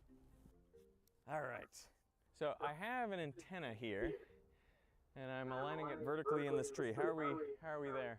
So the Ontario was sending out Morse code signals on their antenna, and here we have a transmitter tuned to about 3.6 megahertz. I'm gonna put on this blindfold and use the loop antenna to try to locate the transmitter. And because I already know where the transmitter is, we'll spin me around a few times to really disorient me. So, Clifford, oh, Whoa, sorry. Whoa, which way you going? All right. Whoa, I'm a bit busy. So, the radio waves are going to be emitted in all directions radially away from the antenna. The electric field will be oscillating up and down, and the magnetic field will be oscillating back and forth.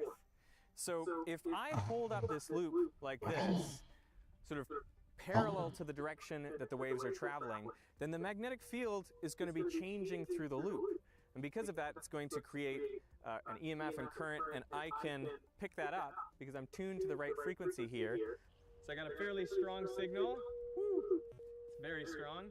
But if I rotate the loop like that, well, now the magnetic field is oscillating back and forth, but not changing through the loop itself because it's parallel to the loop. And so in this orientation, I'm going to get a null reading. If I turn it this way, there's a null. But if you turn it 90 degrees, now all the magnetic field is passing through this loop, and so I can hear a maximum here.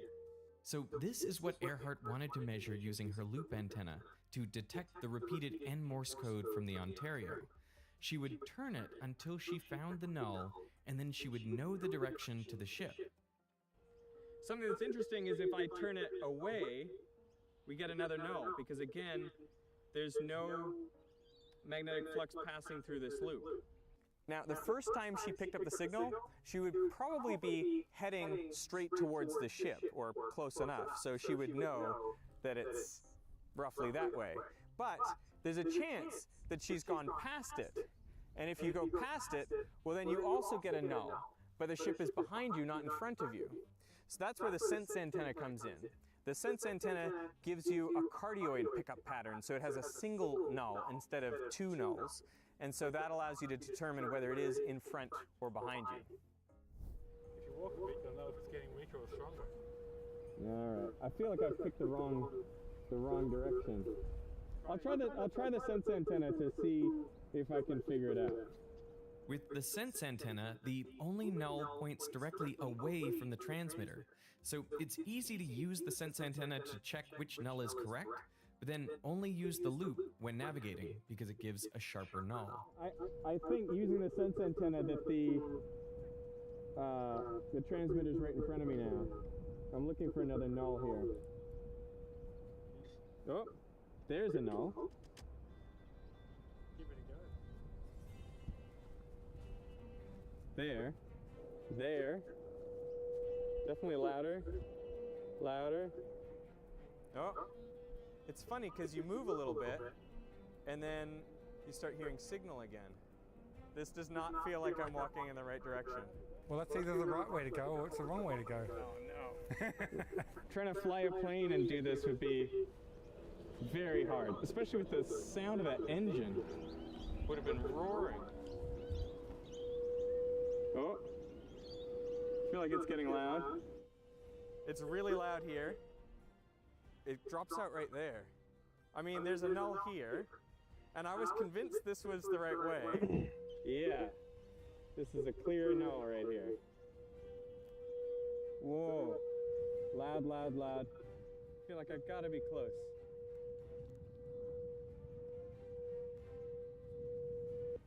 It's got to be like right here. Ah! This worked amazingly well. I had no idea I was that close. That's impressive. On the nail. That's awesome. Now, aviators Science. could have used where the signal is loudest and try to go in that direction, but it's actually easier to get a precise null, a point where the signal drops out. The loud section could range for quite a distance, and so you wouldn't really know where it is, but the null is more precise, so that's why they would look for the point where the signal drops out. If Earhart could home in on the Ontario using her radio direction finding loop, that would ensure she was on course and eliminate any navigation errors that may have occurred to that point. But her telegram, asking the Ontario to transmit 10 minutes after each hour, didn't make it to the ship in time. And since Earhart couldn't talk to the Ontario, they never sent out any signals. So they passed like ships in the night. By this point, Earhart was around halfway to Howland. With no other landing strips within 1,000 kilometers, she would have to find the tiny island or return to Ley now. But multiple delays had already plagued her journey. In fact, this was not Earhart's first attempt to fly around the world. Earlier that year, in March of 1937, she had taken off from California for Hawaii, heading west instead of east. On board were Fred Noonan and another crew member, Harry Manning. As a merchant marine captain, he was an expert in radio, Morse code, and traditional navigation. He was also a pilot.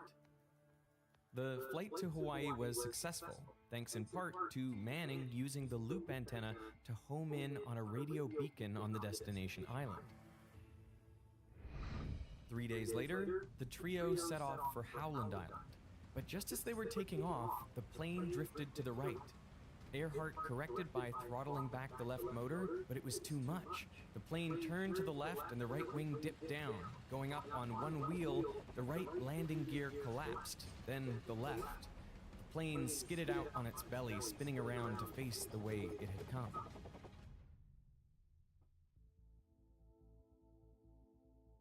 Thankfully, no one was hurt, but the Electra took months to repair. And during that time, the seasonal winds shifted, so on her next attempt, Earhart would have to fly east instead of west. And most importantly, Captain Manning left the crew. Officially, the press reported that he needed to return to the Merchant Marines, but rumors spread that he had lost confidence in Earhart, or that Earhart believed Noonan was a better navigator than Manning, and she could operate the radio on her own. Whatever the case, when Earhart took off again 3 months later, she was accompanied only by Noonan. And now they had made it 80% of the way around the world. And in the dark of night, Earhart had to make the critical decision whether to keep going or turn back. The lack of signal from the Ontario must have been concerning, but maybe they never got her telegram.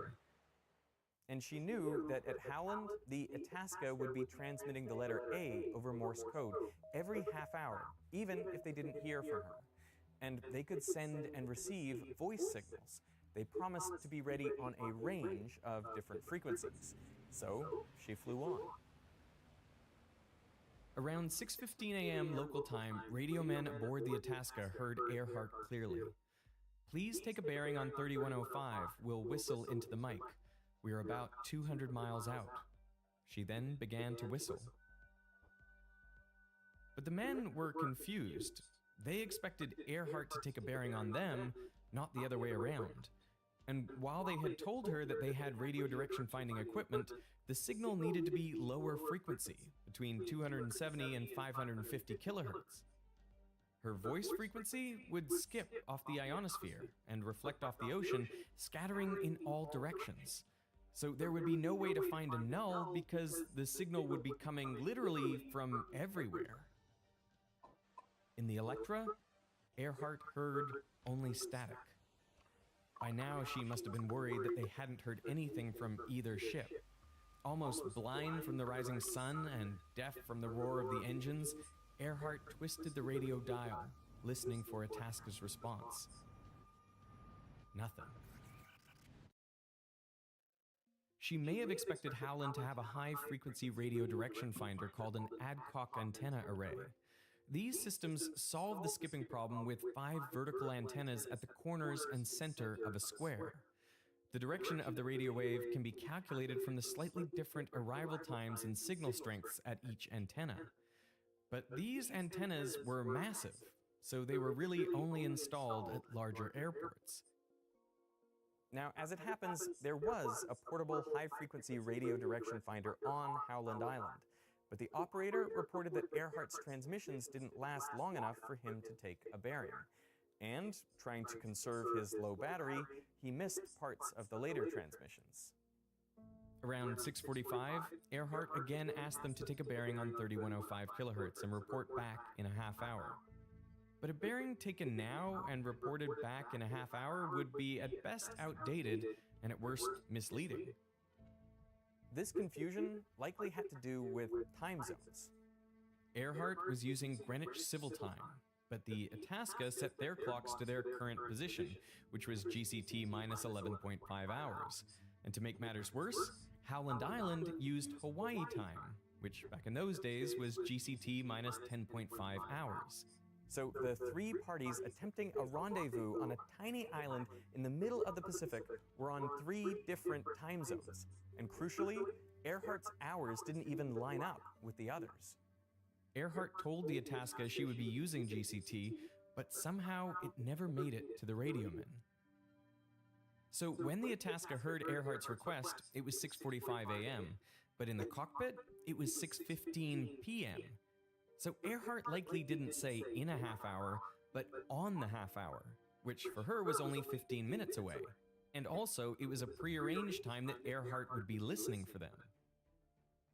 Earhart was careful to set times she would transmit and times she would listen for the ship, because she could only power 1 antenna at a time, and the ships used the same antenna for receiving and transmitting. So if they both broadcasted at the same time, they would miss each other's messages. If Earhart sent another message at a quarter after the hour, the Itasca blocked it with their own message. Cannot take a bearing on 3105 very good. Please send on 500, or do you wish to take a bearing on us? Go ahead, please. There was no response. But she couldn't transmit on 500 kilohertz anyway, because she had removed the long trailing antenna that could transmit lower frequencies. Since it could only be used for Morse code, something neither she nor Noonan were particularly well versed in, she saw it as dead weight after Manning left. So after the Hawaii crash, it was removed during repairs. So she had no way of sending radio waves that would allow the Itasca to take a bearing on her. But she could take a bearing on the Itasca using her loop antenna if they sent her the right frequency. Before the trip, the Itasca had asked Earhart to specify the frequency they should broadcast. Earhart was unsure, so she consulted a radio expert in Leh, and they recommended the Itasca send Morse code A, just repeated dot dashes, on the half hour at 7:50. But at that time, it was typical to talk about radio waves using their wavelength. So the expert had meant 750 meters or 400 kilohertz. But Earhart made a terrible mistake relaying this plan to the Itasca. She requested the signal be sent on 7,500 kilohertz instead of 750 meters or 400 kilohertz. But she did explicitly say, if frequencies mentioned unsuitable, inform me. But no one ever corrected her. At 7:42 a.m., Earhart's voice came through so loud, men even went above deck to see if they could hear a motor or spot the plane. She said, "We must be on you, but cannot see you. But gas is running low. Been unable to reach you by radio. We are flying at 1,000 feet." On Howland, the high-frequency radio direction finder was so low on battery, the radio man didn't even hear Earhart's message, much less take a bearing on it. 10 minutes later, Earhart said, "We are circling, but cannot hear you. Go ahead on 7,500. The Itasca immediately sent A's on 7,500 kilohertz. In the Electra, Earhart heard the stutter-stop of A's filling the cabin. The relief of finally hearing something must have been overwhelming. She quickly turned her radio direction finding loop to locate the null, but the signal never dropped out. The frequency was too high, so the radio waves from the Itasca were reflecting and arriving from different directions. Joseph Gurr, a radio mechanic who worked on Earhart's plane, later said that they knew there were limitations to high frequencies which had a tendency to skip and bend, creating a false radio direction bearing. Without a minimum, she was still lost. Earhart frantically called Itasca. "We received your signals, but unable to get a minimum. Please take a bearing on us and answer with voice." Itasca attempted to explain the problem. "Your signals received okay. It is impractical to take a bearing on your voice." No response. Without the belly antenna, she probably never heard any of their communications. And it wouldn't have mattered if the Itasca had sent low-frequency signals, because Earhart's loop was tuned to pick up 7,500 kilohertz. So why didn't the Itasca correct the frequency she suggested? Commander Thompson of the Itasca was aware of her radio direction finding limits. He had received messages both from Earhart's husband, George Putnam, and the Coast Guard's San Francisco division stating Earhart could only take bearings on frequencies between 200 and 1,500 kilohertz. But he either thought Earhart knew more about her radio equipment, or that it wasn't his place to make suggestions and take more responsibility for her flight. When she asked the Itasca to tell her if these frequencies weren't suitable, she could have been referring to the ship's capabilities rather than her own. The Itasca said they'd be ready on the frequencies she wanted and more, instead of giving specific suggestions. San Francisco's Coast Guard Division tried to get Commander Thompson to take more responsibility for Earhart's radio communications by suggesting they directly tell Earhart which frequencies to use. But Thompson essentially told them to butt out. The Itasca communicated directly with Earhart from then on. The radio man continued to try to reach Earhart, and just before 9 a.m., Earhart's voice suddenly burst through again. "We are on the line 157337. We will repeat this on 6210 kilohertz. We are running online north and south." Her voice was desperate. It sounded as if she was about to burst into tears or scream. This was the last message the Itasca heard. There are a number of conspiracy theories about what happened to Earhart after that, but the evidence seems clear. She ran out of fuel somewhere over the Pacific and crashed into the sea. 2 hours after her last message, the Itasca left Howland to search north and west for the Electra. Other Navy and Coast Guard ships and planes joined the search for over 2 weeks. To that point in U.S. history, it was the most intensive and expensive search and rescue operation, costing around $4 million, which is almost $100 million in today's money. No one has ever found a trace of Noonan, Earhart, or her Electra. All of these mistakes could have been resolved if Earhart had two-way communication, but her belly antenna somehow malfunctioned. Some theories suggest it fell off during takeoff in New Guinea, but without physical evidence, it's impossible to say. But Earhart did confirm receiving signals on her loop antenna. Her loop could only direction find with lower frequencies, but it could receive signals on a wide range. If she had switched to using the loop for all communications, she could have received Itasca's voice messages. And then the Itasca could have requested she take a bearing on a lower frequency, which would have guided her safely to Howland Island. When I began researching this video, I expected to find that Amelia Earhart's demise was inevitable, that what she was trying to do was just so difficult that nothing could have saved her.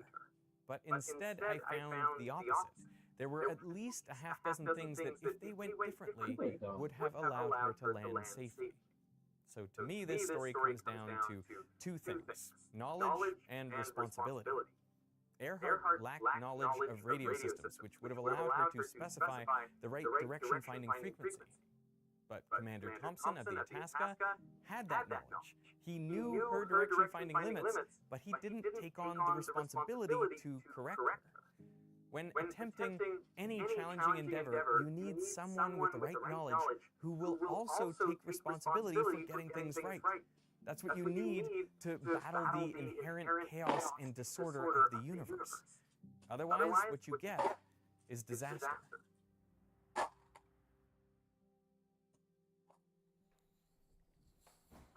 This video was sponsored by KiwiCo, so I thought it would be appropriate to build their radio-controlled delivery bot. But my oldest kid was out for the afternoon, so I sat down to make it by myself. But very quickly, I was joined by my 4-year-old and 6-year-old who were really excited to help.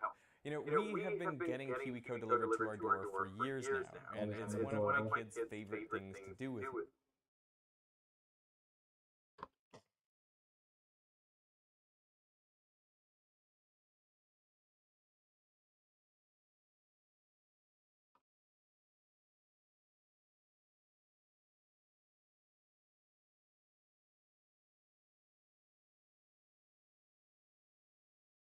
Landing on the moon is not easy.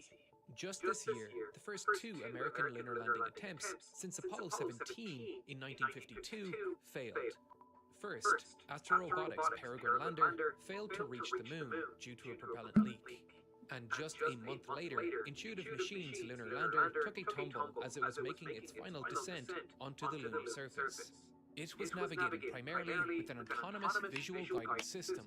When its landing leg struck a rock that this visual guidance system failed to navigate around, which broke the leg and caused the lander to tip over on its side.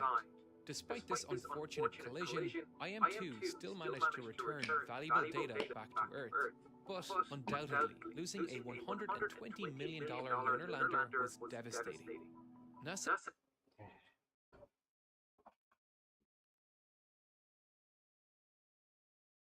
Sorry, but I guess this is a prime example of why the free market is important.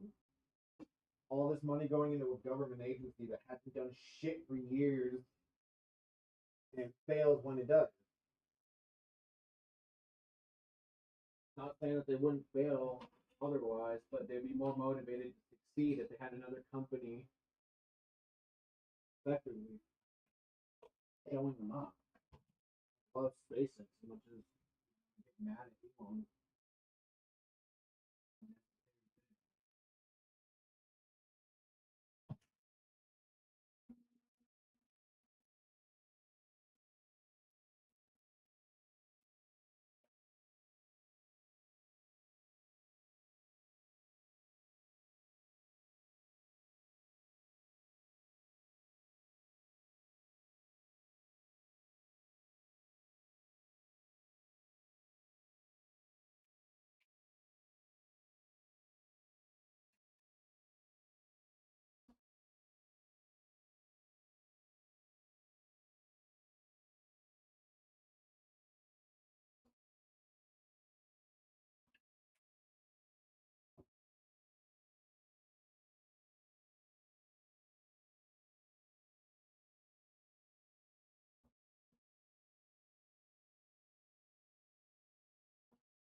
quiet though. I'm just gonna legitimately just going to sit down.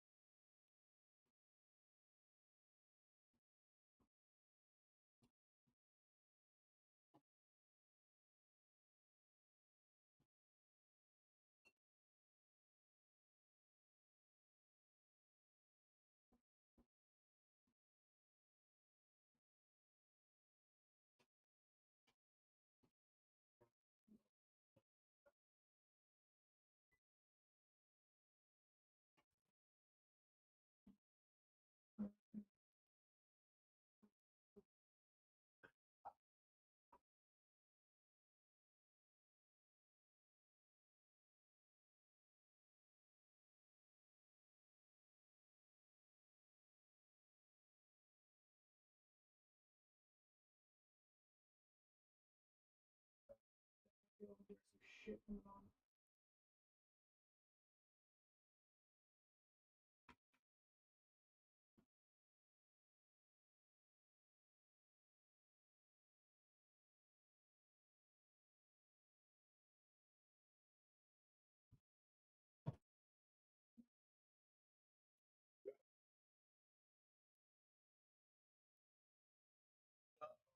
Fuck.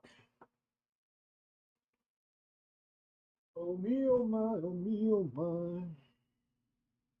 NASA needs to relearn how to land on the moon, and more importantly, develop technologies needed to do it reliably. So, why is landing on the moon so difficult, even with decades of modern technological development? Firefly's Blue Ghost mission is the next lunar landing attempt, scheduled to launch this January, and I visited their Austin, Texas headquarters to get a closer look at Blue Ghost and learn how they are giving themselves the best chance at success while making landing on the surface of the moon easier for all that follow.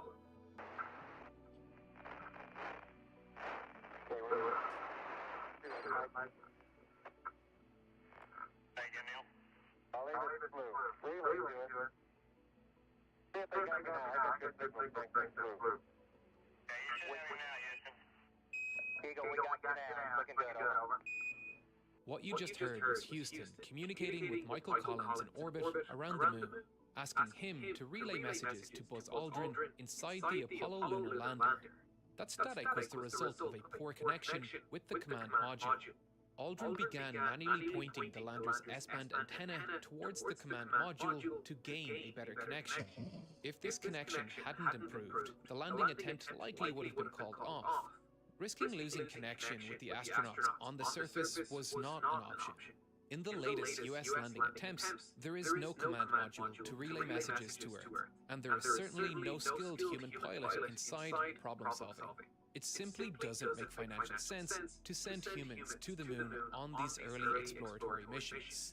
These lunar landings are part of NASA's Commercial Lunar Payload Services Initiative, a $2.6 billion fund set out specifically to fund private companies like Intuitive Machines, Astro Robotic, and Firefly, each mission receiving around $100 million in funding. Now consider that it cost around $1 million per kilogram of payload to reach the moon today. The two spacesuits worn by the astronauts on the moon for Apollo 11 alone weighed 160 kilograms. Launching humans, the life support needed to keep them alive, and the requirement of bringing them back safely simply does not fit into NASA's current budget for these missions. About 50% of all moon landings across all spacefaring nations fail. Around 55% of Mars landing attempts fail. These are unacceptable safety margins for humans. These missions serve an incredibly important purpose: to develop the expertise needed to learn how to land on the moon reliably, even without skilled human pilots. to test and develop the technologies needed to autonomously land on the moon and make it easier and safer for the crewed missions of the Artemis program. Technology has improved some things. It was unimaginable to send a lunar lander to the moon for just $120 million in 1970. Bored now.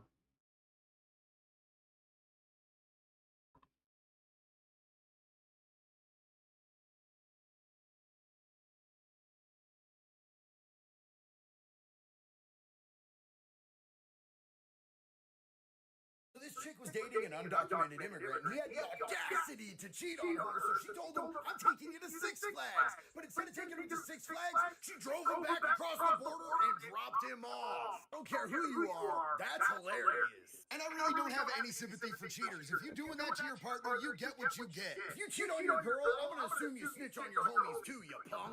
But not only did she play him out like that, she went and made a TikTok about it that went viral and embarrassed him even more. Way that she was laughing at this dude in her video. 10 out of 10, no notes, sis. I already know there's gonna be some salty dudes in the comments who are on their girlfriend's phone playing, getting all mad and foaming at the mouth, but you know what? I don't really care what you think. Get that unemployment line, dog. You're gonna need a job. Regardless of gender, if you cheat on your partner, you're an absolute bum. Be a grown-up and tell the person that you're not ready to settle down and be monogamous. If your word ain't shit, then you ain't neither. What do y'all think about this? Did she take it too far, or was this well-deserved revenge? So this chick was dating an undocumented immigrant, and he had the audacity to cheat on her, so she told him, I'm taking you to Six Flags. But instead of taking him to Six Flags, she drove him back across the border and dropped him off. I don't care who you are. It's kind of funny she dropped him off at ice. It's the whole other thing that she went to the effort to drive him across the fucking border.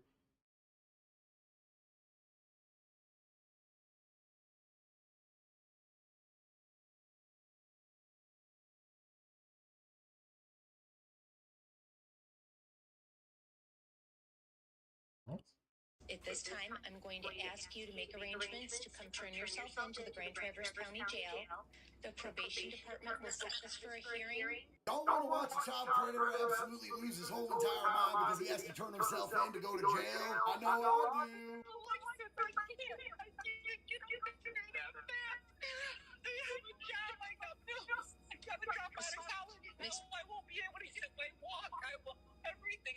Mr. Files, I'm going to have to mute you. I don't normally get joy out of another person's downfall, but chomos, they ain't people. All that this judge told him was she needed him to come turn himself in and sit in jail for a couple of days till he could get another hearing, and he just started losing his whole entire mind. Wait till them dudes in there get their hands on you. You ain't gonna have much left, I guarantee you that. What's he gonna do? Say no? It's way less than what you deserve, Bubba. Keep your hands off a kid.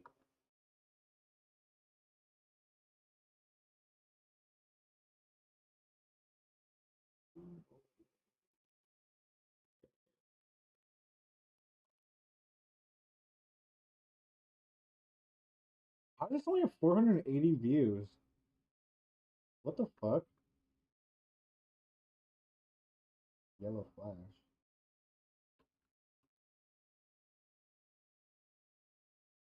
Bro, I should be subscribed. What the fuck? What the fuck? When did I unsub to Yellow Flash?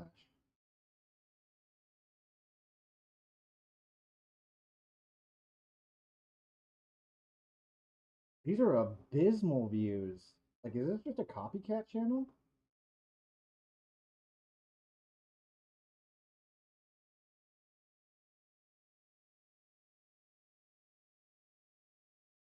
Yellow Flash 2.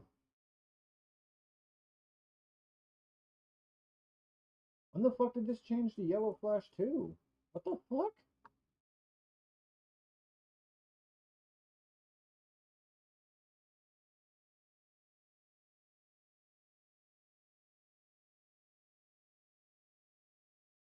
I'm so confused.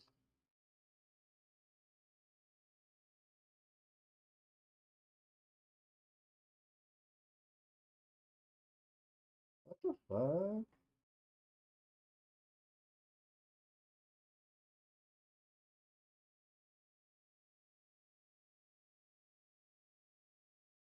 So what's it's sitting at 3 million views? I'm so confused. We are in a unique position though. In my Oh, perfect this must world, be Casey Hudson's his live channel. studio. It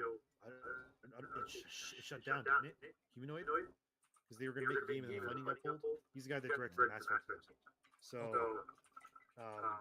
it'd be great if he came back to do Mass Effect, but he won't. He won't. What do you guys think about Elon Musk talking about starting up an AI video game studio? Can't hurt. An AI game studio, though? I think people are reading way too much into that, and they're Interesting.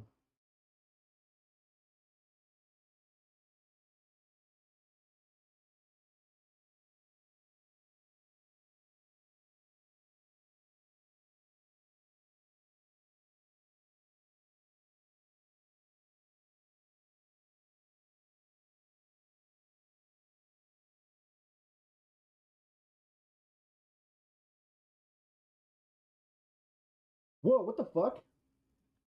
It turns out every state in the nation shifted to the right in this last presidential election except for two. At least that's what we thought. Now that almost every vote is tallied days after the election, it turns out Washington state did shift to the right after all. So what does that mean? In 2020, Donald Trump received 38.7% of the vote. In 2024, he gained votes to about 38.9%. As far as swings go, 0.2% is about as minuscule as you can get. But Democrats also took a smaller piece of the pie. 57.9% of Washington voters chose Joe Biden in 2020. This year, 57.2% for Kamala Harris. Now, make no mistake, Washington state is still a blue state. Kamala Harris easily won the state. But the small shift mainly comes because red counties went more red this year. Utah was the only other state in the country that seemed to buck the trend and not swing to the right in this last election. The votes are in, and it turns out Utah swung red too, making it a full 50-state swing to the right in this last presidential election. It turns out every state in the nation... Oh my fucking god, I am so here for it. That's what people don't realize. One of the flaws and the drawbacks to the electoral college, because if I'm not mistaken, Washington's electoral vote still went to Trump, but 3/4 of the county, or went to the electoral went to Harris, but 3/4 of the fucking counties voted for Trump. And again, it's that complicated nuance. Like, yeah, the population density in Seattle is significantly more, but why do they get to dictate how the whole state is operated? More so when the minute you cross that fucking mountain line, it's a completely different dynamic. Like, everything on the western side of Washington is heavily metropolitan. As soon as you cross the mountain line, it goes into agriculture really fast.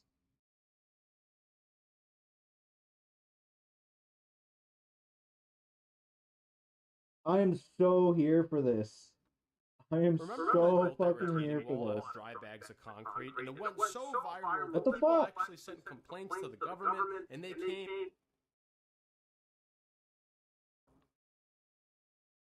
Anyways.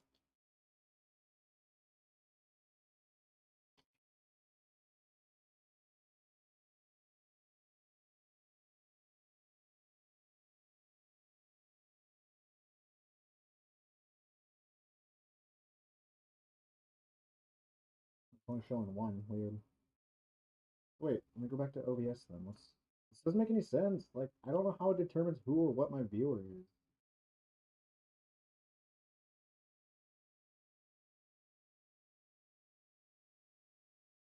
Got 1 like and 1 concurrent viewer, 9 total views. Woo! I'm so popular.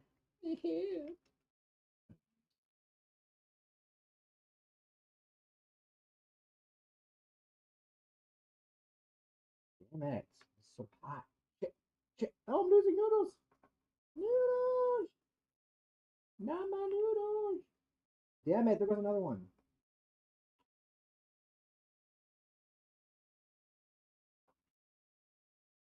Oh, so much steam. Stop it. Fuck, dude.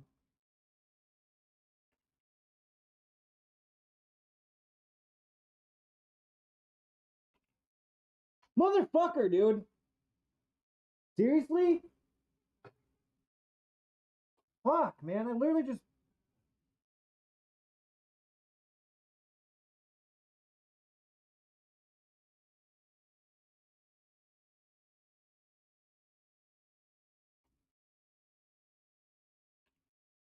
Fuck. 5 grams. Oh shit. Have I paid my bills?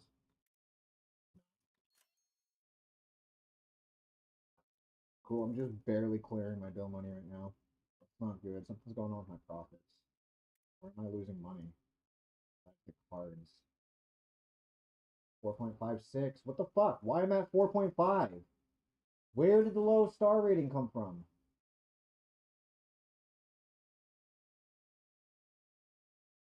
Is someone smelly? What happened?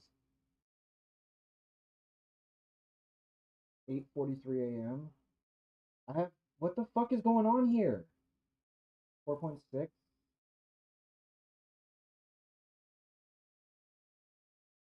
They're all 4 and 5-star ratings, so where the fuck did the 1-star rating come from that caused my fucking rating to tank and that's taking my fucking profits again? So either a fucking sneaky fuck somehow snuck in or someone's not able to get into the store. And it had to have happened right after the start of the day, too. God damn it, man. That does. It sets the fucking pace for the whole goddamn business day. That's so annoying. Yeah, because like it's just been rapidly increasing. So yeah, I must have had a stinky fucker or someone try to get on the table as soon as the fucking day started.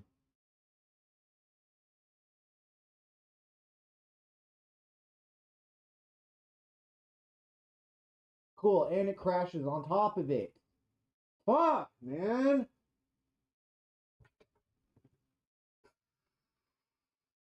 Okay, cool. It didn't. At least it didn't crash.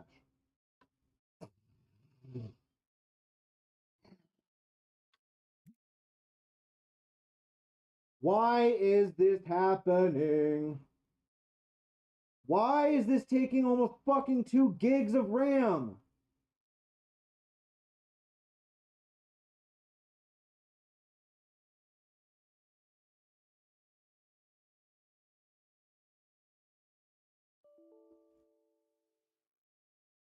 No shit, I ended it.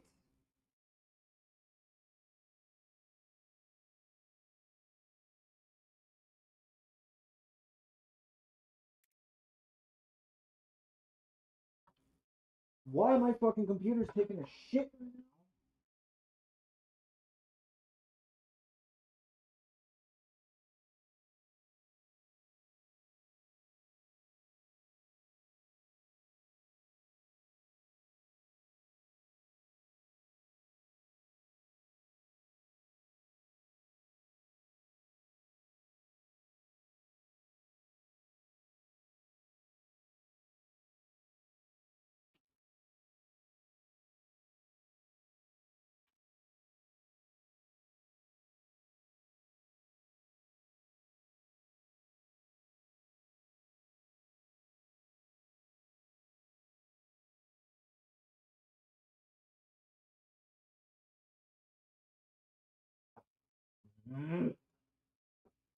Alright, I don't want to eat it. I just want to throw it all on the fucking floor.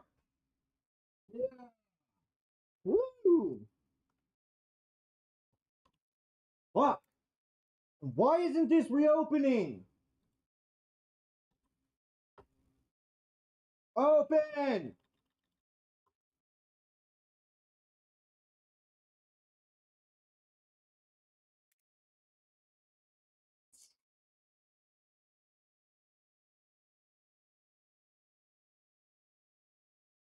What the fuck?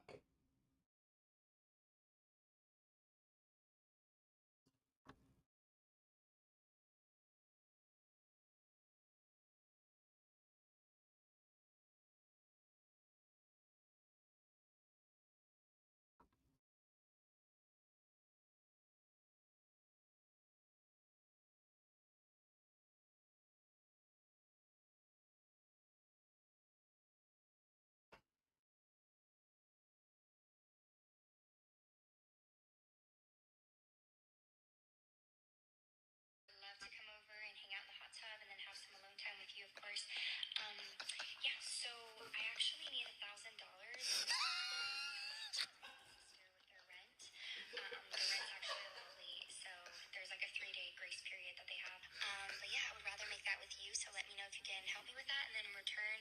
In return, we can do like oral. I can dance for you, give you a massage, and I'll definitely get you off. So don't worry. It's just my boundary is no sex due to spiritual reasons, which I can spiritual reasons. Spiritual reasons? Stop it! Stop! I'm gonna pee! Baby girl, if you hoeing, just say that you hoeing. You ain't gotta get all these excuses about your little sister needing to pay rent at 3 days late and all that nonsense. What, $1,000 for a sad handy and a throat hug? I mean, it's your small business. I'm not gonna tell you what to charge for things, but that's steep. You ain't even trying to give up no ham wallet? For $1,000, dude, you go out and get a half dozen chicks leather Cheerios. You'll be tripping. Yeah, man, like, you got some high class hookers where you're at, bro. This is the fucking video I was looking for the other day. Damn it, yesterday.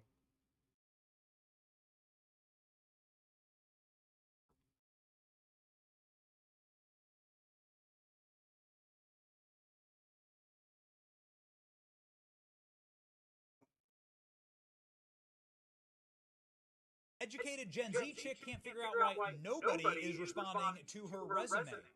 How does one get to the second part of an interview process? Because I've submitted my resume to about a bajillion companies, just a bajillion job positions, and every single one gets rejected.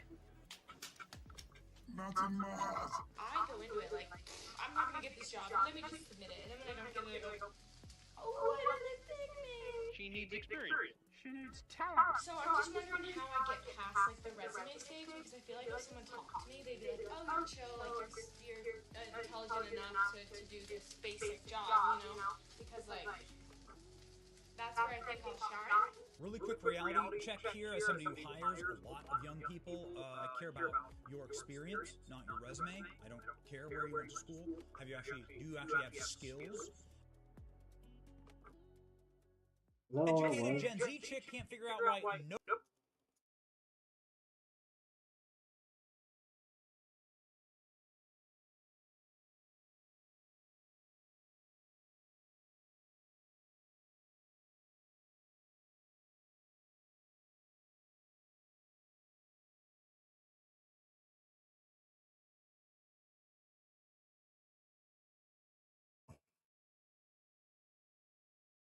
On August 18, 2024, officers were dispatched to an abandoned Ruby's restaurant. The defendant was inside a fenced and secured area lying down. The officers made contact with him and identified him by his driver's license. Officers met with the apartment manager who advised that the defendant does not live there and was inside the complex in an area only accessible if you have an access card. The defendant was found lying on a bench outside of an apartment gym. The officers issued a warning and he disregarded the warning. Officers then told him that if he did not leave, he'd be arrested. Defendant stated, I'm not moving. Officers then attempted to put the defendant into custody, but he pulled his arms away and went limp. Defendant is obviously giant and a taser had to be used. Once taken into custody... Really says that? He's obviously a giant and a taser had to... Yes, sir. Once taken into custody, officers conducted a pat-down and found a glass pipe with a small amount of marijuana and a lighter and a knife. Movies called back and asked for a criminal trespass charge. Okay. On August 18, 2024, officers were dispatched to an Fucking dapper as shit. I'm so confused. Like, why is he not wearing like your typical fucking like judge gown shit?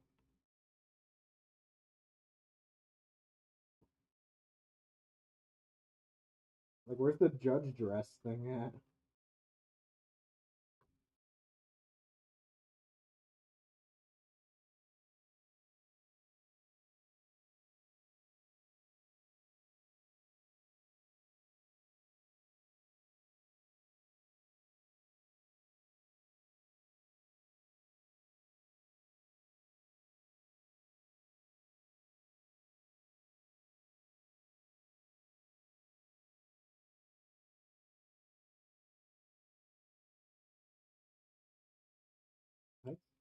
Gen Z wants to blow up the Three Gorges Day. Okay. Let's talk about it. Now, I'm closer to 30 than I am 20, so the things I worry about are my joints not working, sleep hygiene, and trying to find dishes that I can make for dinner that use as few pans as possible. But for some reason, those on the younger side of things, outside of building Zen towers and making questionable hinge profiles, seem to have a weird obsession with blowing up the Three Gorges Dam in China. So, like normal, I'm going to ask the question, why do they want to blow that thing up in particular? What would happen if they actually did? And then what I would do as an aging millennial if I was tasked with blowing up the Three Gorges Dam, thus causing one of the worst man-made human disasters in history. Let's begin. Looking around the internet, you'll find a decent number of memes and suggestions that we should blow up the largest dam on Earth. If you're in the dark and have no idea what I'm talking about, the Three Gorges Dam is the largest dam on Earth located in Shandong, China, and it costs about $32 billion to make while producing hydroelectric power for tens of millions of Chinese citizens. Naturally, people on the internet want it destroyed, but for what reason, though, seems a bit of a mystery sometimes. So let's try to look at some of the common trends here. Now, I wrote that common trends line before I actually started looking for the common trends, and turns out I couldn't find any. So I will just be listing some of the reasons that I saw in no particular order. Dam Busters was a fine movie. Vengeance over broken Master Chief action figures. Addicted to fluid simulations. Because the dam messes with the Earth's rotation. That's true, by the way. I had to double check it, but turns out it actually does. Avenging the paddlefish and triggering the mandate of heaven. Okay, maybe those aren't the most legitimate reasons to cause a man-made disaster that I've ever read, but why this particular chunk of concrete sitting on the Yangtze River? Going through forum posts, old Reddit threads, and asking the AI gods directly, I was able to piece together a relative idea as to why. If you take the general leaning opinion of Taiwan good, China bad, some of the pieces start to fall into place. Because ultimately, the idea of blowing up the Three Gorges Dam falls into the category of giving Taiwan a nuke without giving Taiwan a nuke. What do I mean by that? First, we need to understand Taiwan from a geopolitical perspective, and by that I mean we need to understand that they are not actually getting a thermonuclear bomb anytime soon. They did get pretty close in the 70s, but due to international pressure, especially from the United States, it never got built. Striking a balance between supporting Taiwan to deter invasion while also not interrupting trade between China and the rest of the world is already a pretty hard balancing act. And giving the green light for Taiwan to develop nuclear weapons, given how hard we've been on other nations wanting to do the same, would basically be a public relations nightmare. So how does Taiwan secure a mutually assured destruction with China? You guessed it, blowing up the Three Gorges Dam. Basically, this single piece of infrastructure is so massive and vital to millions of people that destroying it would cause an equal, if not higher, impact than if you had actually just nuked them in the first place. So why did China build such a strategic weakness? Are they stupid? The dam itself was well over 100 meters high and a mile and a half in length. Crucify me for mixing imperial and metric units later, we have to get through the boring part of the video first. The reservoir created covers 1,000 square kilometers with a volume of 40 cubic kilometers. That's 10.57 trillion gallons. The hydroelectric generators provide steady electricity for 20 million Chinese citizens, while also acting as a drought/flood management system in the massive Yangtze River basin. If the Three Gorges Dam were to be transformed into the Three Gorges rubble pile, the resulting destruction would be absolutely insane. Pretty damn, near incomprehensible. Not only would the immediate flooding kill tens if not hundreds of thousands, but 20 million would be completely without power. And in the blink of an eye, China would lose anywhere between 40 and 50% of its agricultural production, and the resulting famine would rival, if not surpass, those of the 20th century. All that to add in that 400 million people live in the direct floodplain of the river and would also experience various levels of related disaster, and you start to have a compelling argument. So yes, if you destroy this thing, you have effectively nuked China without actually nuking China. Just don't expect to have the good ending of your own personal storyline. So to sum up this part of the video, the idea of destroying the Three Gorges Dam is a way of delivering deterrence to Taiwan that would otherwise not have that level of deterrence. But taking comments from Reddit and turning it into legitimate military tactics has the same energy as trying to get the boys trip out of the group chat and actually happen. So is this idea actually mainstream? It kind of turns out it is. Now, of course, it wouldn't be saber-rattling without a few innuendos and weird metaphors, and Taiwan has chosen to describe theirs as an egg, China responding saying that if Taiwan has eggs, the PLA has rocks. So I guess make of that as you will. I'm not sure how many eggs equal one rock. So if anyone wants to do the conversion for me down in the comments, that would be helpful. I'll pin whatever comment just uses the most math. What is this egg, you ask? The Yunfeng cruise missile, which are not only being upgraded in range as we speak, but being adapted for launching satellites as well. The missile itself carrying a satellite, not the other way around. I originally read that as being reconfigured to be fired from a satellite and got all excited, so I apologize for any disappointment I just caused. Now, they haven't gone out and said publicly that this missile was designed almost exclusively to hit targets inside of the capital of Beijing and the Three Gorges Dam, but they did just extend its range just long enough to reach both targets, and claim that this egg has the capacity to kill tens of millions. If you consider the fact that less than 50 of these things exist and can only carry about 500 pounds of explosives, I don't know, you do the math on that, but it's not adding up. Maybe they know something I don't. But is it even possible to take out the Three Gorges Dam with conventional munitions? Would you need an actual nuke to take it out in the first place? This thing is incomprehensibly huge and contains so much sheer material that odds are there's still going to be concrete left over by the time the sun engulfs the Earth in 500 billion years. How many of these missiles would it take to actually cause the intended effects? Two. Two, apparently. Real quick. Here's a nice grain of salt. Peter Su, a senior researcher with the Tangking University Center of Advanced Technology, during a 2018 panel discussion was asked directly if these missiles could be used for engaging the dam, to which he said 2 missiles would do the job. Now, it's worth mentioning, I am neither a ballistic missiles expert or a civil engineer. I'm barely a micro-niche YouTuber, but I would imagine it would take more than just 2 of these things to blow up the whole dam.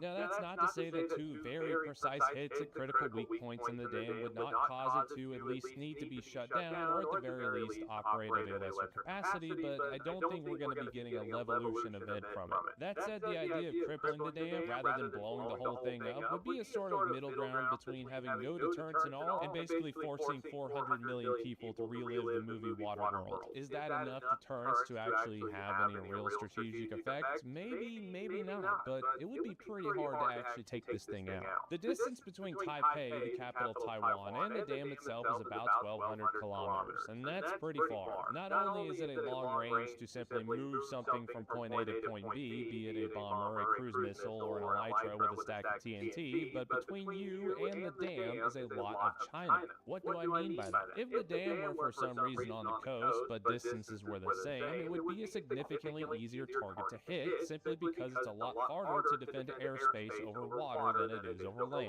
My point being that China has a lot in terms of military assets between Taipei and the Three Gorges. This includes air defense assets, electronic warfare systems, and intercept aircraft, depending on what flavor of prevention you want to throw at it. The comment saying that 2 missiles would do the trick might be accurate if you have a guarantee that they are 1, invulnerable to inception, and 2, have a 0% chance of missing, which they aren't and they don't. Add in the fact that gravity dams like the Three Gorges are the toughest ones you could possibly build and come with built-in redundancies to prevent flooding and water level control, it starts to get a little difficult. Keeping any kind of aircraft fueled enough to not make it a one-way trip is impossible with what Taiwan currently has in terms of aircraft. Assuming you don't get shot down on the way there, of course. Unless Taipei is able to resurrect the body of Lieutenant Colonel Doolittle, or Japan decides to donate a few pilots that have some, let's just call it old-school attitudes, I don't know if an airstrike's going to be happening. If all 50 of the newly developed cruise missiles were used at once at this single target, there is some room for debate if it's possible, but then you've removed all flexibility and responsiveness of actually defending yourself from the military force coming onto your shores.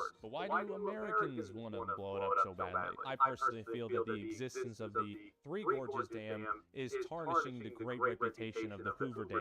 I mean, find another dam that we can hide Megatron in. I'll be waiting. When I was researching this topic, I found more sources from Taiwan saying to not blow it up rather than the other way around. I just think people are bored. And because this is such a far-fetched idea of actually taking place, it's a generally safe thing to say.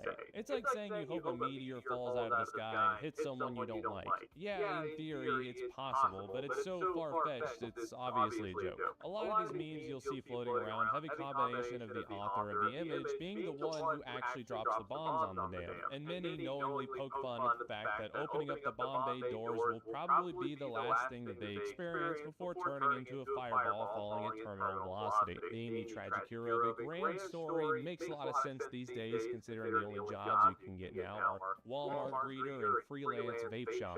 But what if I was in charge and tasked with destroying the Three Gorges Dam?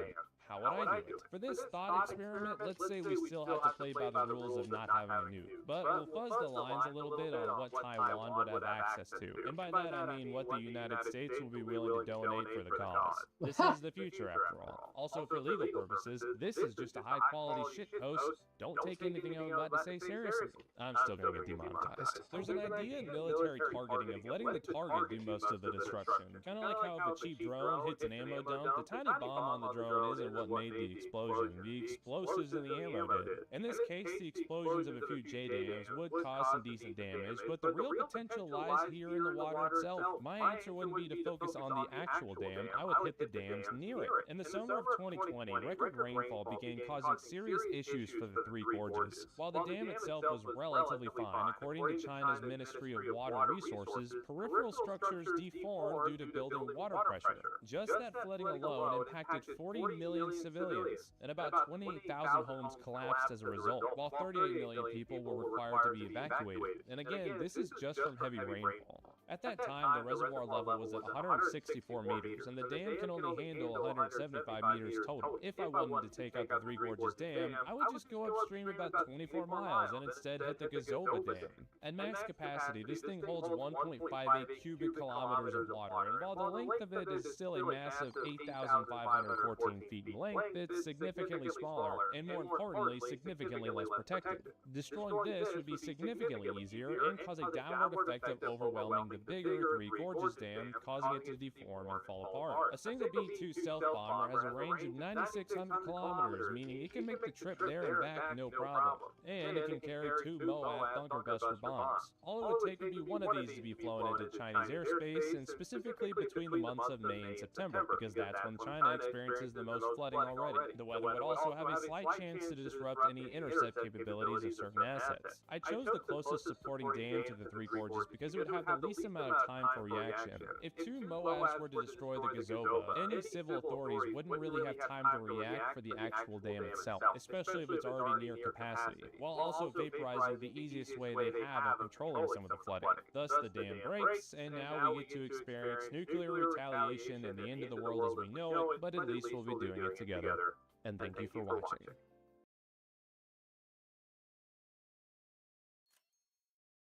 That was absurd and fucking hilarious. Oh god.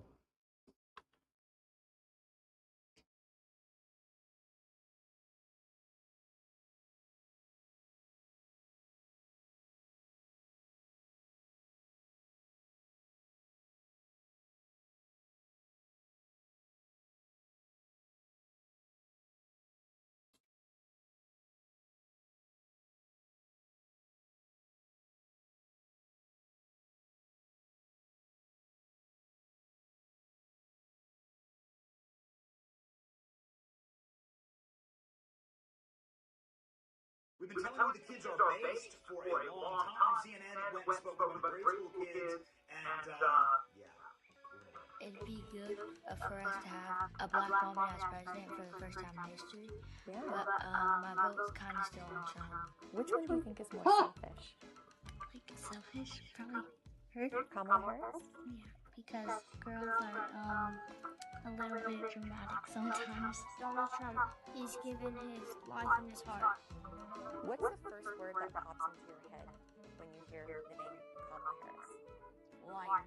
Do you think people would be bothered at all by the fact that Kamala Harris is, half black and half Indian American? No, because Barack Obama was elected twice, served all 8 years. And which one do you think is tougher? Donald Trump? Because he did survive a gunshot. He's also pretty brave. We've been telling you Obviously, all the kids were primed for those answers. It still doesn't matter. It's still fucking hilarious.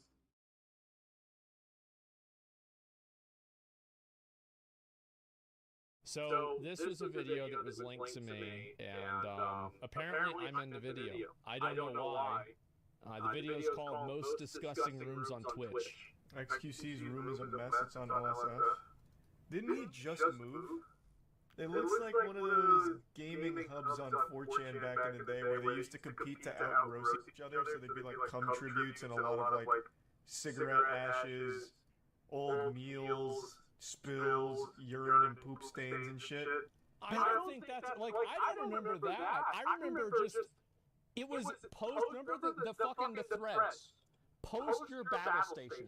And I'm pretty sure in my original video, even referred to my setup as a battle station. Battle stations, that's what it's called. 4chan battle stations. Let's take a peek. Okay. This is a cool little piece he's got back here. It seems. Oh. That's not even a big deal. Like, everybody acts like this is some massive fucking problem. That's probably only like a week of garbage, number one. Number two, it's all in the same place on the floor. You could clean that up in 5 minutes. Less. It's a beaut. It's totally fine. I love streaming from a dumpster.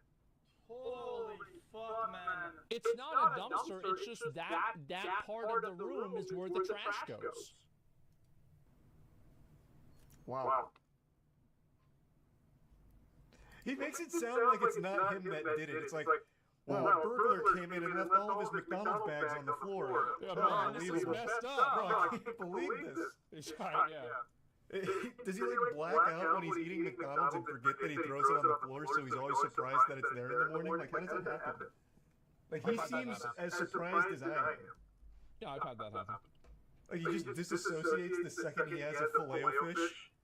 Yeah. Eyes roll in the back of his head. Just starts No, it's like I've had this happen. Like in Wendy's, you go to Wendy's and you eat all. You go down and like I'll lay down on the floor over there and eat Wendy's, and then I'll pass out on the floor after I eat like all my fries and nuggets, and then I'll wake up and I'll forget that I went to Wendy's, but then I'll remember that I went to Wendy's. And then whenever I remember that I went to Wendy's, I'll remember that I got a small chili at Wendy's. And since they usually serve those at like molten hot temperatures, it's still warm and I can eat it after I woke up. So like it's actually not that outrageous what he's saying. So it's not his whole room, it's just one spot. Yeah, exactly. It's one small part. It's not even like it actually seems like the room itself is somewhat kept. Yeah. Like there's even a giant projector here. Exactly, it's totally fine. There's this, like, Allspark or Tesseract, I don't really know what this apparatus is, but that's pretty cool. It's just his area. Like, he came in here like this tornado of filth and just vandalized one spot in particular. That's all, yeah, everything else is totally What's the point in cleaning? It's just going to get dirty again. Exactly. You know, as the Power Rangers say. To be fair, my room is still pretty clean. Like, I will say, the only reason why I cleaned up my room is that I was just always fucking annoyed with there being garbage everywhere. It was fucking annoying. Like, that's it. Show us? Okay. Give me a minute. Let me go ahead and I'm going to just do a zoom out, alright? Here we go. Oh, fuck. The entire room is clean. Let me show you. Full cam. The whole room is clean. There are some drinks over here. This is literally like 2 days worth of drinks. 2 days worth of drinks. That's food from a night ago. And that's it. Everything else, totally fucking clean. Yeah, I think that's... I feel like that is very, very fucking clean. Wendy's bag? That's because I went to Wendy's today. I was eating my food whenever I started to stream. Yes, there's a Wendy's bag because I went to Wendy's today. What are we gonna act like this is? What are you guys too good to go to Wendy's now? Get the fuck out of here. That wasn't as bad as I would have expected, to be honest. Like, it doesn't seem like there's many spills. Just like a little Coke here. Let me go back in. I wonder if he's gonna look. Yeah, so just like a little Coke stain there.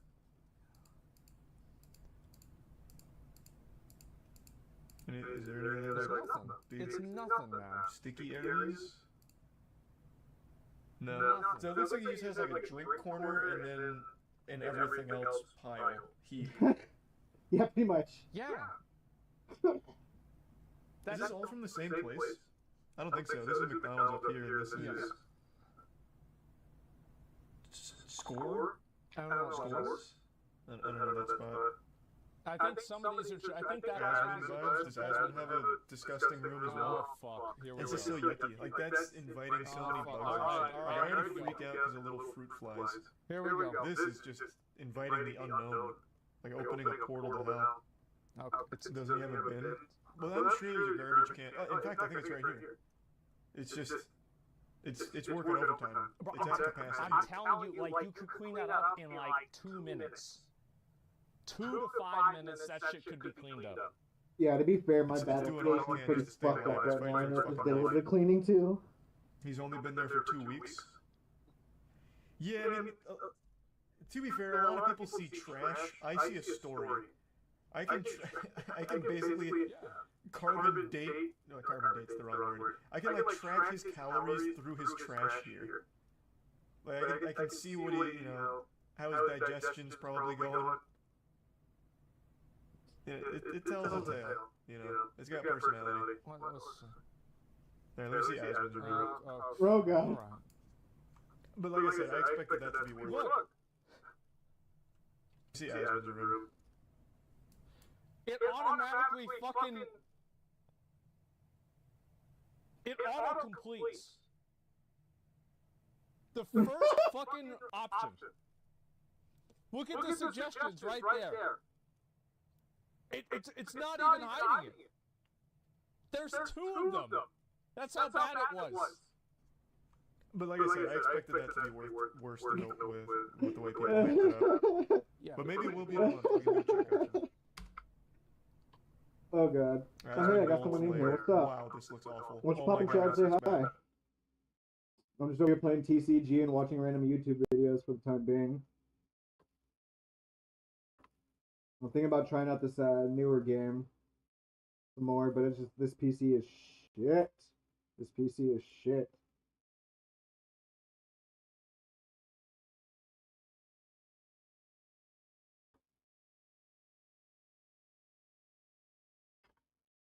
Is my mic even working right now? That's a good question.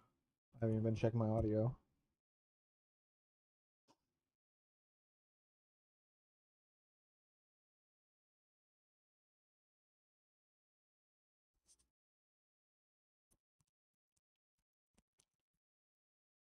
Yo.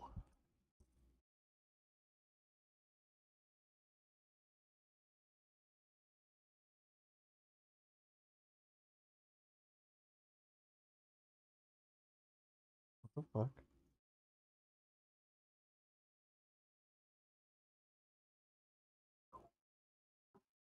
Weird. Yeah, my audio quality is shit right now. Holy fuck.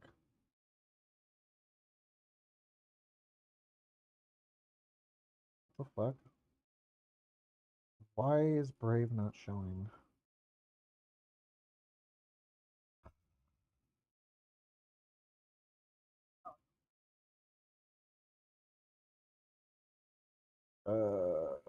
Click that. What? Why is it doing this?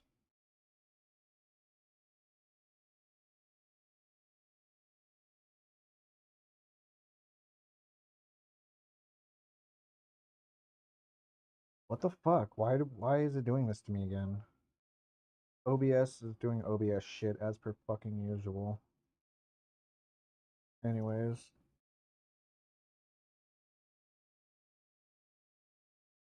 Yeah. Oh no, they left. Oh well. Because I'm a loser. And this is usually like a minute or 2 behind.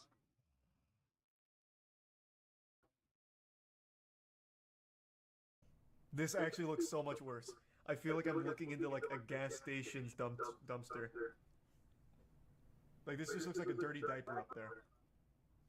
Exaggerate things, make things Oh, no. more than what they are. All right, so immediately this is more chaotic. Like this At least XQC was localized to like one like cataclysmic area. This is just like an actual apocalypse in this room. It is everywhere. And that's true. To be fair, things were pretty clean on the floor. Like, yeah, there was stuff on the floor, but we had that, like, that's the Super Nintendo. Like, we play the Super Nintendo all the time. I still use that power supply there. That was one of my beds. I got this from a couch that we got for free, and we couldn't fit it up the stairs, and so I just took the sofa mattress out of it, and I was like, okay, well, we're just going to use this. Bed? Wait, what? There's a bed there? What do you mean? The bed is right there. That is the bed. That's the bed. He's getting so offended. It is funny. Izzy made me throw it away. I'm still mad. It would still be there. She said she said, you don't want, like, she was like, oh, well, because I thought it was cool. Because, like, everyone would go over to my house, and then, like, people would get drunk as fuck, and they'd pass out on the floor, right? This is what would happen. So I thought, why don't we make it to where the whole floor is a bed? And that way, people can pass out, and they can fall asleep, and it'll be fine. Fair. Fair. It's genius, yeah. Yeah, people get drunk, and like, because sometimes people sleep in the bathtub, but that's usually not what would happen. It would be upstairs. That's actually smart as fuck. Yeah, and she just decided, she's like, I don't give a fuck about that. Like, you getting rid of that fucking sofa mattress. Get that the fuck out of the house. And I put that, I got rid of it, man. You don't no sheets? I really hate to say this, but like he reminds me of me and my friends growing up. Like legitimately, like we could have just been buddies. Until she like first moved in with me. So like she comes to visit and she looks at my bed and she's like, when did you last change your sheets? And I said, I was like, what do you mean? She's like, when did you change your sheets? I'm like, well, what do you mean? I don't have sheets. I just have I have my, you know, the blanket right there. That's actually Cody's blanket. But like, you know, like that was it. I never had changed my sheets ever. Like ever. No, I'm not trolling. Like your parents didn't teach that. No, it's. And she didn't like. I remember she made me go. Like we had to go to Walmart that night. We had to go to Walmart that night. She would not. This is so bad. That behavior. And yeah, I had to get new sheets that day, man. That's it. It's just a raw mattress. Yeah. Or maybe these are the sheets. I don't know. That's like no, there's no sheets. That's some old lady wallpaper kind of sheets. No, I don't have any sheets. No sheets. Bed. You just got no frame. Wendy's. Why would I have a frame? Oh, now we're fucking cooking. So this isn't like an XQC level thing. So his vice seems to be drinks. Bro! XQC only had a few drinks on the desk. Asmund's is entirely drinks. Well, that's because all the garbage is on the floor. This shit is everywhere. Look at this phone. Wow. Even in 2010, this was like 50 years old. That must just be a prop, right? Or maybe it's like the Powerpuff Girls hotline. No, it was like we memed about it like that phone's only used to call the president. Like that's what we were doing. But like my mom used to actually use that phone. That was straight. I still have it. I did. Dude. Dude. And dial up the nearby McDonald's for a free Coke or something if he pushes the red button. I wish. Yeah, so this one is. I think this one is absolutely worse. Yes. There you go. And this is the one from today. There's absolutely urine in some of these cups, no doubt. I've never pissed in a cup before. And my mom preemptively told us whenever I moved up to that room, you cannot piss out the window. She said you can do anything you want up there. You can do drugs up there. You can drink up there. But you cannot piss out the window. Do not piss out the window. And to be fair, Nobody ever pissed out the window. Not a single time. Nobody ever pissed out the window. That was good. And then, why so many Cokes? Well, you get one. The thing is, the reason why is like you get up and then you get one whenever you get food, whenever you get up. And then at night, you get one again.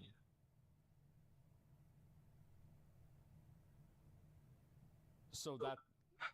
Where is the retard with the other box? Why is my box not being... This fucking lag is starting to really piss me off. There's no fucking excuse for this. I would get different stuff. lemonade. Oh, nice. That, Spittoon. Get a better look at that. That's molded over Coke. Oh, good. That's why not? molded over Coke. Why not have that on the This one's desk? one of my favorites here. I don't even know. So like I was running. Where is the other box? Why not? Molded over Coke. Why not have that? I was running out of room on the desk. So I would pour the drinks into the previous drinks. And that's why it's like a weird concoction there. Is because that's like 5 or 6 drinks put together. This one's one of my favorites here.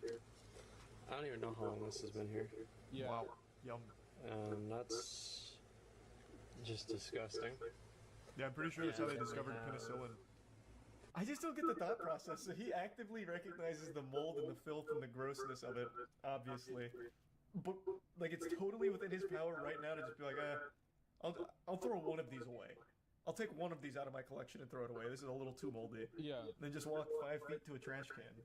Well, it wasn't 5 feet. Well, actually it was, because we used to throw everything just out the window. We just threw all the garbage, all the trash out the window. Straight up, like open the window, throw the garbage out the window.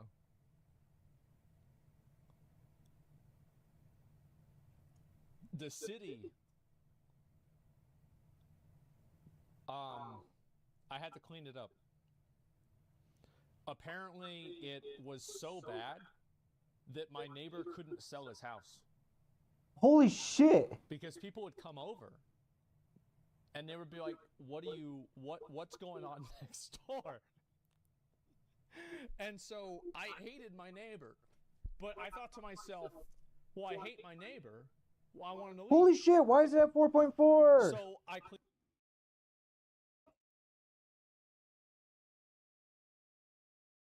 Where...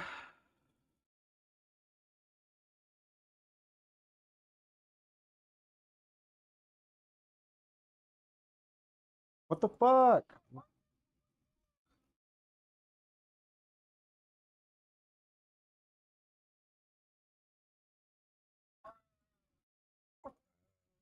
What am I figuring? Oh my god, what the fuck? What? What are these retards doing? What am I doing? Because I'm the retard. Yeah, I'm losing money somewhere along the way and I can't figure it out. I'm thinking it's on the wages. I might have to fire a dude.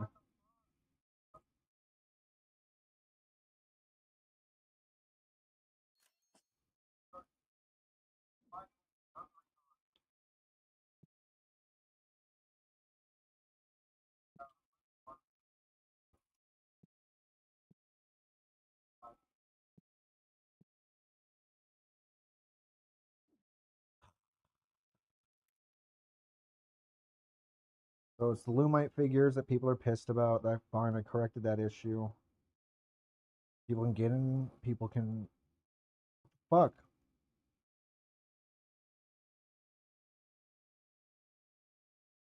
That's all the fucking figurine. Cleaned it up. So fucking annoying, dude. Jesus goddamn Christ.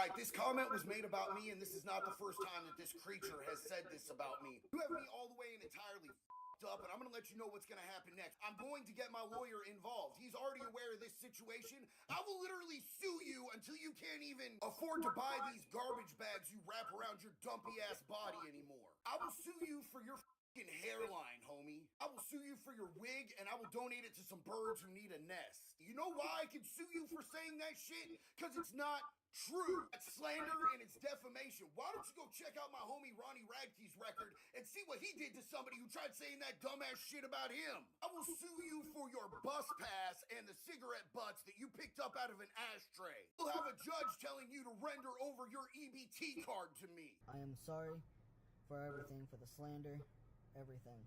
I was misinformed big time, trying to be a keyboard warrior, which I should have not been.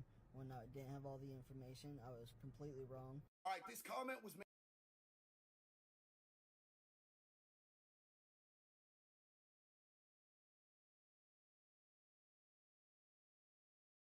Ooh wee.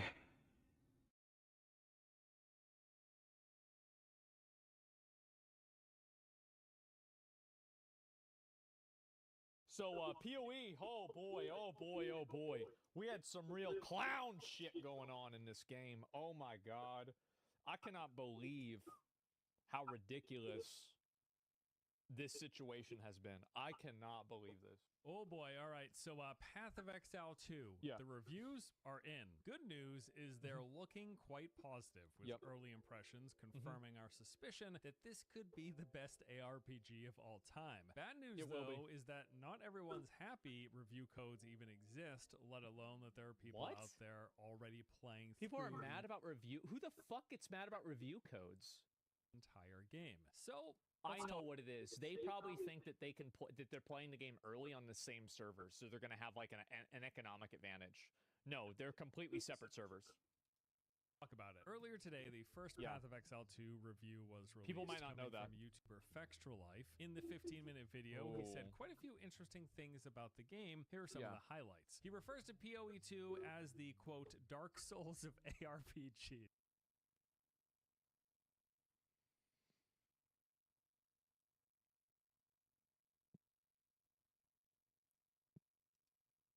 He's right.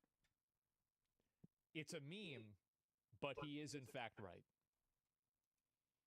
We're never escaping this, right? Dark Souls will be with us forever. Now, That's mainly right. here, he was referring to the fact that the game is quite challenging. No, you can. The reason why it's like Dark Souls is because you can roll in the game. If a game has rolling, it's a Souls-like. No difficulty options to pick from, and even playing through the campaign as it was. Yeah, you thought Diablo was a Diablo-like? It's actually a Souls-like. There that he found quite rewarding to overcome, and that the game gave him a similar feeling in terms of its difficulty to the likes of Dark Souls or Elden Ring. He said that the I do really like. I've decided that I am not going to pick my class. On the release of PoE 2, I am going to allow chat to decide whether I start with a witch or the wall. I'm going to let you guys decide. Because I can't trust myself to make the decision. Minion Cuck? Well, no, you guys can decide. You know? Are you sure? I am, because I'm going to play both of them. And also, I want to say that I'm going to fill out the paperwork for getting partnered tonight.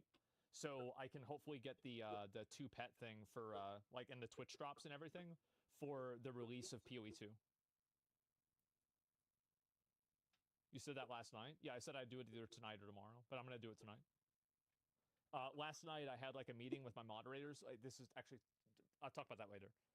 Anyway, yes, I'm going to play one or the other.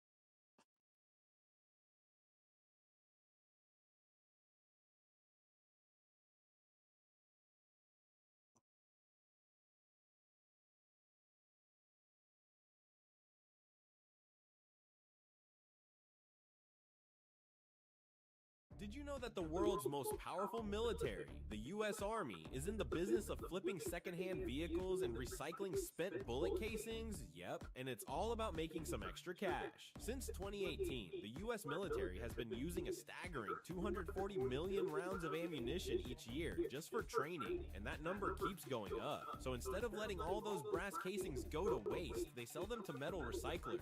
It's turned into a pretty lucrative side gig. After training, soldiers have to gather up their spent casings, sort them by caliber, and toss them into special recycling bins. But before they can be recycled, they're checked with magnets to make sure there aren't any unexploded rounds or other debris mixed in. Safety first, because handling live rounds in the recycling process could be seriously dangerous. Once the casings are cleared, they go through a machine that crushes them so they can't be reused. The smashed up brass is then loaded into blue plastic barrels, weighed, and sold off to recyclers. It's a surprisingly profitable system, but that's not all. Did you know that the world's most powerful military...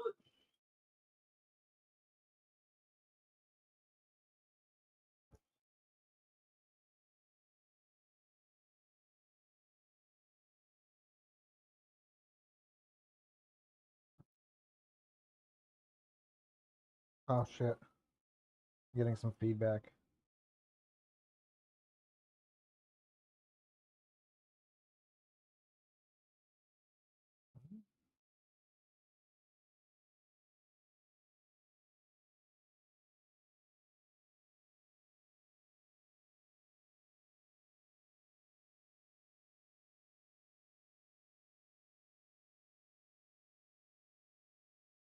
I've walked into a room full of it and did a mission where literally like guys were doing their thing in the tree line and we had to go in there and take care of that. It was Well, that first time before you go to Ranger School, you said you had 2 deployments and they were both to Iraq. Yeah. So the first one's what, like 04?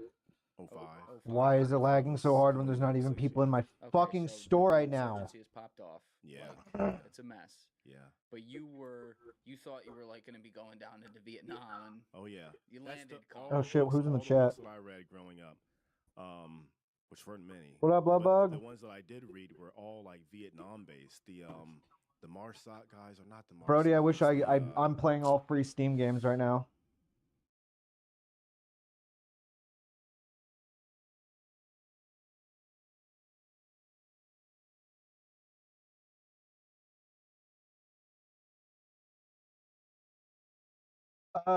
Honestly, it's more than that. What it is, I'm running a salvage computer that I found inside the building that I'm in right now, and it would be fine if the graphics card didn't shit the bed. So I'm running the onboard graphics, and it is what it is.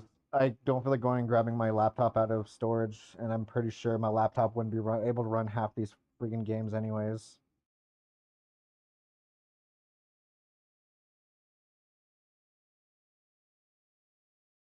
No, there's this new game that came out on Steam that I like, but it's a little choppy.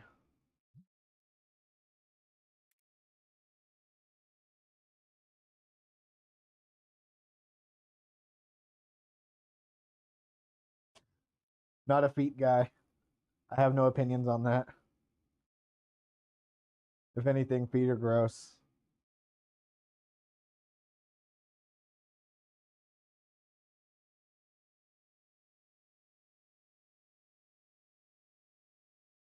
Let me see. You know what? I'm gonna go ahead and close this out for now.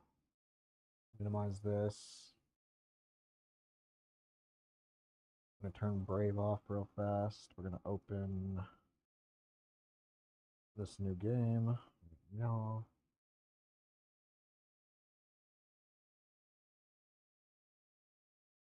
I'm gonna try to play a match or two of this game just for the fun of it.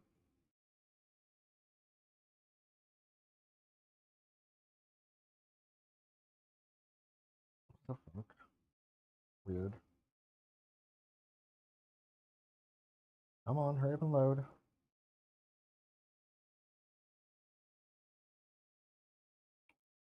Blasphemy.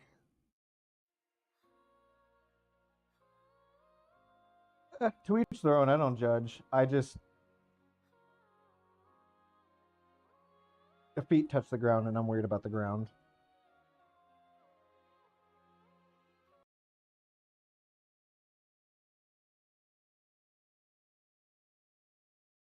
So one of the things that made me realize that I was one of the things that made me realize that I probably have autism is that when I learned to crawl, or rather when I learned to move as a baby, I didn't really do the crawling phase. I did a lot of rolling and whatnot, and every time I tried to put my hands on the ground, I would stop and sit and pick all of the things out of my hands, all of the hair and fur and whatever my hands touched. And so I basically went from rolling to walking. Who is Shauna Ray? I have no idea who that is.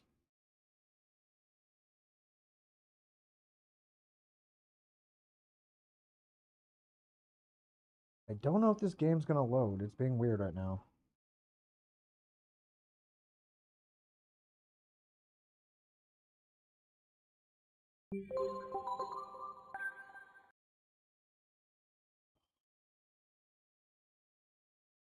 I'll turn that down a little bit. That was a little obnoxious. Sorry about that random tone. If you, hopefully, it wasn't too loud. My bad.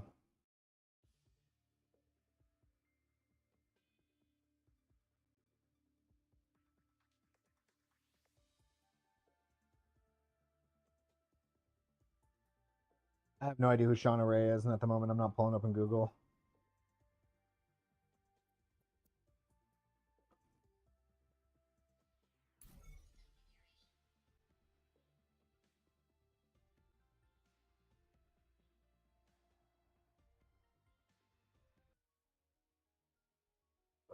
Oh, fuck.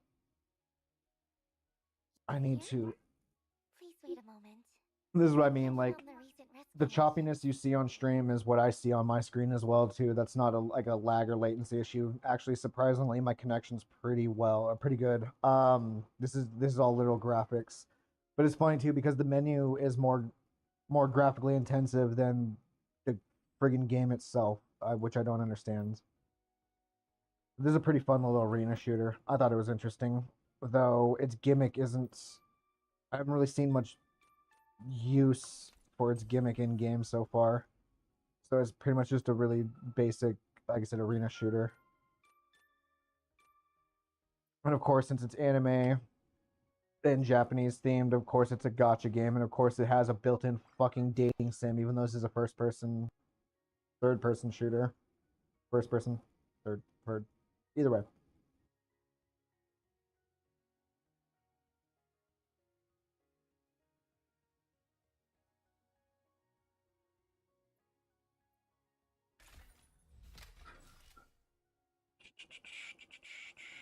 Where's the chat at? Damn it. I'm gonna pull that back open.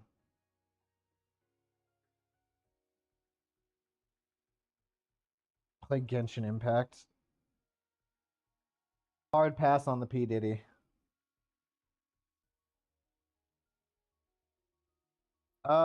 Here's the thing, like, I was one of the like beta testers for Genshin actually, and I was there from day one, but my phone wasn't even though I was able to download it and open it and run it, like my phone just wasn't quite at the level, and I ran into a lot of frame rate issues similar to what you're seeing on screen now.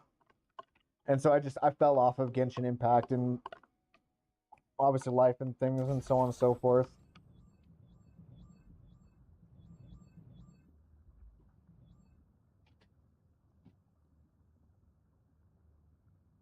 So let's go check my.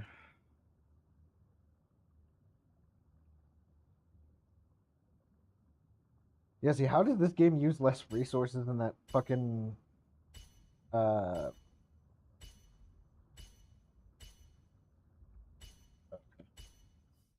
yeah, there's less resources than that freaking play Fortnite? I'm a hard pass. Oh shit, I didn't hit join. Whoops. I don't have anything against Fortnite other than I hate Fortnite kids. My issue is a lot of these games have a skill curve to them, and I just don't feel like joining a game that's 3, 5, 7 years old and trying to learn the skill curve. And so I've just fallen off a lot of competitive games. I used to play Warzone really hardcore, and I was a Warzone whale. I spent probably 3 to 5 grand on Warzone. I had basically every weapon skin pack at one point. And I know it doesn't really show because, like I think I said yesterday when you were here, I deleted all of my Call of Duty contents. I got involved in politics and let it ruin it for me, but just with Activision Blizzard just being a shit company and not managing the game very well, with the way that they're not handling their social media very well. And then when Warzone 2 came out and none of my purchases, my $2,000 to $3,000 didn't transfer over. My record didn't transfer over.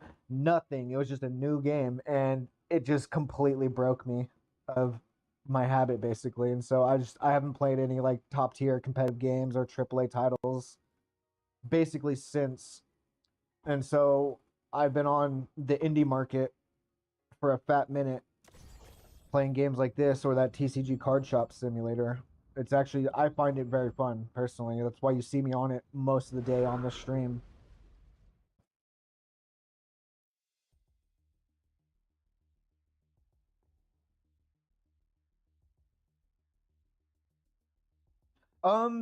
My thoughts on weapon skins are really straightforward.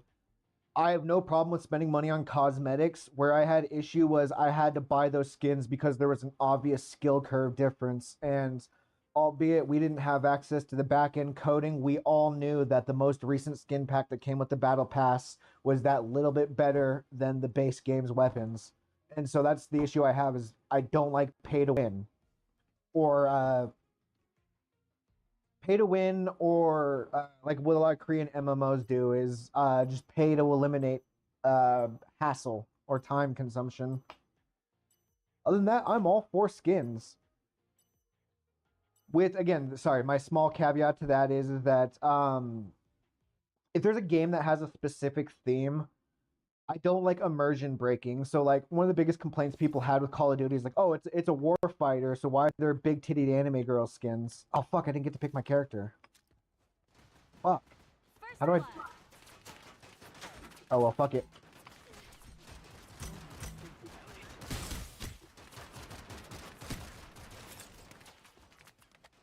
Let's take the scenic route.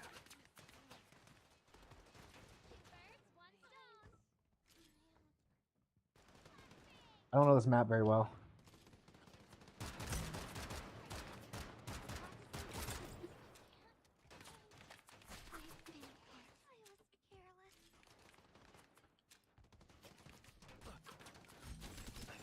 Oh shit, I got wrecked. How do I change my character? That's the one thing that's fucking irritating me. Oh well.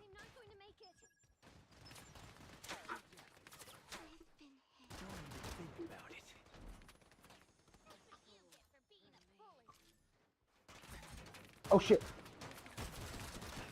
Ah, fuck. I suck. I don't like this weapon. Come on, guys, they're locking us in a corner. 20 points.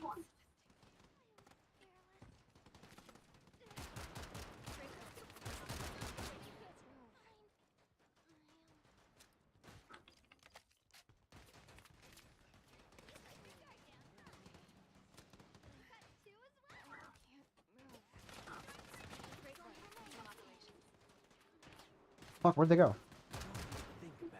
Fuck. Fuck, man, I can't. Has reached 30 points. Fuck it, we're going hip. I'm not going to try to use the scope.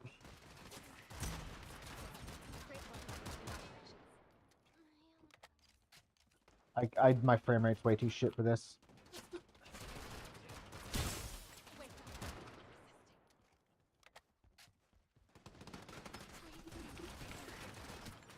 Fuck. I suck. Great work. Resume operations. Damn, my aim is shit right now. 10 more kills to win.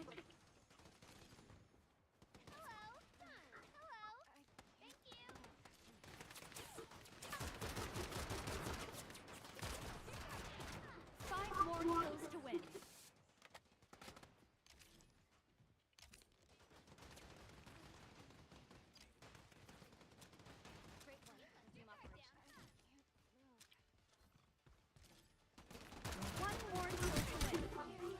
Got him. Victory. Victory! Big titted anime girls make any game better.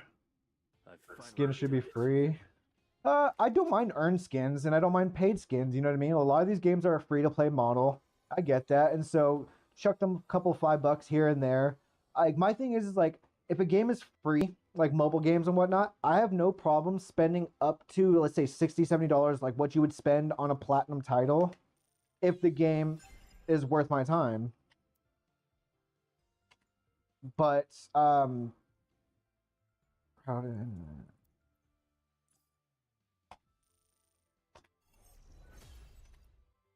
but yeah, this game is just fun. Like I said, it's very simple, basic. It's an anime shooter, arena shooter.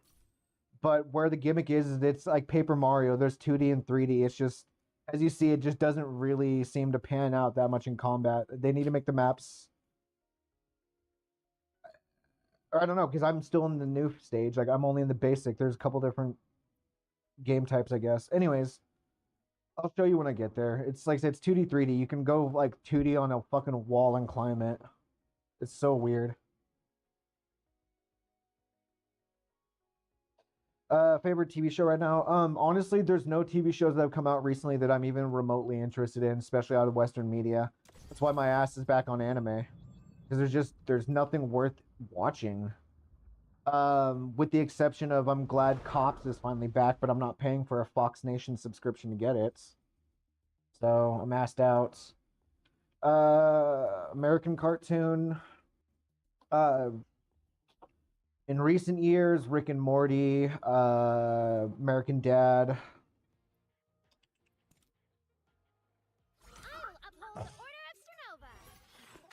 Why is it pick fucking Husbando by default?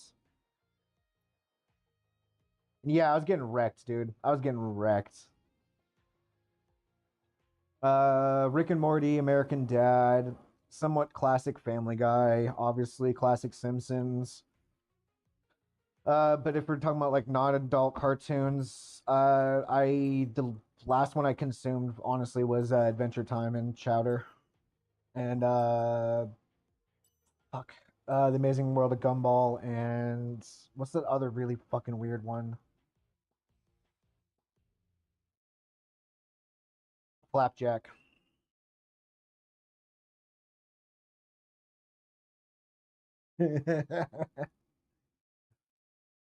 Hey, I'm just saying, if I were to go skydiving right now, I would be whistling.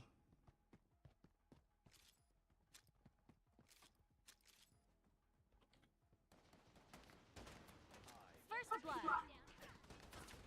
flying.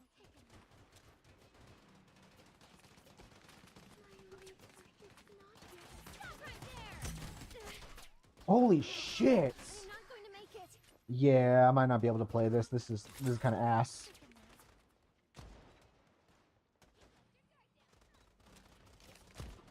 But yeah, this is what I was talking about right here. You climb walls and shit as 2D. Ah shit, I suck.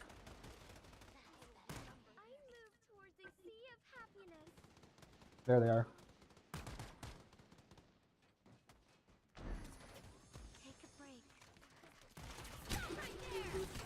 Shit! Ah, damn it. It sucks so bad.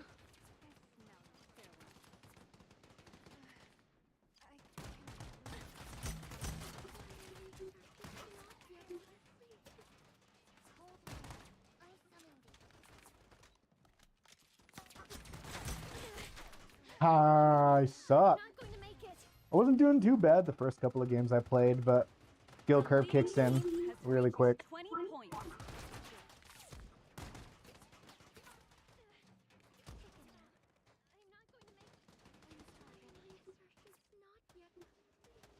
Come on, pop out your little hole. There you are.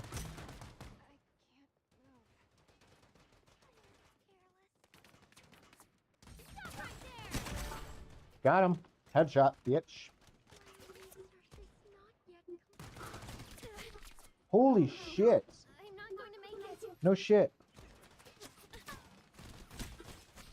Holy shit, I got triple teams.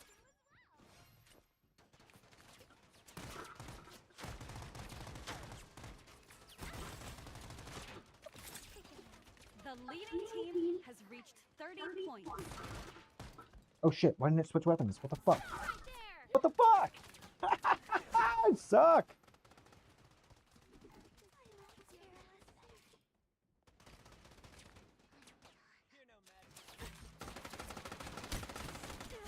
Yeah, I suck. No, I'm not going to make it. The enemy needs 10 more kills to win. No shit.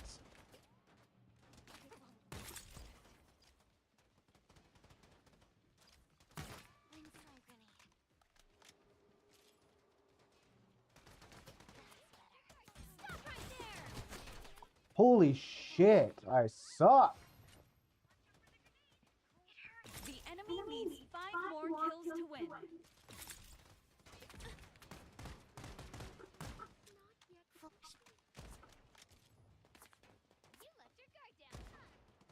One more kill to win.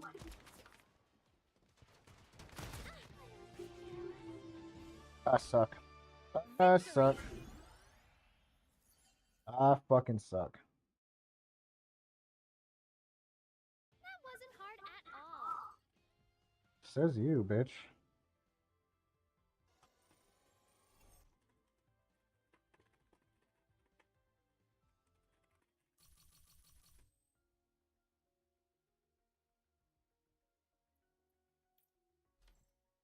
Oh, I suck.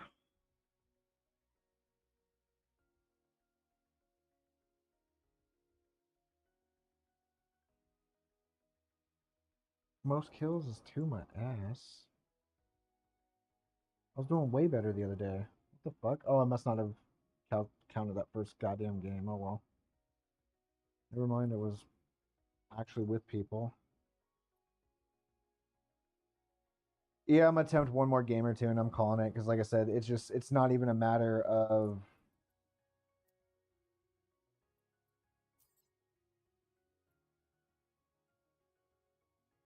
gaming environment to provide navigators with better gaming experience. Therefore, any malicious behavior, such as using malicious software, cheats, plugins, mouse macros, hacking, and exploiting game bugs, will be punished accordingly on verification. Jesus Christ.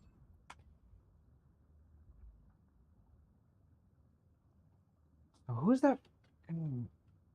Who's the fucking redheaded chick that everybody keeps using? How do I get her? I used to do 24-hour streams, actually. Before I lost my house and moved in with my friend that fucked me over, I had a 24-hour stream going for the better part of like 3 months. And when I wasn't at work, or well, yeah, when I wasn't streaming, I was at work. And so, God, every rain farted really hard. This has got to go down. Yeah, I ran a 24-hour stream, and other than when I wasn't working, I was always on camera. But it's just life happens.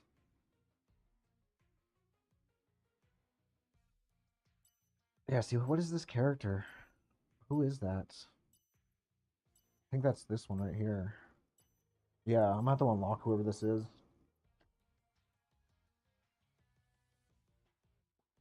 Everybody keeps playing as that. So there's a reason for, but why is the question.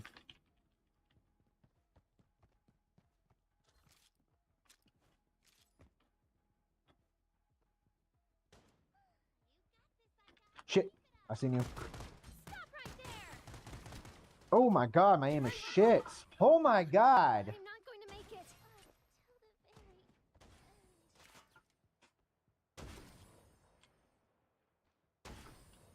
Are we sniping? Is that what we're doing?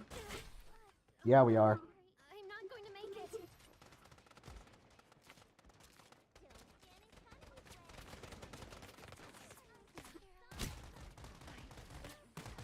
Stop right there. Oh no.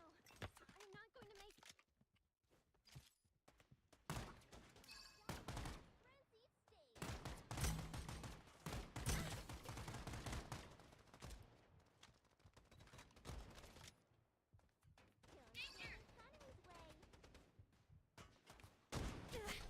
God damn it. I'm not going to make it. Quit being dramatic, bitch. Neko, yeah. Stop right there.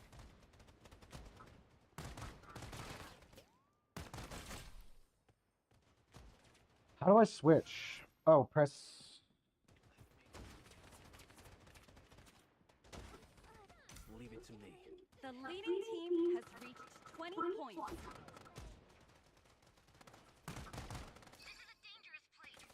No shit. Oh no. I'm not going to make. Stop right there. Careless. Got him. I'm not going to make it.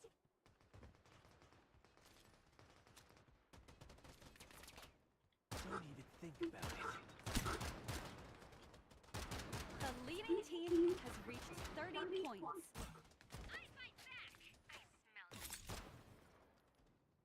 Grenade.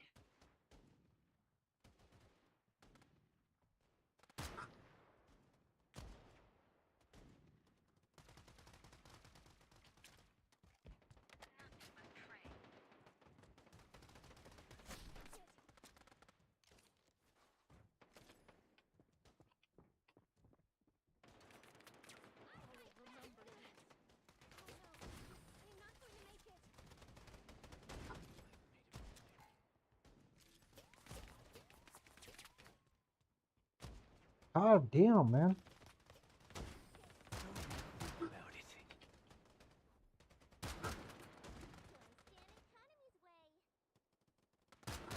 The enemy needs 10 more kills to win. Damn it. Come on, man. There's 3 fucking people over here.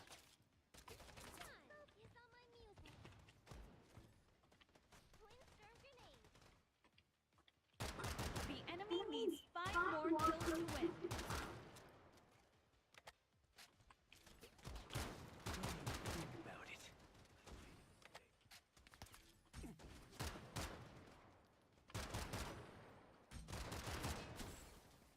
And of course, they can see who at least has somewhat decent aim.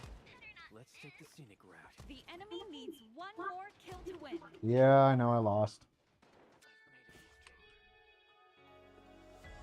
Boo. Hell no, man. I only got 1 left.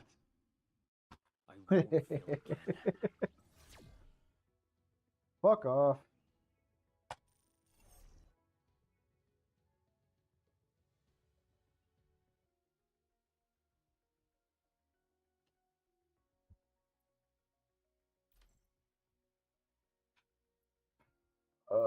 Whatever. Claim.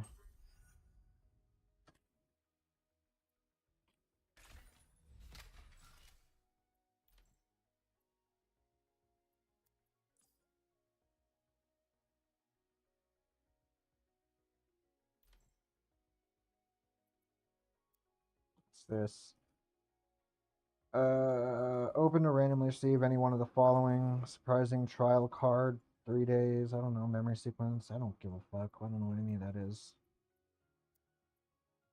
Memory sequence contains a random cognitive reconstruction reward. What the fuck is that? Select a legendary skin for a specific character. Oh, that's kind of cool, I guess. Use unlock one of the following.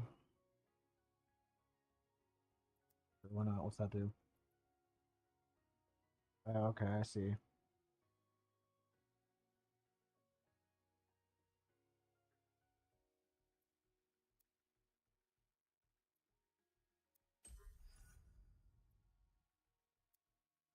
That's the one everyone else seems to be using.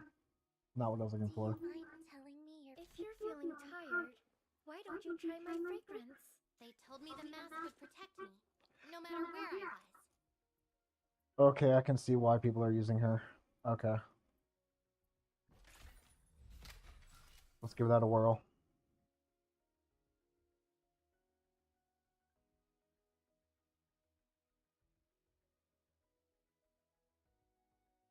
This stream is very kawaii. It's let's. How's this kawaii besides the ears? I just do what I want, man. I'm me.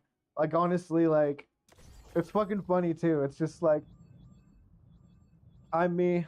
I do what I do. I do what makes me happy. This shit makes me fucking laugh every time I look at myself. That's really the motivation behind it.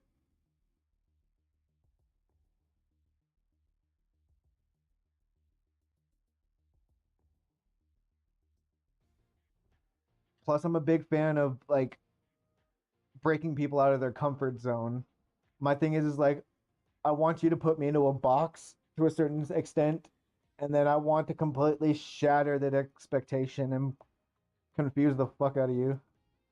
Shirtless stream. I don't normally wear a shirt, to be honest. Like, I'm normally shirtless. It's just it's so fucking cold that I have this on. But I don't exactly. Oh shit! I don't exactly know what the YouTube's rules on. Okay. Okay. Anyways, I don't know what YouTube's rules are on being shirtless, so why are Warm-up phase. I'm confused. What is going on? What is this game?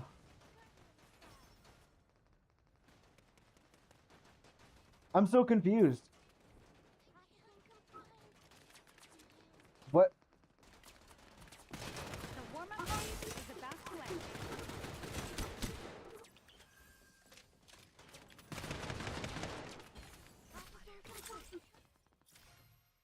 What is this? What is this? 2, I'm so confused. battle start. Enemy team A, enemy team B. First blood.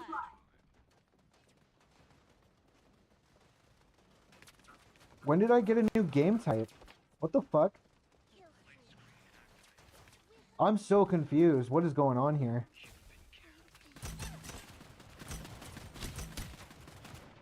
Okay, I can see why people play this. Holy shit. I mean, the kick is a little bad, but don't jump. Got him. Where am I getting shot from? Fuck. I got ganked. I got ganked. They took both my holes. Oh, it's a shotgun. Okay, that makes more sense.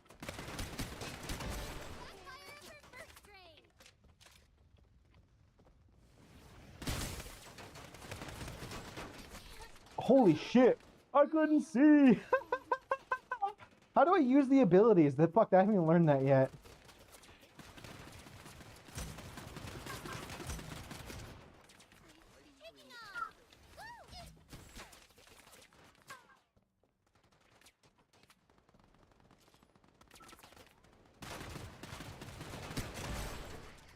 Let's wrap it up. I have band practice.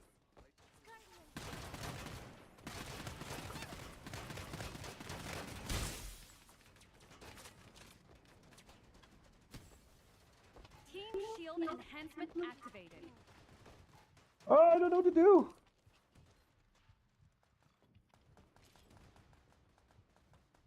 Shit, how do I use my abilities? What the fuck? Oh, Q. Okay.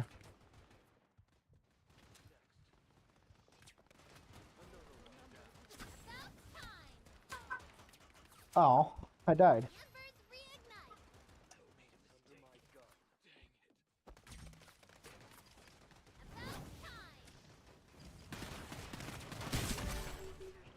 Let's wrap it up. I have band practice. Oh shit, where'd I go? What the fuck?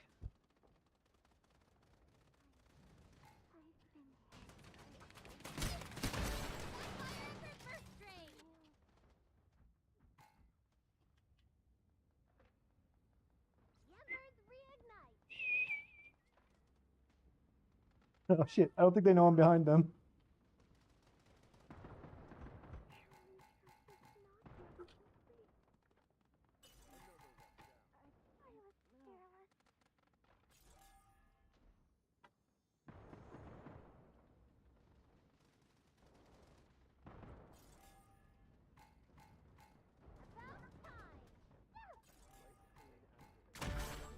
Got him. got stuck trying to hunt that other fucker down, but that was so worth it. The leading team has reached 20 points.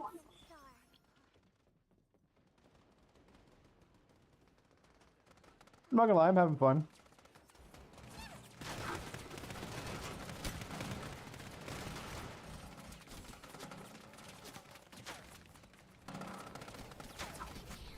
Fuck. Oh, there's too much happening.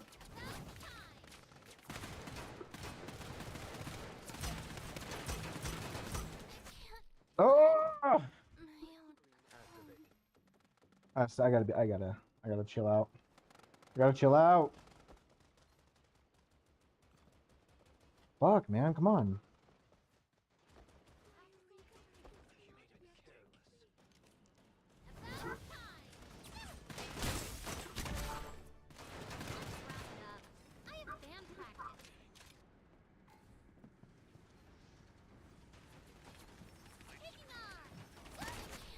Holy shit, what the fuck?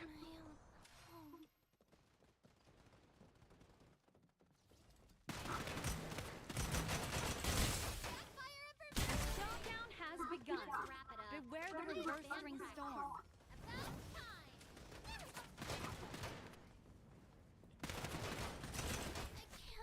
What the fuck, man?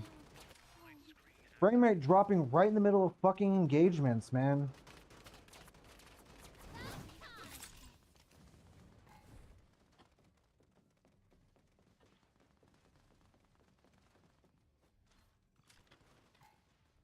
Okay.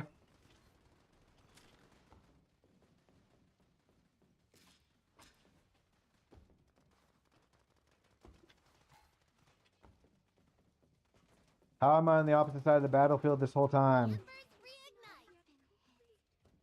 Okay, whatever. The leading team has reached 30 points.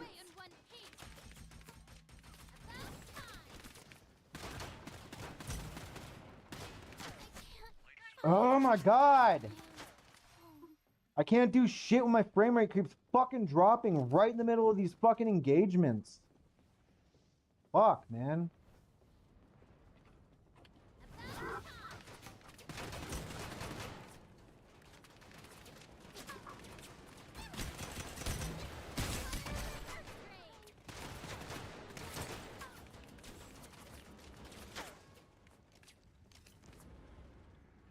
Oh shit, I'm in it.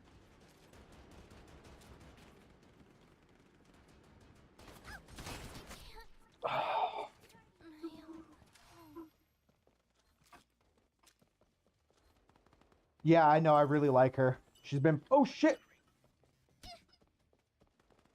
I'm having fun with her, and it suits my lack of quality computer right now. I don't need to be as precise with my aim.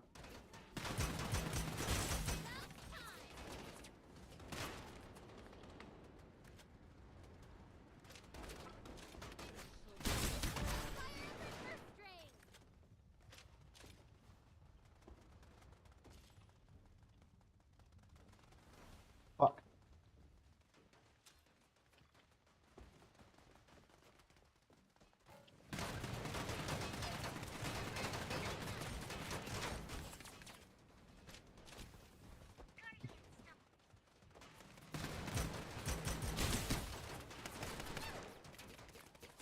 Oh well. Oh shit.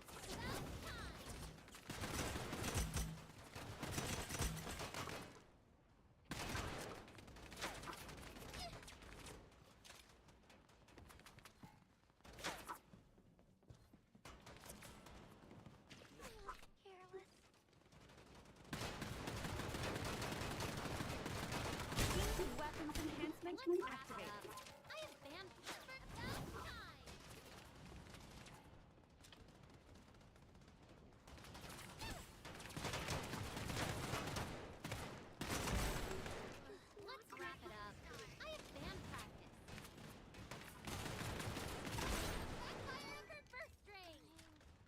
Five more kills to win.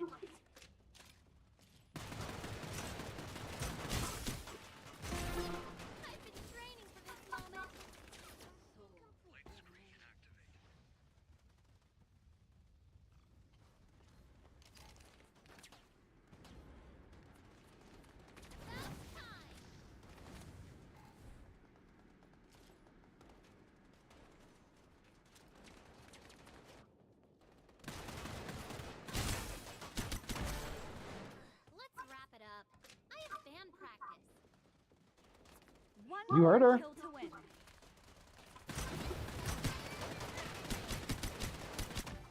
Got him. Fucking winning game, winning kill. God damn it. Victory. I think she is saying lunchtime. I'm not too sure. I'm not too sure. Oh shit, did I get MVP?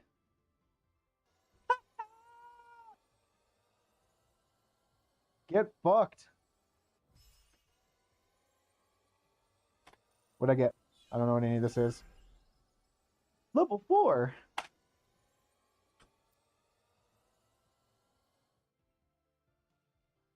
Classic Cartoon Network show was the best. Oh fuck. Cartoons. What was my favorite? Cow and Chicken. I fucking love the old cartoon shows.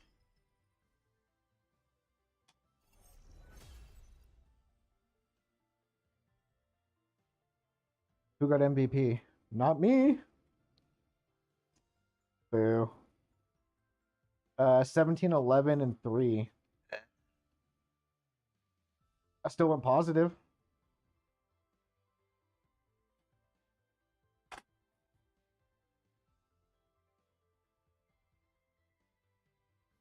Someone else popped in here for a minute. What the fuck?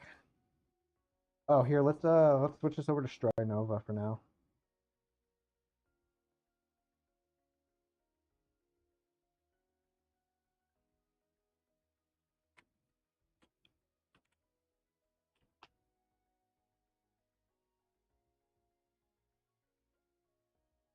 And then scroll down to doodle-doo, backspace STRIV or Strinova. Damn it, SCHTRI. Stri. Am I not spelling this correctly? What the fuck? Oh no, STI. Damn it. STRI rather. God damn, I can't fucking spell for shit today.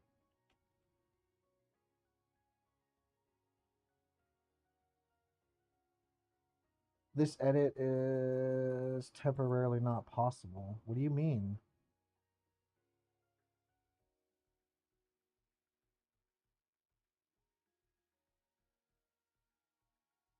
What is going on with my fucking OBS?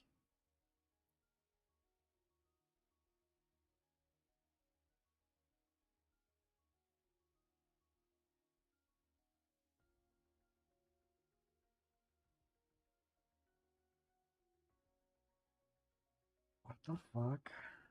Refresh.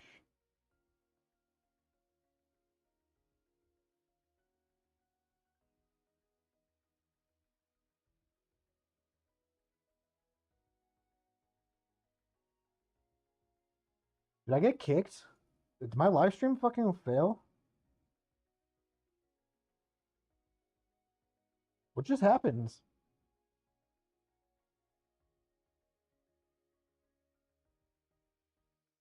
Server encountered temporary error and could not complete the request. Please try again in 30 seconds.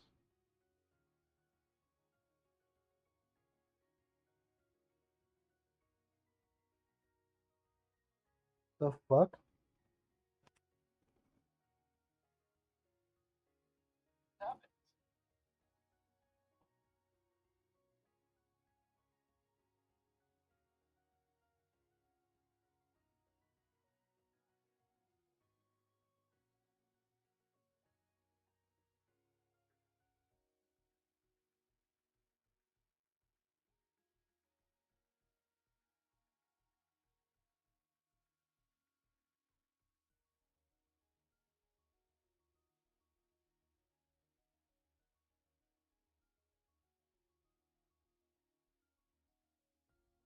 What just happened?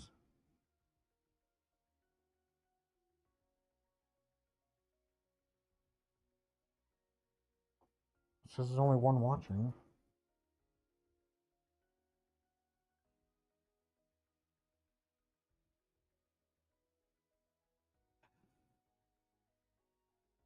Yo, Lovebug, are you still here? I'm looking at chat from my personal accounts on my phone, and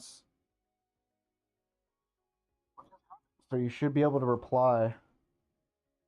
But yeah, so like I don't know what just happened, but like my backend's YouTube stuff on OBS just completely shit the bed.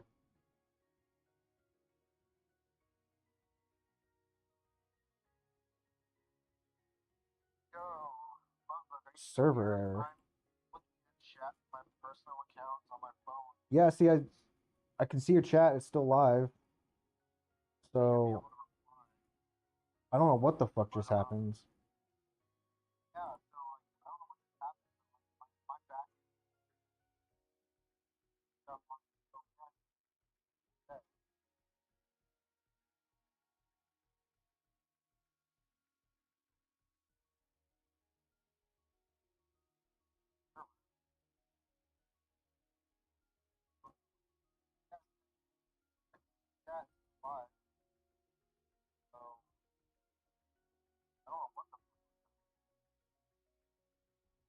I might be in the process of getting in trouble from YouTube. Holy shit. Give me a minute.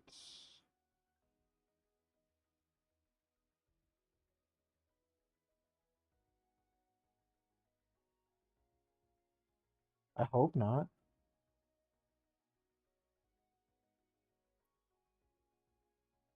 I'm gonna close the game out for now, and then I'm gonna try to diagnose what's going on here.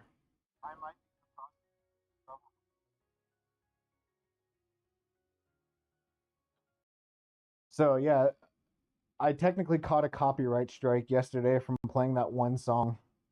YouTube got mad at me for that and fucking removed my video from public view, from what I can tell.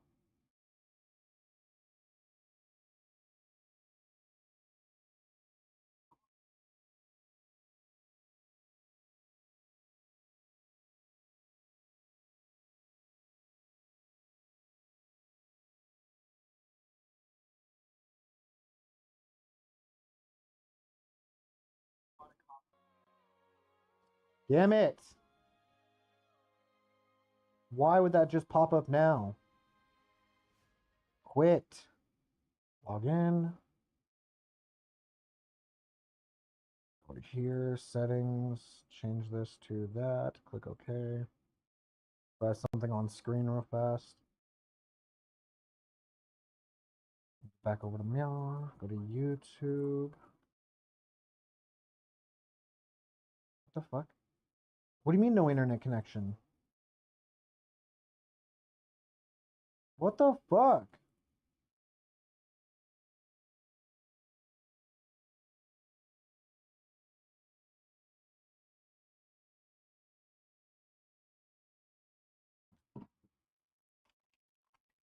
What is going on?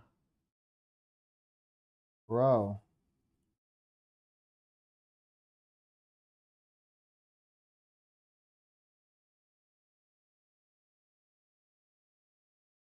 What the fuck?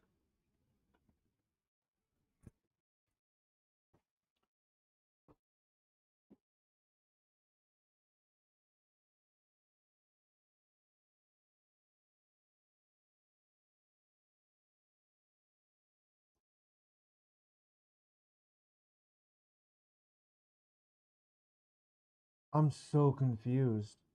Connect to the internet. I'm connected to the internet.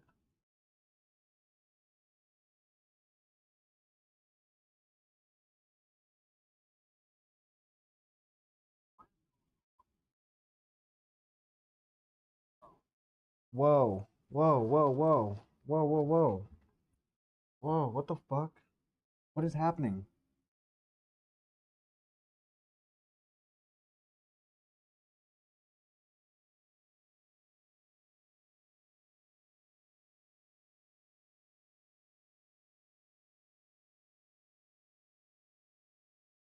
What's going on with my network? What the fuck happens?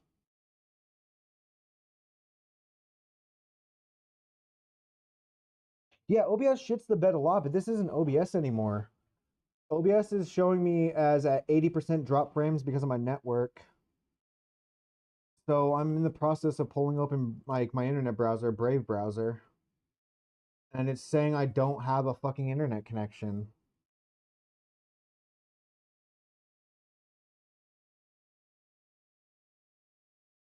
I'm so confused. I'm so confused. What the fuck is going on? I'm connected to my network.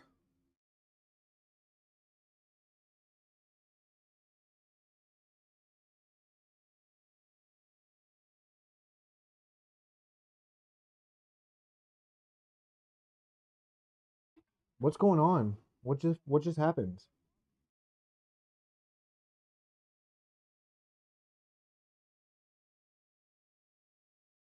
So why is it, how am I able to open up this game that requires an internet connection? But I've walked into a what the fuck is going on, man? What the fuck? What?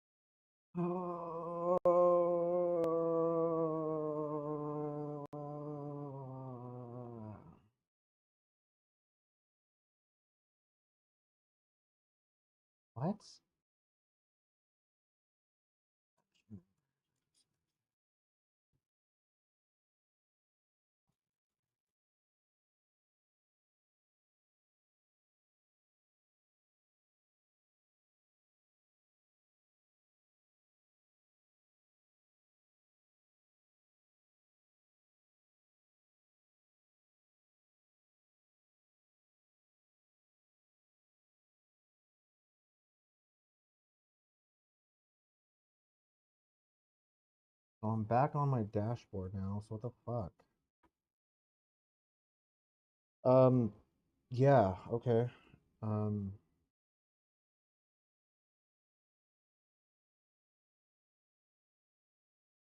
uh,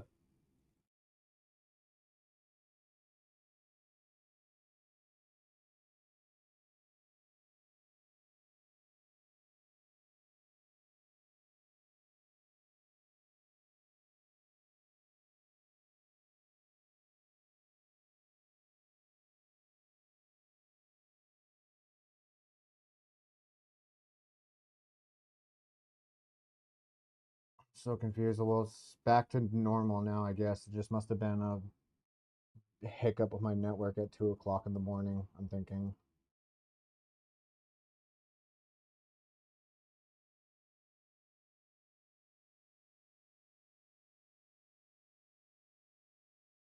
Why are these still here? Fucking delete these.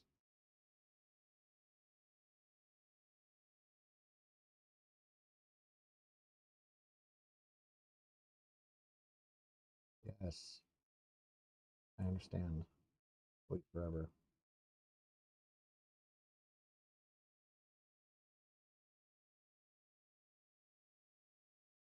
Go back down to my copyright section. Removal request, nothing to see here. So then what the fuck's the issue?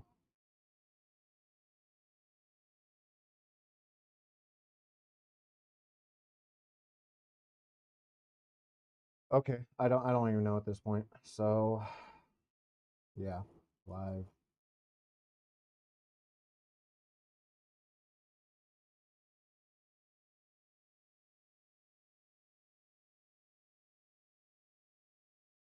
Private that one, save that. Copyrights, TCG, random YouTube. Why am I getting copyright? See details. A lot of my TCGs are getting hit with fucking copyright.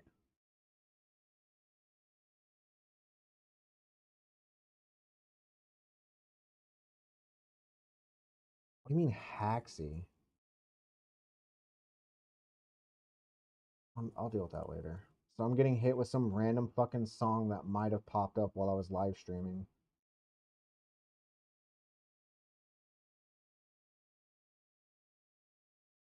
See details.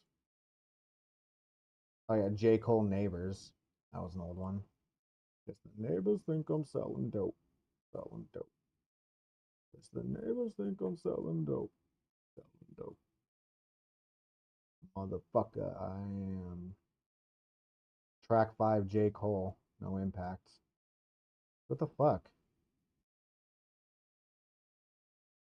Yeah, see, that must have been some random fucking YouTube video I was watching that had a fucking chunk of a song. God damn, man. That goddamn copyright bot is a fuck and a half, dude. Jesus. Anyways, sorry for the complete random fucking side tangents. Like, I just started freaking out because I've been having issues with, um, internet security. Like, I don't know how to explain it, but like I'm pretty sure my information's compromised right now. Like I woke up I got woken up yesterday to my phone number and a bunch of shit being removed from my Cash App account. And so I got on the phone with them at 6 in the morning. And they're in the process of going through what's going on with my accounts right now, why there's some weird shit that happens. And it's just like this I'm already on edge with my own cybersecurity right now, and this is only making it worse. Close all.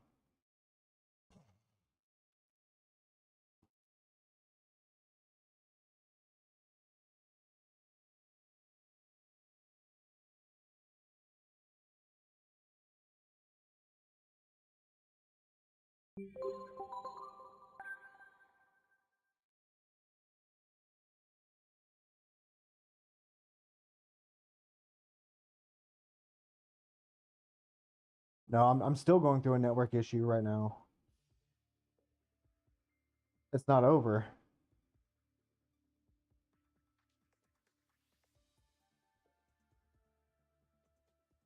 I'm losing up to 60% of my fucking frames apparently due to my network.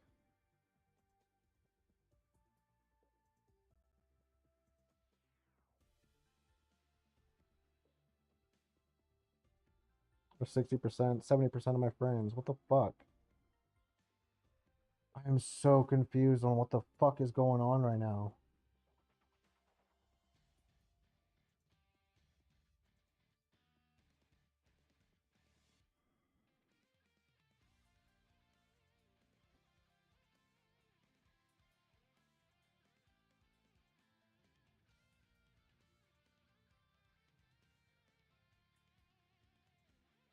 Oh, hey, I lost you too. Lovely.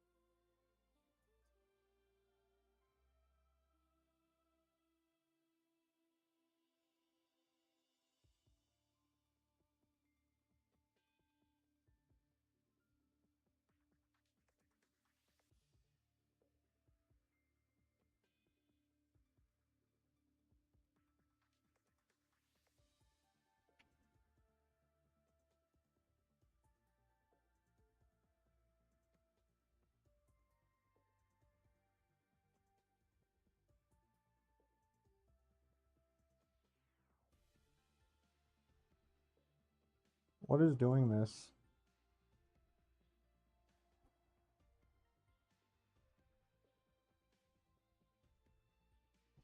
I lost like my only fucking person hanging out in chat too. This is fucking annoying, dude. Doesn't even sound like my fucking microphone's working anymore either.